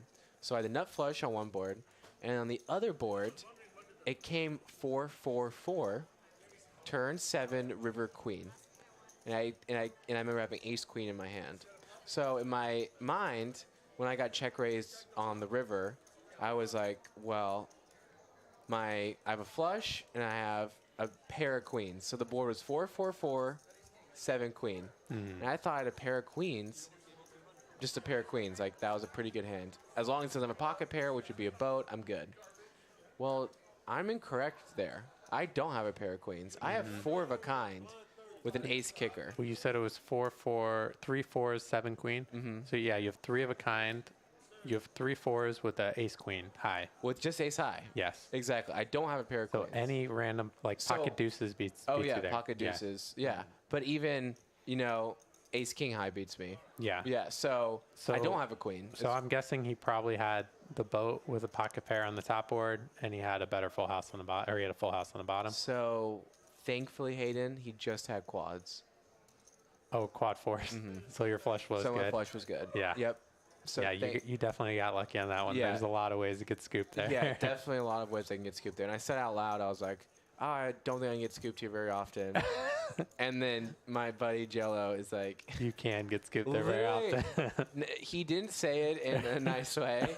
He was literally just like, Tough love. Tough love. He's like, you idiot. He's like, you get scooped by so many hands. And I'm Yeah. like, what do you mean? And I got defensive. And He was totally right, and I haven't told him how right he was. Jello, if you're listening, yeah, you Jello, know. yeah, you were right. He's like, dude, you dummy, you lose to so many hands. That's funny. That's what friends are for. Yep. So Pokernomics here with a pretty big draw. He's got the nut flush draw. He's got a straight draw, bottom pair. Fortunately for him, he does have 3 spades in his hand, and he is raising this flop. And Galoo here has a wrap with the 10-7-6. But it is tough with these wraps on these flush draw boards because a lot of your outs are tainted. And he has 10%. Yeah, 10% equity. And he is sharing a lot of the same straight draws, so that makes sense. He's essentially drawing to a chop. Just one of the other many things to consider while playing PLO is that your outs, first off, aren't live because of the flush component, so they're not totally live. You have less outs, being that a spade would not give you the winning hand. The other thing you have to keep in consideration is whether someone has the exact same straight draw as you, so you're only drawing to half the pot. Tough game. I'm excited and love learning it. It's very fun to watch as we see Pokernomics picking up the flush. And he's gone a little heater here since he has pulled off an amazing bluff, and now he's hitting some hands. Well, he's running very, very good. And great turn for him. But unfortunately for him, the board does pair, which is always difficult to navigate. And he thinks it's not worth a bet. I'm, still learning this game. I would think I want to charge trips, but I also don't want to get check raised. I know Yeah, that. especially with the stacks being this deep. I really think he's just trying to get the showdown here. I think we might even just see him check the river. It's always scary. You learn a lot of information by betting. Like, if they raise you, you can pretty comfortably fold, right? I mean, because I don't think that naked 9X would raise you because they're happy just calling and hoping to boat up on the river. This is me just thinking out loud right now. It's tough to say. I think it depends on the opponents you're up against. Experienced PLO players will use trips to turn into a bluff in some situations. So that might be a reason why he just wants to get the showdown here. Oh, this game terrifies me. Yeah. And he is going to go for value here. He's really targeting some, king high flushes. I don't think both these players did river straights, but I don't think we're going to see them call. The board is paired, and there's a flush out there. So really, really difficult for them to be good here. Yeah. Considering the action. I mean, that's on the turn. I feel like Galoo already feels like his hand's dead. Yes. When the board pairs and the flush comes. So when he gets here on the river, I'm sure he's thinking about it now. And I mean, Pokernomics, to give him credit, I like his bet because I guess it wasn't necessarily pot. I was thinking it was a polar bet, but I mean, this could be just for value too. So I think he'll get away from it here.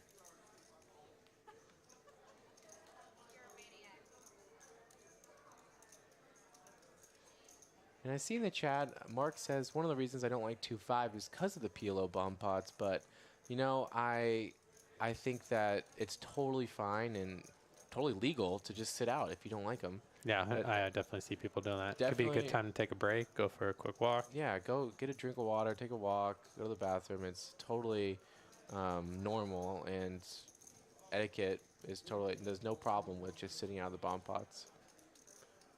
Yeah, I really enjoy the bomb pots. But I think it's good for the game. I think it mixes, kind of just breaks things up. It's nice to, mix it up and do something different once it down. Yeah, Pokernomics not going to get any more value there. Good hand for him, though. Another huge pot, raking it in. He's doing off to a very, very good start tonight. So running well, playing well. In my opinion, I think we have the best Poker House commentator in the chat. We got Nick Morgan from the Sunday night stream. He says, the game's off the chain in the chat. Thanks, Nick, for watching. Yes, it is. It really is off the chain. This game has been awesome. First hand, we saw a three-way all-in for 6K. We progressively have gotten more pots, extending all the way to the $12,000, slightly under, about $11,400 pot earlier in the stream. And now that we're deep stack, all it takes is one action flop, and we could see a $20,000 hand. Hope to see it before we wrap up here. We got plenty of time left. 55 of you in the chat. If you haven't subscribed, make sure to subscribe right now. We're doing weekly PLO streams. Friday night, we're doing high-stakes streams at Poker House. Hopefully, I'll be playing in those. I want to be playing as much as possible. I think the time in the booth is nice, but for me, man, I would just rather be playing, as I already spend so much time at the booth at home recording Yes. audio. You know what I mean? Like, I spent all day today recording audio. Analyzing your hands. So talking yeah, through so it. no, I actually, because I was prepping a video for Sunday, and I was recording shorts for the next week, so I literally spent all day in front of a microphone, and then I come here to do commentating. Right. I was like, I've been in a microphone all day. That's a grind, man. So a lot of talking. yeah, it is a lot of talking. Got a lot of water next to me. So, but it all gets you better at it too. So I like doing it, and it does really make me want to play. Yeah. Like all day I've been watching poker. I've literally been motivating. I've been Yeah. commentating poker all day today. I'm so excited like, to go ready to play. get in there. So you guys are gonna see me, like I was saying, high stakes Friday nights, high stakes Saturday nights. More high stakes Friday nights, probably a deeper game, and then Saturday doing like a 5-10, and then Sunday you have the 2-5 1500 cap.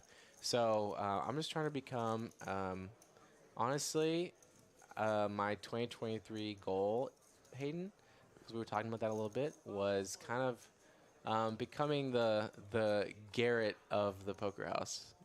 You know, have that, Alright. that being that one crusher of all the games. Want to be this scary player at the Just be- table that I mean, not necessarily always scary. gonna put you in a tough spot. Because like I want to be invited and like No, I welcome. know.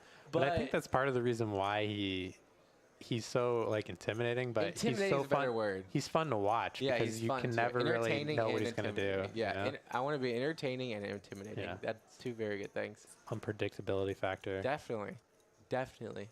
We got Yao calling here. He's got 2 backdoor flush draws and a gut shot. And Galoo and a good spot here, top 2 pair. And this is an interesting turn card here for Yao. I don't think we're going to see him folding.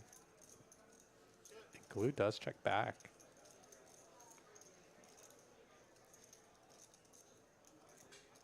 We're probably going to see this one go check here. Yao can definitely consider bluffing, but Galoo is a scary person to bluff against. I think I've said Glue's name about 100 times today. Yeah, you're saying is a lot. He is One of the highest VPIPs, and we obviously say his name and the one of most. those fun characters too. Really, really funny. Super funny. Carlos in the chat. Shout out to Carlos. What's going on? How you doing, Carlos? Thanks He's going to for- be playing tomorrow night. Oh, he is? Let's go. Well, Carlos, I'll be watching. I wish I could play with you. Maybe next week. The lineup is full for tomorrow, unfortunately. If there's any cancellations, I surely will be there. It's a big game. It's a very big game. That's exciting. Those are the fun ones to clip. Just played hand number 44. Exciting PLO action.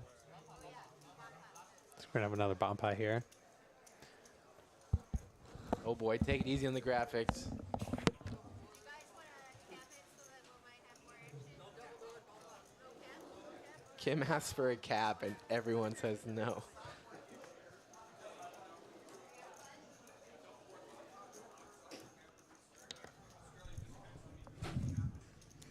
Carlos, since you're going to be playing tomorrow, I'm going to give you some points. I'm going to give you extra. Everybody's going to get points, but I'm going to give Carlos extra.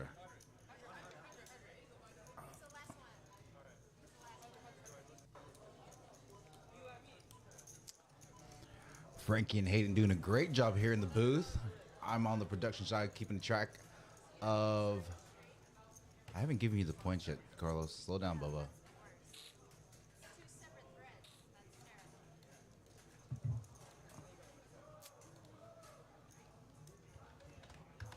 Ooh, almost did that bad. Yeah, I think that once there is a consistent, it's a very fun and consistent schedule, that it'll be a lot easier to, well, have a schedule of just high stakes, consistent weekend streams and just really, you know, have the ability to practice and play as much as I can, because it's such a good learning tool to play on live stream too. So, and I'm always the type of guy to watch back the live stream. So watch back all my hands, see what they had, learn from it. So if I start playing the live streams Friday, Saturday, and Sunday, I feel like I'm going to get pretty dang good. And of course, being a vlogger and going back and just watching yourself and play every hand and reviewing it, it's going to help a lot. As we see, BK has the nuts. No one can beat him, guys. He's got ace high flush.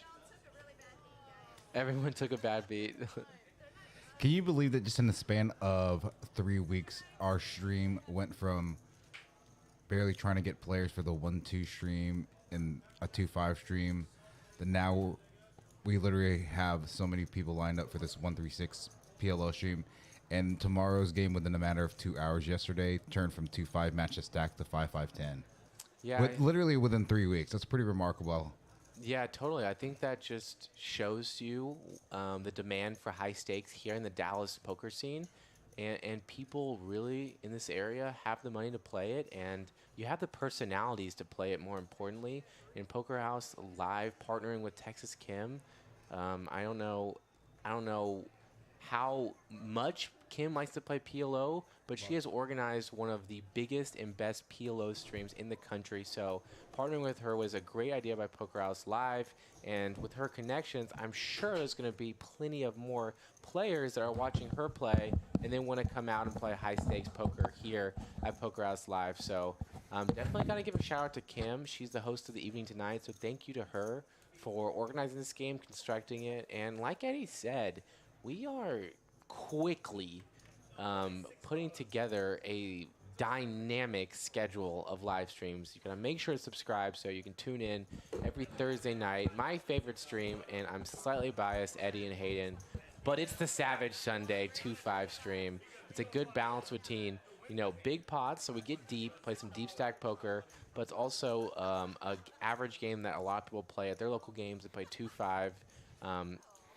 Something they can relate with, and we also have an added element, the Savage Sunday part of it, where we bring people into the booth to talk about their hands, and it's a fun, very fun way to interact with not just the Dallas community, but everyone watching from wherever they are watching. So we're hoping to really expand the stream and get people watching from all over the country. That's the plan. So help us out, share the stream, show some love.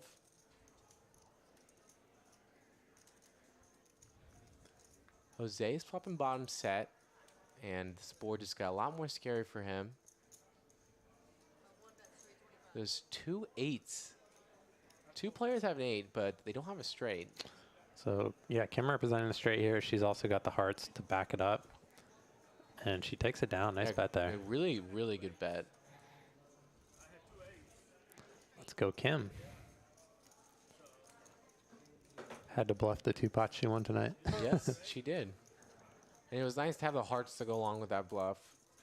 Yeah, she had some equity with it. But yeah, I mean, and that's interesting. Like in Hold'em, like there's having like a 7 or a 6, you could say would be a good blocker because you sort of block some of the 8x combinations. But in Omaha, you literally can have the 8 blocker. Like they are less likely to have a straight because I have the card that needs a straight. So we actually saw pocket 8s fold, which would have been a great hand to put in a re-raise there. Right. Because you're like, well, I have 2 8s. Mm-hmm. What likelihood that you have an 8 that's also 8 with a...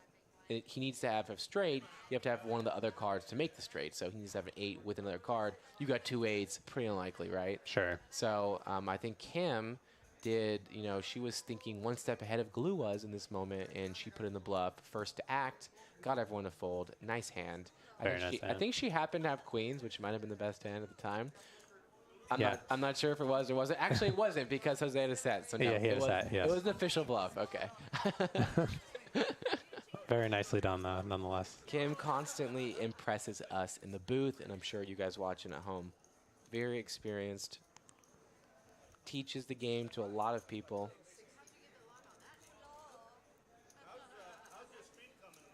Oh yeah, we got Mr. Jello in the chat.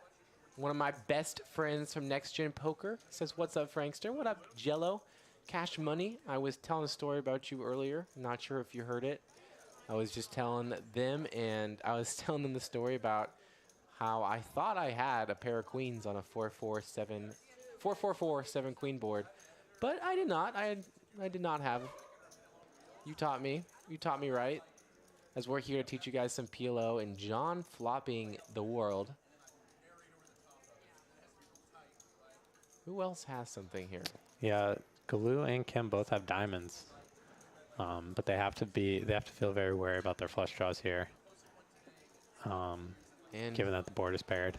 Yeah, and Glue's calling, drawing stone dead here. Kim has the nut flush draw, and she's going to make the call here. Also drawing dead. She's Actually, thinking, she does have an 8.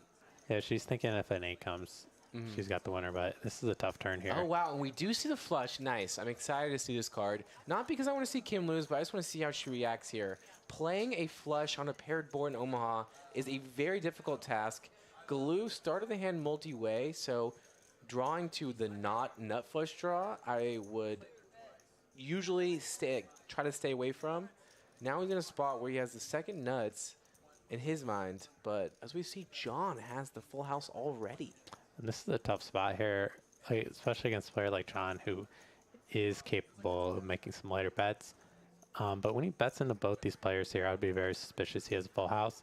But Kim having a 9 in her hand, she does block some of the full house combinations. So I think she wants to call one more time here and see a turn and see a river card. And in her mind, she is thinking that an 8 is an out if John does have a full house. John just got the perfect run out, like Yeah. literally the perfect run out. So he got a 9, which isn't that much of a scare card. Like a scarier card would be like an ace or a king because they can have aces or kings.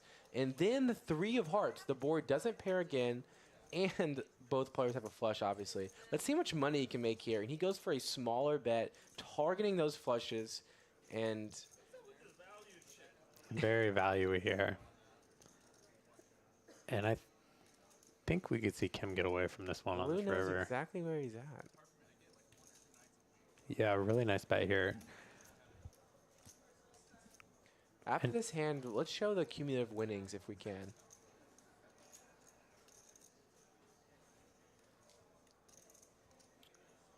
So in the high-low chapter of the book I am reading, it talks about not calling withdrawals that aren't to the nuts in Omaha when you're multi-way.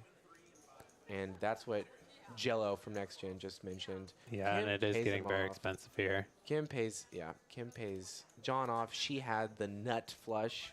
What would be the nuts except for that board is paired. And John, I think, played the hand really well, got max value.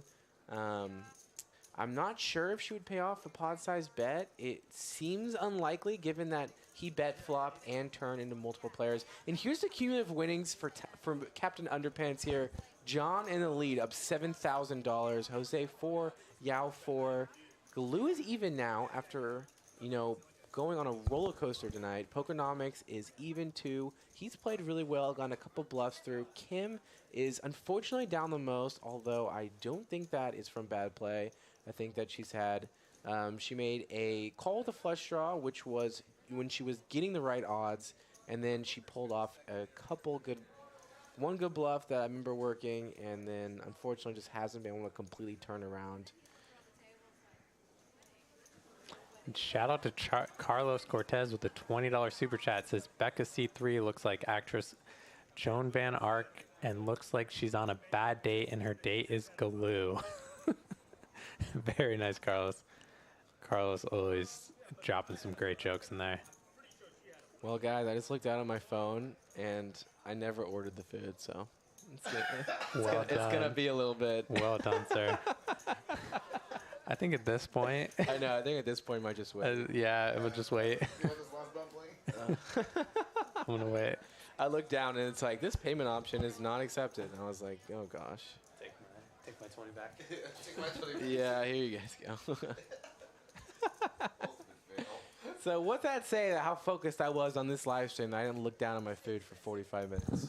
You're in the zone. I'm in the zone. I'm here for the people. Respect. I'm here specifically for the people. I've been on the microphone all day, but I want to spread the love for Omaha. I am a big mixed game enthusiast, so I wanted to spread the love for all types of poker and essentially just teach people about the game. And I think that's what we're doing here. One of the only PLO streams in the country. As we see BK just checking his 2-pair. In Omaha, because you can have 4 cards, the value of your hands, significantly decreases. So 2-pair in Omaha here is, probably worth a bet. You want to bet your king jack here. But in Omaha, when there's 3 to a flush, which means anyone that has 2 hearts in their hand will have a flush. You just can't value bet there. So he checks, which I think is the correct play, and wins this hand.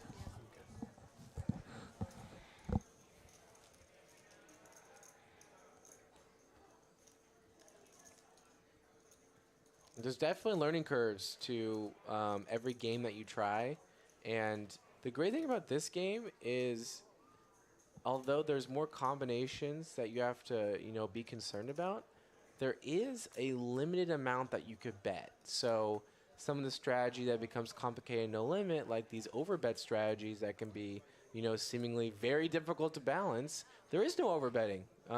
And a lot of the times in these Omaha games, it's pretty easy to dissect based on your players when they pot what that means. And again, they can't go over that. So the only thing you have to be worried about is less than that. So you can very much comfortably draw, knowing that the worst pot odds you're going to get in the next street would be 33%. You're only going to face a pot-sized bet. And in deep stack, no limit, that's totally not true. You Right. might see a 2x pot, 3x pot size bet, denying those draws. So fun learning from these really strong, confident Omaha players. John just calls with his pocket aces here, which I find pretty interesting. He's one of the more aggressive players, so I'd expect him to raise because he has a suit. But he has that 9, which is a pretty bad He's card. got a 9 and a deuce, which Right. isn't really doing much for him. Right, we just talked about, ragged aces. And he's out of position against 3 very loose, aggressive players, so don't mind the play there. Yeah, I think John is doing a really good job of adapting to his game. For sure. Yeah, he's really impressed me. Yeah, he's playing very well. Hasn't forced inning today. Really, he hasn't forced anything. They're playing very solid. And I think that Yao's taking a shot at this, but it's not going to work as BKH flopped trip 10s. Yeah, Yao's got a straight draw, so And John's going to call as well. he doesn't want to see an ace, I'll tell you that, Yao. John is drawing to an ace. And like we mentioned earlier, the software, when it outputs these percentages, it knows the cards that's been folded. BKH leading out here. I think this is going to take the sand down. Because where would his 12% be coming from? Yeah, that's interesting. Maybe, I don't think I saw anyone fold an ace. So I know a queen would give. No, queen, queen wouldn't. He only drawing to an ace, correct? Yeah, there must have So been no aces folded is the only thing I can think of. But there's still only 2 left, and 2 outs times by 2 will give you about 4% equity.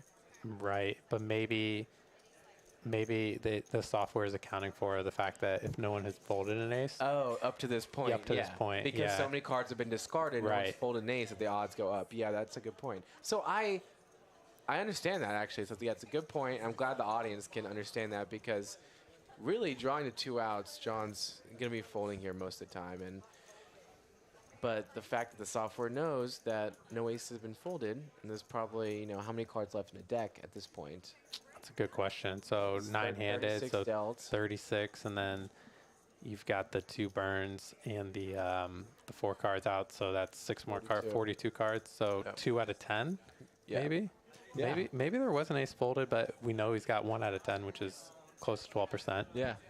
Tough to say. Bang. Exactly. Just dissected that for everyone.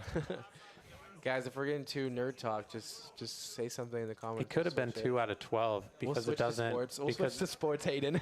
because it doesn't count the because it doesn't count the burn cards. So the 2 burn cards. So it's actually like 12 cards left. Yeah, and then just 2 That out of makes 12. sense. Yeah, that Yeah. makes sense. That makes a lot of sense. I can talk math all day. Shout out to Carlos with another super chat, $60. Said, when did Jodie Foster start dealing cards? Thank you so much for the super chat, Carlos. The production team really appreciates that here, Poker House. And Carlos referring to the dealer, who does resemble Jodie Foster a little bit. Yeah, thanks, guys, for the donations. Carlos, we're excited to see you in the mix tomorrow night. Yeah, for sure, definitely. It helps production a ton. They're here every single day working on bettering the live stream, putting together the lineups, setting up the cameras, doing the action tracker, which means inputting every single variable that goes into every single hand. Call 12, check, call. Everything's done manually. So, donations go straight to production, and for their hard work, they deserve it. I'm happy to come here, commentate, help promote the stream, help promote Omaha to the people. Give the people what they want. Shout out to Joey Ingram, one of the Omaha legends. Always promoting the great game. Always PLO. playing a great game at PLO. And it's funny that that's kind of become a meme. Like, the great game at PLO. Yeah. Okay, so we just picked up BK's hand. He's bet with top pair. He's picking up some action here. Pokernomics has a nice draw to the nuts. BKH's top pair is going to hold up if he can get the showdown.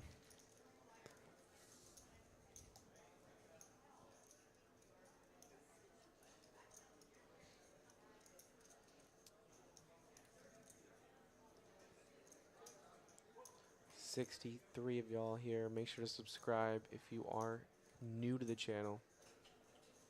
BK. He's got that swag. Just checks, like we mentioned. It's hard to get value again here when you got a pair of aces. You got 2 pair with a 10 kicker. Difficult to be called from worse.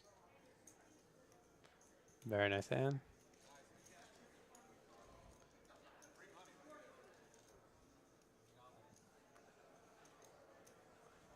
Thank you guys for the love in the chats, for us in the commentary booth. We're appreciating it. Hayden and I have a good chemistry. Both love this game, and we appreciate you guys, and we appreciate that people are here putting on a show. For people that can't play, not everyone is lucky enough to be next to a poker room that offers this good a game, in a very prevalent area in Dallas, and tons of security around us, and in a safe, clean room. I mean, wow. Christmas kind of made me think about, what I'm grateful for. And, I mean, I am so grateful for the setup that I have 10 minutes from my house. Like, it's amazing. And I don't think any poker player can really compare it to what I have. It's not a casino, so it's not, it's a different type of energy. And my mom kind of thinks that casinos drain you, and I always try to tell them I go to a poker room, like a different type of vibe. You don't have the slot machines. Yeah, you don't have the as loud much slot lights machines. and you don't all have the any distractions. There's no, you can't smoke in the There's room. no smoking. Yeah, which I appreciate. So, yeah, just a completely different environment. Very thankful as here at Poker House. I'm sure the production team is thankful for another super chat from Carlos. Watching Galoo chew food makes me want to turn on National Geographic Channel. Carlos. Shout out to Carlos dropping the super chats. Thank you so much, Carlos. That's pretty funny. And the great jokes as well. That's pretty funny. Keeping us entertained in the booth, in the chat. I mean, Galoo, I will watch him eat a burger any day, because when he eats a burger, he is in the pots. He's in the action. He does not fold. And we do have about 45 minutes left of this stream. So if you guys have been enjoying the action, stick around with us and see how how this game unfolds. I'm sure there's some more big pots to come. And Jose flopping top pair with the nut flush draw here. Big flop for him. Galoo with flopping 2 pair, and John flopping a wrap with his 5-5-4-7. Be a lot of action turn cards. I think an 8 would be a pretty action turn card. I'm rooting for an 8. Yeah, an 8 would be fun.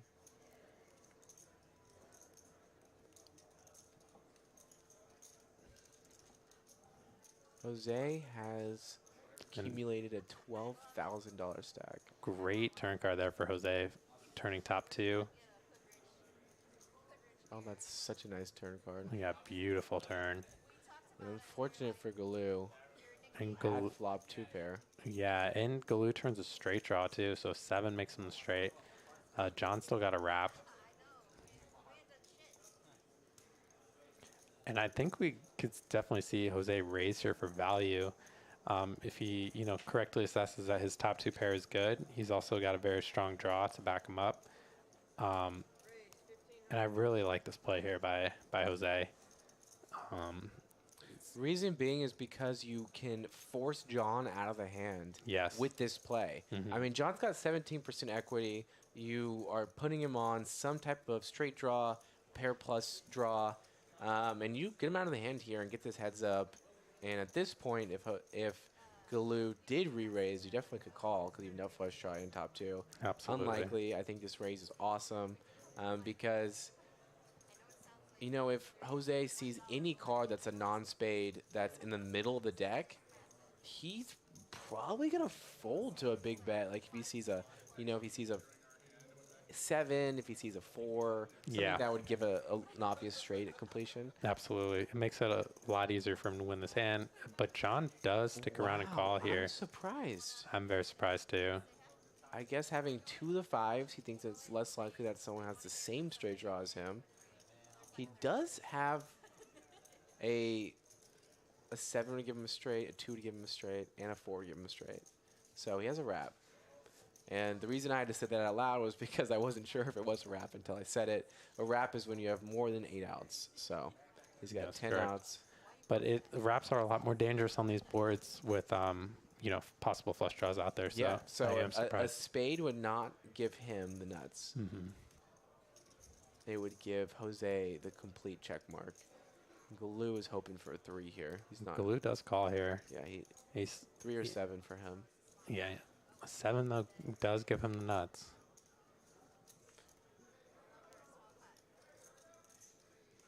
And Jose's aces and 10s hold up. But this is actually a really bad card for That's a terrible card. yeah, it's a tough card here. You have to really be concerned with someone at 7-8. And we could potentially see either Galoo or John bluff on this river. Galoo's going to pot it. Or bet it. Wow. Yeah, I thought so. That's a terrible turn card for him. At this point, his ace-9 is very good. I think he thinks it's unlikely someone has 7-8. I think he thinks that he just maybe got there versus ace-6. Brutal spot here for Jose. I mean, Jose. How can you call with John behind you? It's like, it's so difficult to call 2,000 here with John behind you. You got to be putting him on some kind of wrap or combo draw on the turn. If he calls, he's going to win a $9,000 hand. Yeah. If he folds, Galoo is going to get him. Galoo's going to bluff him in his mind with a value bet. Because Galoo is definitely, most certainly value betting here. And I think Jose sniffs does that call out. correctly. What a call there from Jose. What a call with aces and 10s. Very impressive call. A very nice hand there from him. And Jose having a hell of a night. I think it stacks up to 17K. It's up Bang. Wow, what a hand there for Jose is Jose. now up 9 points. $10,000. Let's round up. John up 5, Yao up 3. And the rest are either even or down. And here is the updated chip count. Okay, so we have 17,000 for Jose. John's got a 10K stack. We can see those two in the mix for a 20K plus pot. We can see Pokernomics getting a 20K pot. Yao is close behind with 7.5. Galoo, Becca, Kim, all around that $5,000 mark. Rick just bought in, so he is new to the game, hasn't played a big pot yet.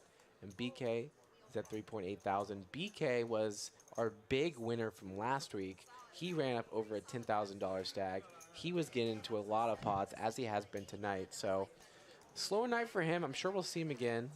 I'm sure we'll see probably all of these guys at some point again. They've all been extremely entertaining. I wish them the best of luck for the rest of the stream. I'm really, really impressed with that call there from Jose. Sick call. I think versus Galoo. I would have a tough time making that call with John behind. Like, that's part of the reason I don't play PLO as much, because I would feel very uncomfortable in that situation. Yeah, Mr. Dr. Batman is saying 20K in a 136? He's like, what the heck is going on here? Yeah, we're in Dallas, Texas, where things apparently are bigger than anywhere else in the country, and, well, they're proving that here on this table. Mr. Dr. Batman's Eddie. Talked to him on the phone today, thinking about coming up, playing some of these streams.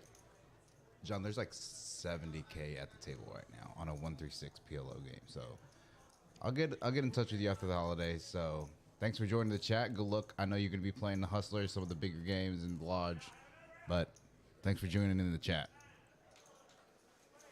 Yeah, shout out to him. he's been in the mix on some big games at the Lodge, the Hustler. He actually got into it with Eric Person in a Wow, I'm month. sorry to interrupt you guys, but these two are back at it again, and now we have a nut flush versus second nut flush on an unpaired board situation. Galoo was the one 3-betting this. Jose is called. Galoo's bet 500 on the flop. Jose is called, and now he's in a terrible situation. I mean, this is actually a really good bet, in my opinion, because I don't think that it's obvious that he has a flush with this bet. I think that he definitely could be betting worse hands for value, maybe an overpair, queens, pocket fours, pocket twos. So Jose's definitely going to have to call here. No getting away from it now. And the river is a non-pairing card, which is, well, that's not going to be good for Jose. He's probably going to pay off another big value bet. Let's see the sizing we see from Glue here. Yeah, really tough spot here for Jose. And after just playing a hand very well, things are not going to be easy for him on this next hand. Hand number 51.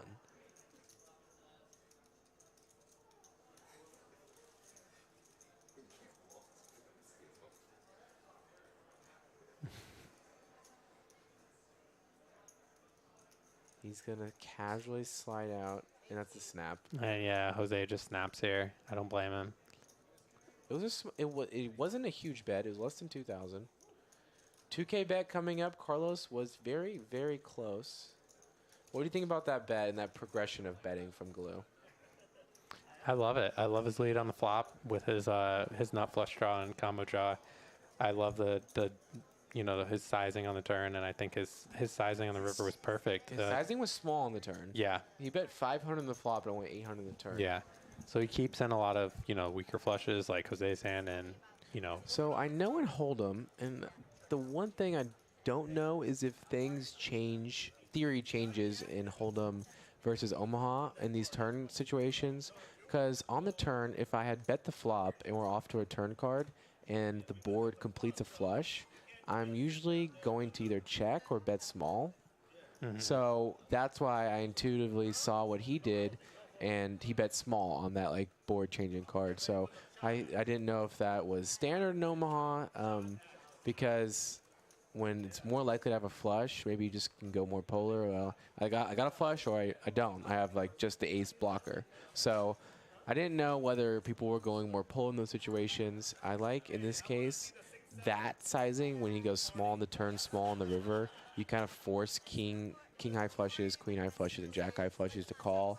By going the more polar size, big, they might get away from it. absolutely. Now, second nuts, you want to make the absolute maximum. So I hope that everything I'm saying makes sense to the viewers at home, and I'm not too out of line here. I'm still really learning the game Omaha, so I'm not sure. I love his line, though. I like it too. But Galoo could get away with big bets because his image. He definitely could, He's yeah. going to get looked up more than anyone else. And then given the sizing, Jose didn't even think about it because Galoo could possibly be betting worse flushes with the sizing. For sure. 100%, which is maybe an argument to go bigger. Galoo doesn't realize, or maybe he does, but how loose his image is. He could really use that when he has a big hand. Yeah, absolutely. And BKH, great flop here, flopping the nuts with the redraw. Yao making the call at bottom set. Pokernomics has the non-nut straight. John had a beautiful pre-flop hand, but a really bad flop. He had ace, queen, jack 10 double suited. And we're going to see Galoo come along here with 2 pair. BK has a straight. Let's see if that holds. Wow, what a turn card now, as Yao now has a set, a flush draw with his set. And I definitely think we're going to see him stick around on this turn. I like to see the engagement in our conversation in the chat about the previous hand. We'll get to that after this hand. BK is going to be value betting what is still the nuts. We see Yao's got the flush draw and the bottom set, so we will not see him go anywhere. It's not the best flush draw. It's 9 high. But when it's the backdoor flush draw, makes it a little bit stronger. Pokernomics had flopped the bottom end of the straight, which is a tough hand to play. I think that Pokernomics will get away from it right here on the street. I don't see him Yeah, continuing. I think we're going to see him get away here, Yeah. especially when it goes bet and call. Yeah. Even if his hand is good, he has the fade a ton of outs on the river. Exactly. And if they were bluffing, are you going to call a big river bet too? Like, it doesn't make sense to call the 5-2. I am very tight with with the bottom end of straights. And when I play Omaha, and usually it's because I'm in a bomb pot situation. So, like, if I had 5-2 in a double board bomb pot situation and the board came 4-6-3, like, I'm not even really messing around with 5-2. Yeah, definitely not. It depends what your hand is on the other board, obviously. Totally, it does. Yeah, but that's a hand you want to play carefully.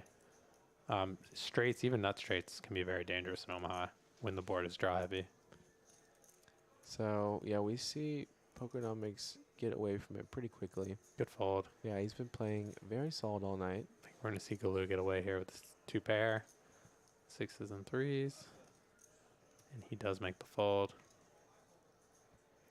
Got to be careful where you pull those cards up. And Yao rivering the flush here. Terrible run out for BKH. Yeah, and he's going to be happy to show down his 9 high flush. Totally. It's tough for him to get value from much worse. Yeah. Maybe could have gone for value if the board paired instead, but when his flush completes, 9 high flush is not strong enough to bet. Like I've kind of really tried to articulate to everyone watching at home, just you need stronger hands to value bet in these games. And, a weak flush is not strong enough in this case, So Dr. Batman said last hand that there is a 0% chance he'd be betting the queen high flush. Yeah, I would usually agree with you, Dr. Batman, but if you stick around the stream and you've seen some of the hands that Galoo had played, I do think he is one player that is capable. Yeah, I think typically you're right, but Galoo might be our exception. Yeah. And I think that everyone should agree that there are plenty of exceptions to the rule in poker. That's why I love the game too, because one of my favorite stories is my buddy Nick, who I could talk about forever. I mean, one of my best friends, he's like, my favorite part about poker is the fact that in a hand detail, so between me and you, if I'm telling you a hand history, it could be extremely relevant information that one of the players that I'm playing with, and this could happen, and it did happen, is hammered blackout drunk. Like, that could be a part of the hand recap, and that could play a role in how you're playing the next hand. Because this guy's drunk, he's not even looking at the cards. So you're going to obviously play a lot wider and raise a lot wider for value. Right. So, and there's no other competitive sport where you would ever say in the history of the sport that some player was hammered drunk making a play. You wouldn't see it in the chess community, that's for sure. So I think that poker is such an interesting and unique game that there is so many exceptions to the rule. There's theory, but there's also exploitative, and there's balancing act between the two that make the best poker players in the world the best players. I agree. Especially in live poker, there's so many more dynamics to, consider. So definitely fascinating game. I caught myself looking at charts on Christmas. Getting that study time in. Yeah, that's what it takes, though. That's what it takes. My sister's like, close the computer. What are you doing? And I'm like, I just got bored. Just got to know if I'm supposed to 4-bet ace-10 suited here versus the button 3-bet. It just crossed my mind at dinner. Yep. I had to know the answer. Exactly. Pokernomics gets there. Yeah, rivering the nuts, and looks like BK is taking a stab at this spot. He's not going to be happy when he sees a raise here from Pokernomics. I'm surprised to see Pokernomics isn't up when I last looked at the cumulative winnings. I think he's played really well. Yeah. I can't really remember any big pot he's lost.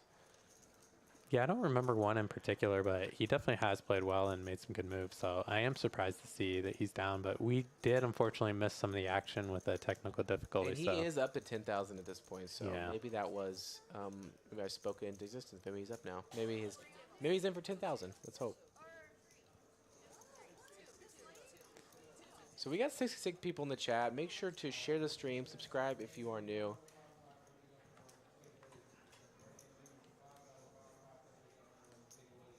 Got an awesome stream coming up this Sunday. Some of the most infamous characters from the Savage Sunday stream. We got Nick Six, who is, in my mind, the best Poker House live stream player in existence, because Nick Six comes and he brings the action. Hayden, I'm not sure if you're familiar with him. I played with him for the first time on Friday, and it was a very fun experience. Awesome, yeah. He actually got the better of me in a few pots. He I bluffed me out on saw the river. him. Yes. I actually clipped it. I'm sorry. That's Oh, you fun. did That's clip it? going live, yeah. Good. But I was happy for him. He was excited about it, and Oh yeah, he loves this game. oh yeah, He loves poker, and that's what I like about Yeah. him. And that's why he's always invited to the game, because I share that passion that he Yeah. has. So me and him share that passion, and like we'll talk about hands after, and me and him talked about him bluffing you. Oh, you did? Yeah, yeah. Nice. We talked on the phone about it. So Oh, okay. You talked to him on the phone. yeah, so it was. Yeah. I enjoyed hearing his perspective on it, because I was traveling on Friday, or I was with my family for Christmas, and I only got to catch a little bit of the stream, but I watched that live, and the whole time I was saying, because Hayden, I like you, I also like Nick, so I was kind of cringing watching him bet with nothing at King High. Right. So I was kind of rooting for him to slow down and to like just, I didn't want him to lose any more money, right, as I'm watching. And then he put up that big bet, and then I started, and then the river came. Uh-huh. And the river obviously was a tough call, a hand for you to call with. So I was really sweating that. As we see us sweat ourselves right now, BK with ace, king, jack, 10, 2 broadways, ripped it in, and Becca quickly makes the call to pocket aces. Yeah. Shout out to Nick Six there. Nice bet there. And BKH is going to need a 10 jack or king. He does not get there. Becca's aces hold up. Very nice hand for her. BK had a good-looking hand. Carlos says we all love talking about Hayden getting bluffed by Nick Six. Yeah, that was awesome, honestly. Well done. Hayden, that was awesome. Yeah. You know, he got me with the value sizing on the river. I overthought it a little bit. Oh, yeah. But I did play the hand. I was planning on calling most rivers, but that was a bad one. Yeah, But nice hand by him. Props so for making he's that play. one of our all-stars playing with us on this Sunday. We also have another all-star. His name is Woodley, Ryan Woodley. He is a favorite on the stream, and the reason he's a favorite is because he is one of, if not the most unpredictable player I've ever played with in my life. And if you guys are typical 2-5 Sunday stream watchers here at Poker House Live, you'll have witnessed some of the most crazy plays, and I have one very prevalent in my mind where I, being a very thinking player, pick a 4-bet spot with ace-jack offsuit in a stream. So it went early position raise, Woodley flats, call. Someone squeezes to 150, and I'm like, this guy, very active player. He knows when to squeeze. I cold 4-bet ace-jack offsuit to 500. Mm-hmm. Woodley, after just calling initially, back 5 bets. He back 5 bets, and he was slow playing pocket 10s from the start. He has the confidence. He snapped back 5 bet to like 1,000. Yeah. Gets you to lay it down. And I think I said in the vlog that this is the first time that's ever happened in poker history that there's a call back 5 bet. And maybe it's probably not true, the first time ever, but it was a nuts hand. And what I will say about Woodley is that he always has a good sense of where he's at. So he does a really good job of, yeah, sure, he's playing a lot of hands. He's playing a 60-70% VPIP, but he has a really good sense of when he has top pair bad kicker, getting away from it. Mm-hmm. Or when he has top pair bad kicker, calling off for stacks and them having a draw. Like, he just knows when he's good, he knows when he's bad, which, you know, that is a quality of a really good poker player. So we got 2 all-stars coming back. We got Jello coming back for, after his Christmas trip in Chicago. So we'll have action from him. And then we have a couple more of our regulars. We have Du Bois, who is slowly becoming one of my favorite players to watch. He is super aggressive, and he's not scared to put it in any single time. He has what you can recognize Du Bois with. He comes with a full mask and hat setup. He's like a ninja out there. You never see his face. No live tells from Du Bois, so we love playing with him. We have Chase, who's another action player who's going to be playing with us. We have Aaron, who is another loose action player who we love playing with. Aaron's super funny, really good guy for the stream. He likes playing a lot of blind raises and a lot of blind bets. That's his MO. Nice. And then on January 15th, so set the calendars, in 2 weeks, we have Bronx Bomber coming into the stream, and he's been a hustler. He's been on the Hustler live stream.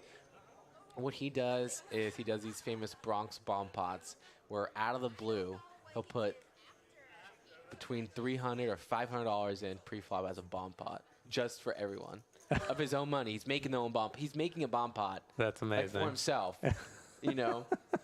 Yeah, it's amazing. Yeah, so he doesn't look at his cards. He puts like 300 out there, and it kind of just plays as a straddle. Oh. And then you're playing like 2, 5, 300. That's amazing. Yeah, so we have Bronx Bomber coming in. We have a pretty recognizable Twitter profile who her name is Kitty. She's a Taiwan pro, and she's coming to the Dallas area, and she wants to play on a Poker House live stream.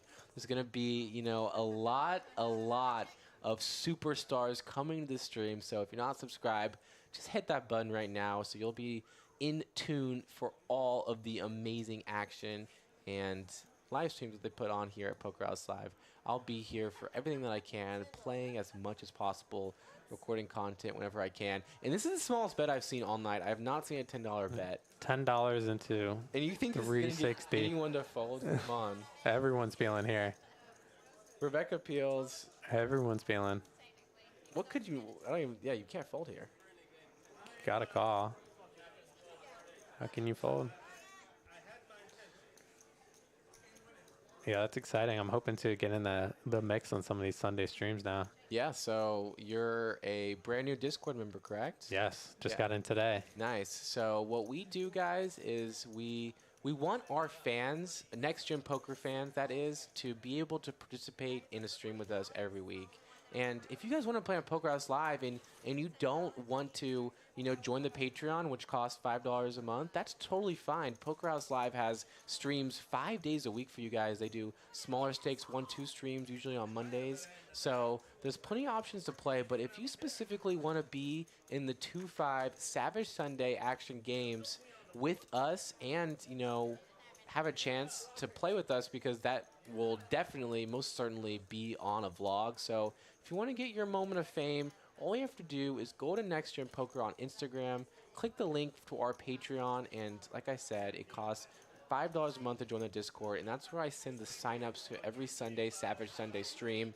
I send it to our High Roller members on Monday at noon. I send it to the $10, that's the $25 a month. I send it to the $10 a month members on Tuesday to sign up. And I send it to the $5 a month members at Wednesday at noon to sign up. So I get the people that pay a little bit more per month first priority to join the stream. And the other players all get opportunity on Wednesday. And we do one every single week. And players are rotating in and out. So we always make sure to get you, if you join the Discord, in at least one time on the stream, at least minimum one time. But everyone that's joined the stream and wanted to play more has gotten the opportunity to play more. So we do that because, just having that support from you guys really helps pay for some of the stuff that goes into production, editing, making the shorts, making the content. And B, like I said, I really want to play with you guys specifically. So having a chance every Sunday to play with the people that watch the content and sharing those moments together is pretty dang special. So Hayden, thank you for joining the Discord, the Patreon. We're excited to have you, and we're excited to see you on some of the Savage Sunday streams. Yeah, I'm excited to be a part of it. Really love what you guys are doing. Scott says $5 a month for Discord alone is worth it. I agree. That's one big blind to play in super. It's literally one big blind to play in super action games. I mean, just like I would ask anyone in the room. Like if I walked up to anyone in the room and they're a good poker player, and I say, "Hey, $5 for you to take the best seat in the house. Like, do you want a table at the best table in the room?" You want to see it, the best table in the room. Of course, yeah. Everyone would be like, oh, for $5, yeah. 100%. Are you kidding me?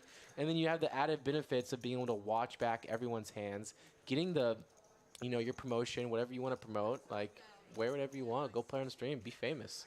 So having the added benefit of that, the study added benefit, there's so many benefits of playing on stream. So hope to see you guys there. And if you can't play, just watch, just enjoy.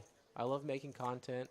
I spent most of this week trying to make a thumbnail, and I made one, and I sent it out to my buddies, and I got thumbs down, so I'm going to have to make a new thumbnail. And they didn't really like it. But that's part of the creative process, is just making things and trying and fixing and trying and fixing. So I don't think we're going to fill BK seat. So BK, after having a very good stream last week, unfortunately busted out. Maybe we can get a cumulative winnings report soon to see what the total he was in for. I know we'll get that for you guys next hand, definitely. I know he started for 2,000, but I'm assuming, like most of the players here, he added on at some point.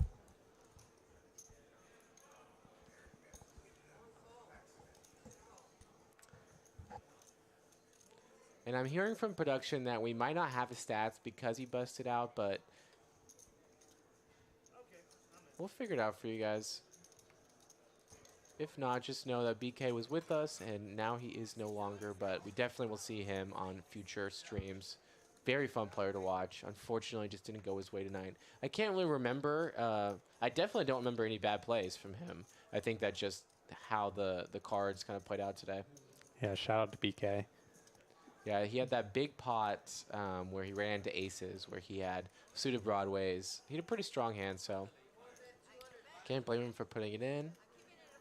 Great flop here for Kim. She flops a wrap, full wrap with backdoor flush draw. Really strong flop. Yeah, and she's getting some action here from Galoo. And looks like Yao. What does Galoo have?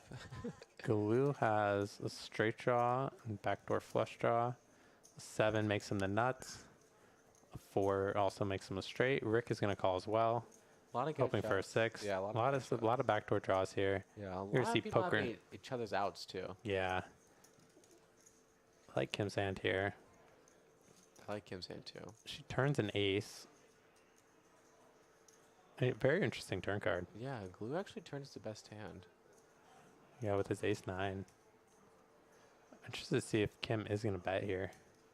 She definitely doesn't want to get check raised with this hand, so she might decide to check back and realize her equity. She'd much rather see a diamond than an ace. Yeah, she does check. The river is a 10, and that's going to give Galoo the best hand with his ace 9. Wow, one pair wins an Omaha hand. Yeah. Back kicker as well. Was a turn top pair, which changes things. Unfortunately for Kim, she's going to get out-kicked here, and she just hasn't really had anything Yeah, she's go had her some way. really brutal runouts tonight. It was a dream flop for her, and just not a good run out. She's asking Dio to find some way for it. And here is that cumulative winnings report. Jose is our big winner, up over $6,000. Yao is our other big winner, up over 5. John's close to final with 4. Becca 2. Rebecca's been very quiet in that 2K win. Glue up 1,000. Pokernomics about even. Same with Rick, and Kim is the big loser, unfortunately, tonight. I'm sure she'll get it back though. If it's not tonight, it will be at some point. For sure. Definitely some very big swings in this game. So we have slightly less money on the table. I guess, actually, no, it's the same as before. I was thinking with Bow out, we had less money, but someone had to take his money, right?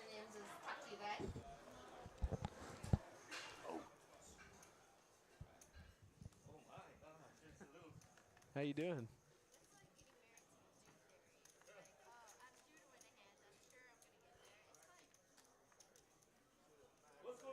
Hey, how we doing? Nice to see you. Okay, get those. Okay, so that's your headset right there. Yeah, just so you can hear us, and then just talk right into that mic. All right, guys. So we actually have Gulu coming to the booth. Okay, Gulu, say hey to the fans. Hey, y'all. Good stream. Good stream. We had a lot of fun today. It was an amazing stream. So next hand, because I could see over here, we'll get these VPIP stats. So Gulu, you were playing a strong, let's see, 80% of the hands. Did it feel like you were playing a lot of hands, or did it just feel like another day to you? So I did better than last week. I was at 91% last week. You were at So brought it down a little bit. I had to work really hard to get that leap down. Did you leave to go to the bathroom more this week? And I was telling Hayden, I think I said your name 100 times tonight. Just, okay, another big pot. We with say your name a lot. I was just having a little fun, and but it was a really, really good lineup today, and everybody wanted to play. Everybody was not afraid of playing big pots and so on and so forth. So it was a good lineup and good fun. Oh yeah. So how well do you know these people today? So is there a lot of back and forth between like some mental game history going back and forth? So I think 4 or 5 of these players, like Becca and Kim, and then 2 or 3 other players, some of whom I don't know, Jose, and I play with them quite regularly. Yeah. So, and they're friends as well, so Yeah. you just have fun a little bit. You guys all seem like you have so much fun. Like in the first, I think the 3rd hand or the 4th hand, when Kim bluffed me out of my hand. Yes. Yeah, I had a 5 high flush. Yep. Yes, I remember. Yes. But hey, it's all in fun, right? Oh yeah. It's funny because I actually think that she was value betting with her straight. I think that she didn't think that you had a flush when you checked twice. So I think she thought her queen jack was good. Right. I think she was trying to get you to call with 7-8, and you unfortunately folded the flush. But I don't think that she was trying to bluff you. Yeah. And the thing is that it was a check because she may think that I had the ace high flush. That's why she checked the turn. Yes. Yeah.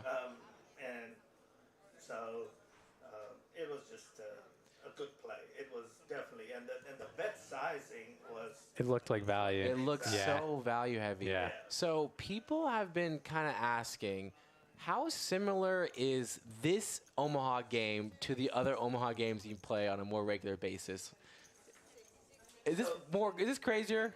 It is, but here's the difference, okay? On the stream, there is a little bit of a different personality of players comes out. Yeah. It's not the same as a non-stream game. Over here, there's more fun type of element, I would say, in the stream. Yeah. And especially over here, even in the other stream game that I play, it's kind of very similar. Fun element is there. Yeah. Because everybody's trying to showboat, right? Yeah, totally. Yeah.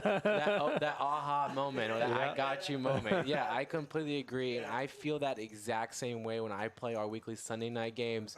It's just the live stream gives that different aspect of fun. And, also Kim is putting personalities together. So you're getting a lot of personalities at the table, you being one of our favorites. So, thank you for entertaining us and the viewers tonight. So it's been fun, and we hope to see you here every Thursday night because this has become one of the best games, and I really think that it's going to start getting some traction in the poker community about how good this PLO game is. I think we're going to start getting some people to fly down to Dallas. Oh, wow. I think they will. I think they will after watching some of these. I'll make some highlight clips. There's so many highlight clips. Tell me about that very first hand that you played. Well, you flopped a straight, right? Yeah, and I just checked the nuts, and everybody got bet into my hand, and then and again, the way I play and blah blah blah. Everybody knows. Everybody watches me on the stream, and they know what I play, and people call me. Yeah. Oh yeah.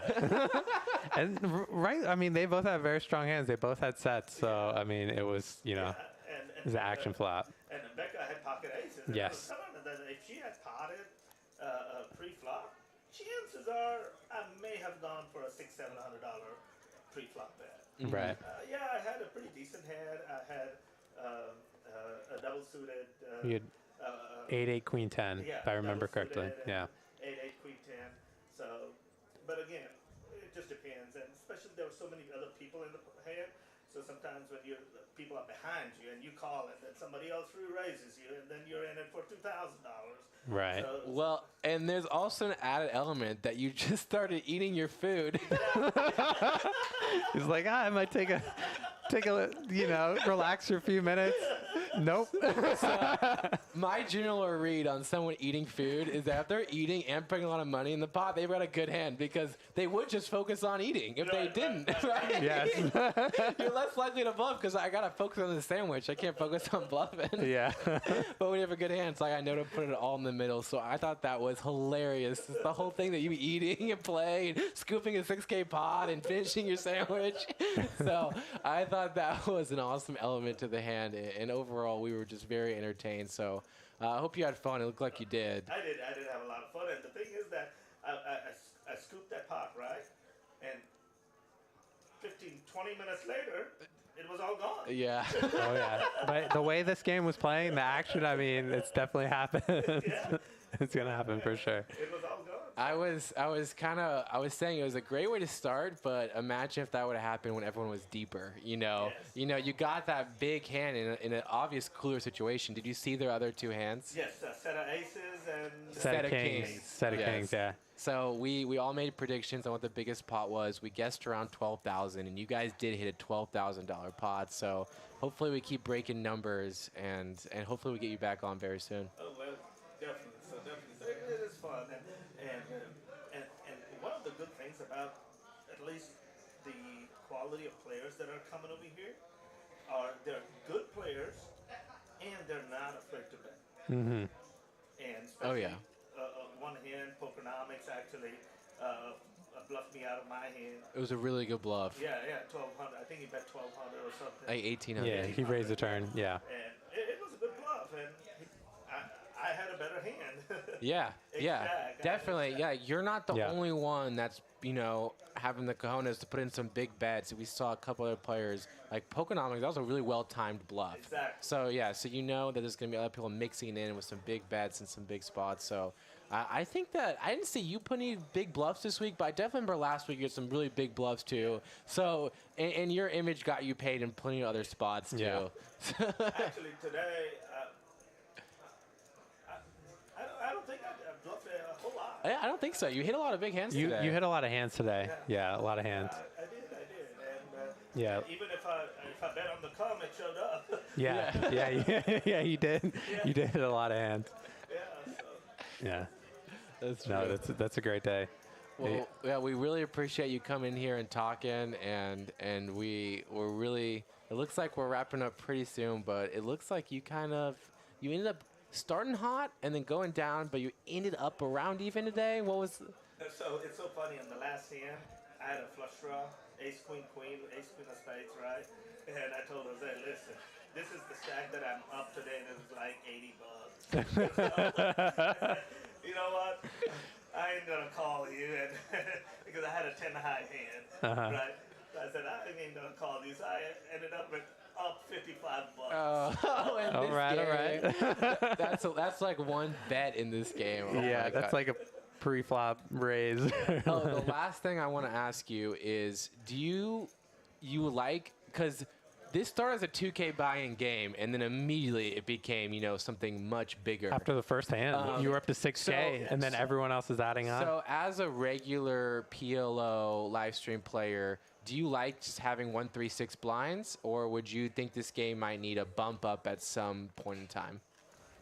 So the bump up could come, but I think it's a little premature for the bump up. Yeah. Let's build this. Yeah. Let's keep it inviting. Inviting people. Yeah. Get the community stronger for Yeah. this game. Exactly. And the number of players. So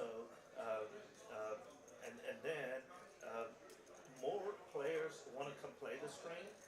Then what happens is that everybody doesn't get a chance, and that's fine, and that's good. That's good for the game. Then you can pick and choose some lineups, who plays well with somebody, Yeah. so on and so forth. So that gives you options. Yeah.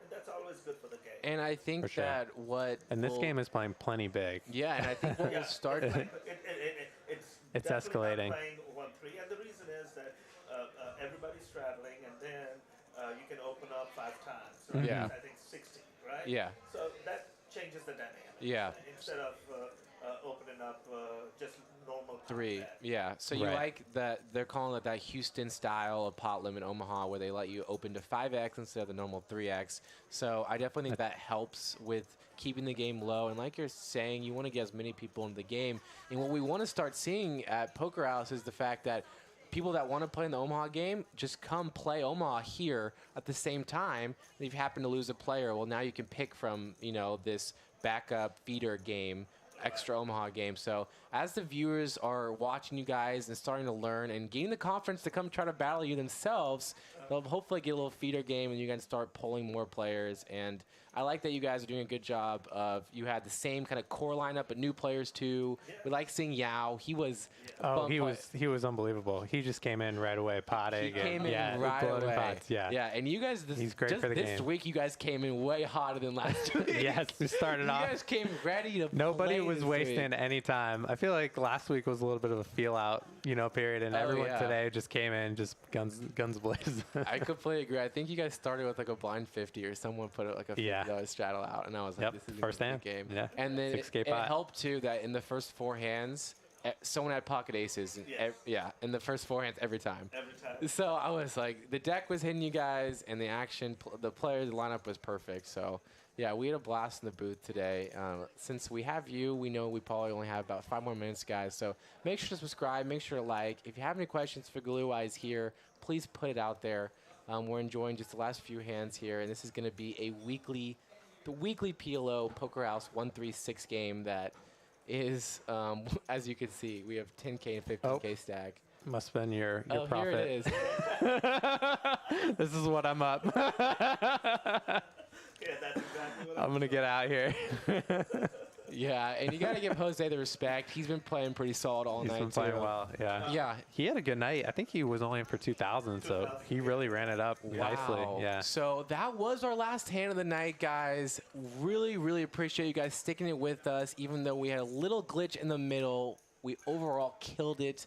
Make sure to subscribe. Make sure to like. And Hayden, anything you want to wrap it up before we end the It stream? was a pleasure. Great stream. Thank you for joining us, guys, and really looking forward to next week. Oh, yeah, as am I. Glue, thank you for coming. Thank you so Looking much. forward to watching more of you in the future, and maybe at some point in my life, coming in and playing with you, too. Now, if you ever want to play Hold'em with me, I'll sit down with you any day of the You week. need him in the Sunday game. That would be fun. Yes. we do a 2-5, 1500 max Sunday game that I am inviting you to every week if you ever want to play. 2-5-15 It's 2-5-15 over here. over here. Okay. Yeah, we call it Savage Sunday. Okay. And what we do to add a little Savage Sunday part of it is after someone bluffs someone real bad or maybe sucks out, we'll call that the loser into the booth. Okay. And they'll have to answer a question with our commentators.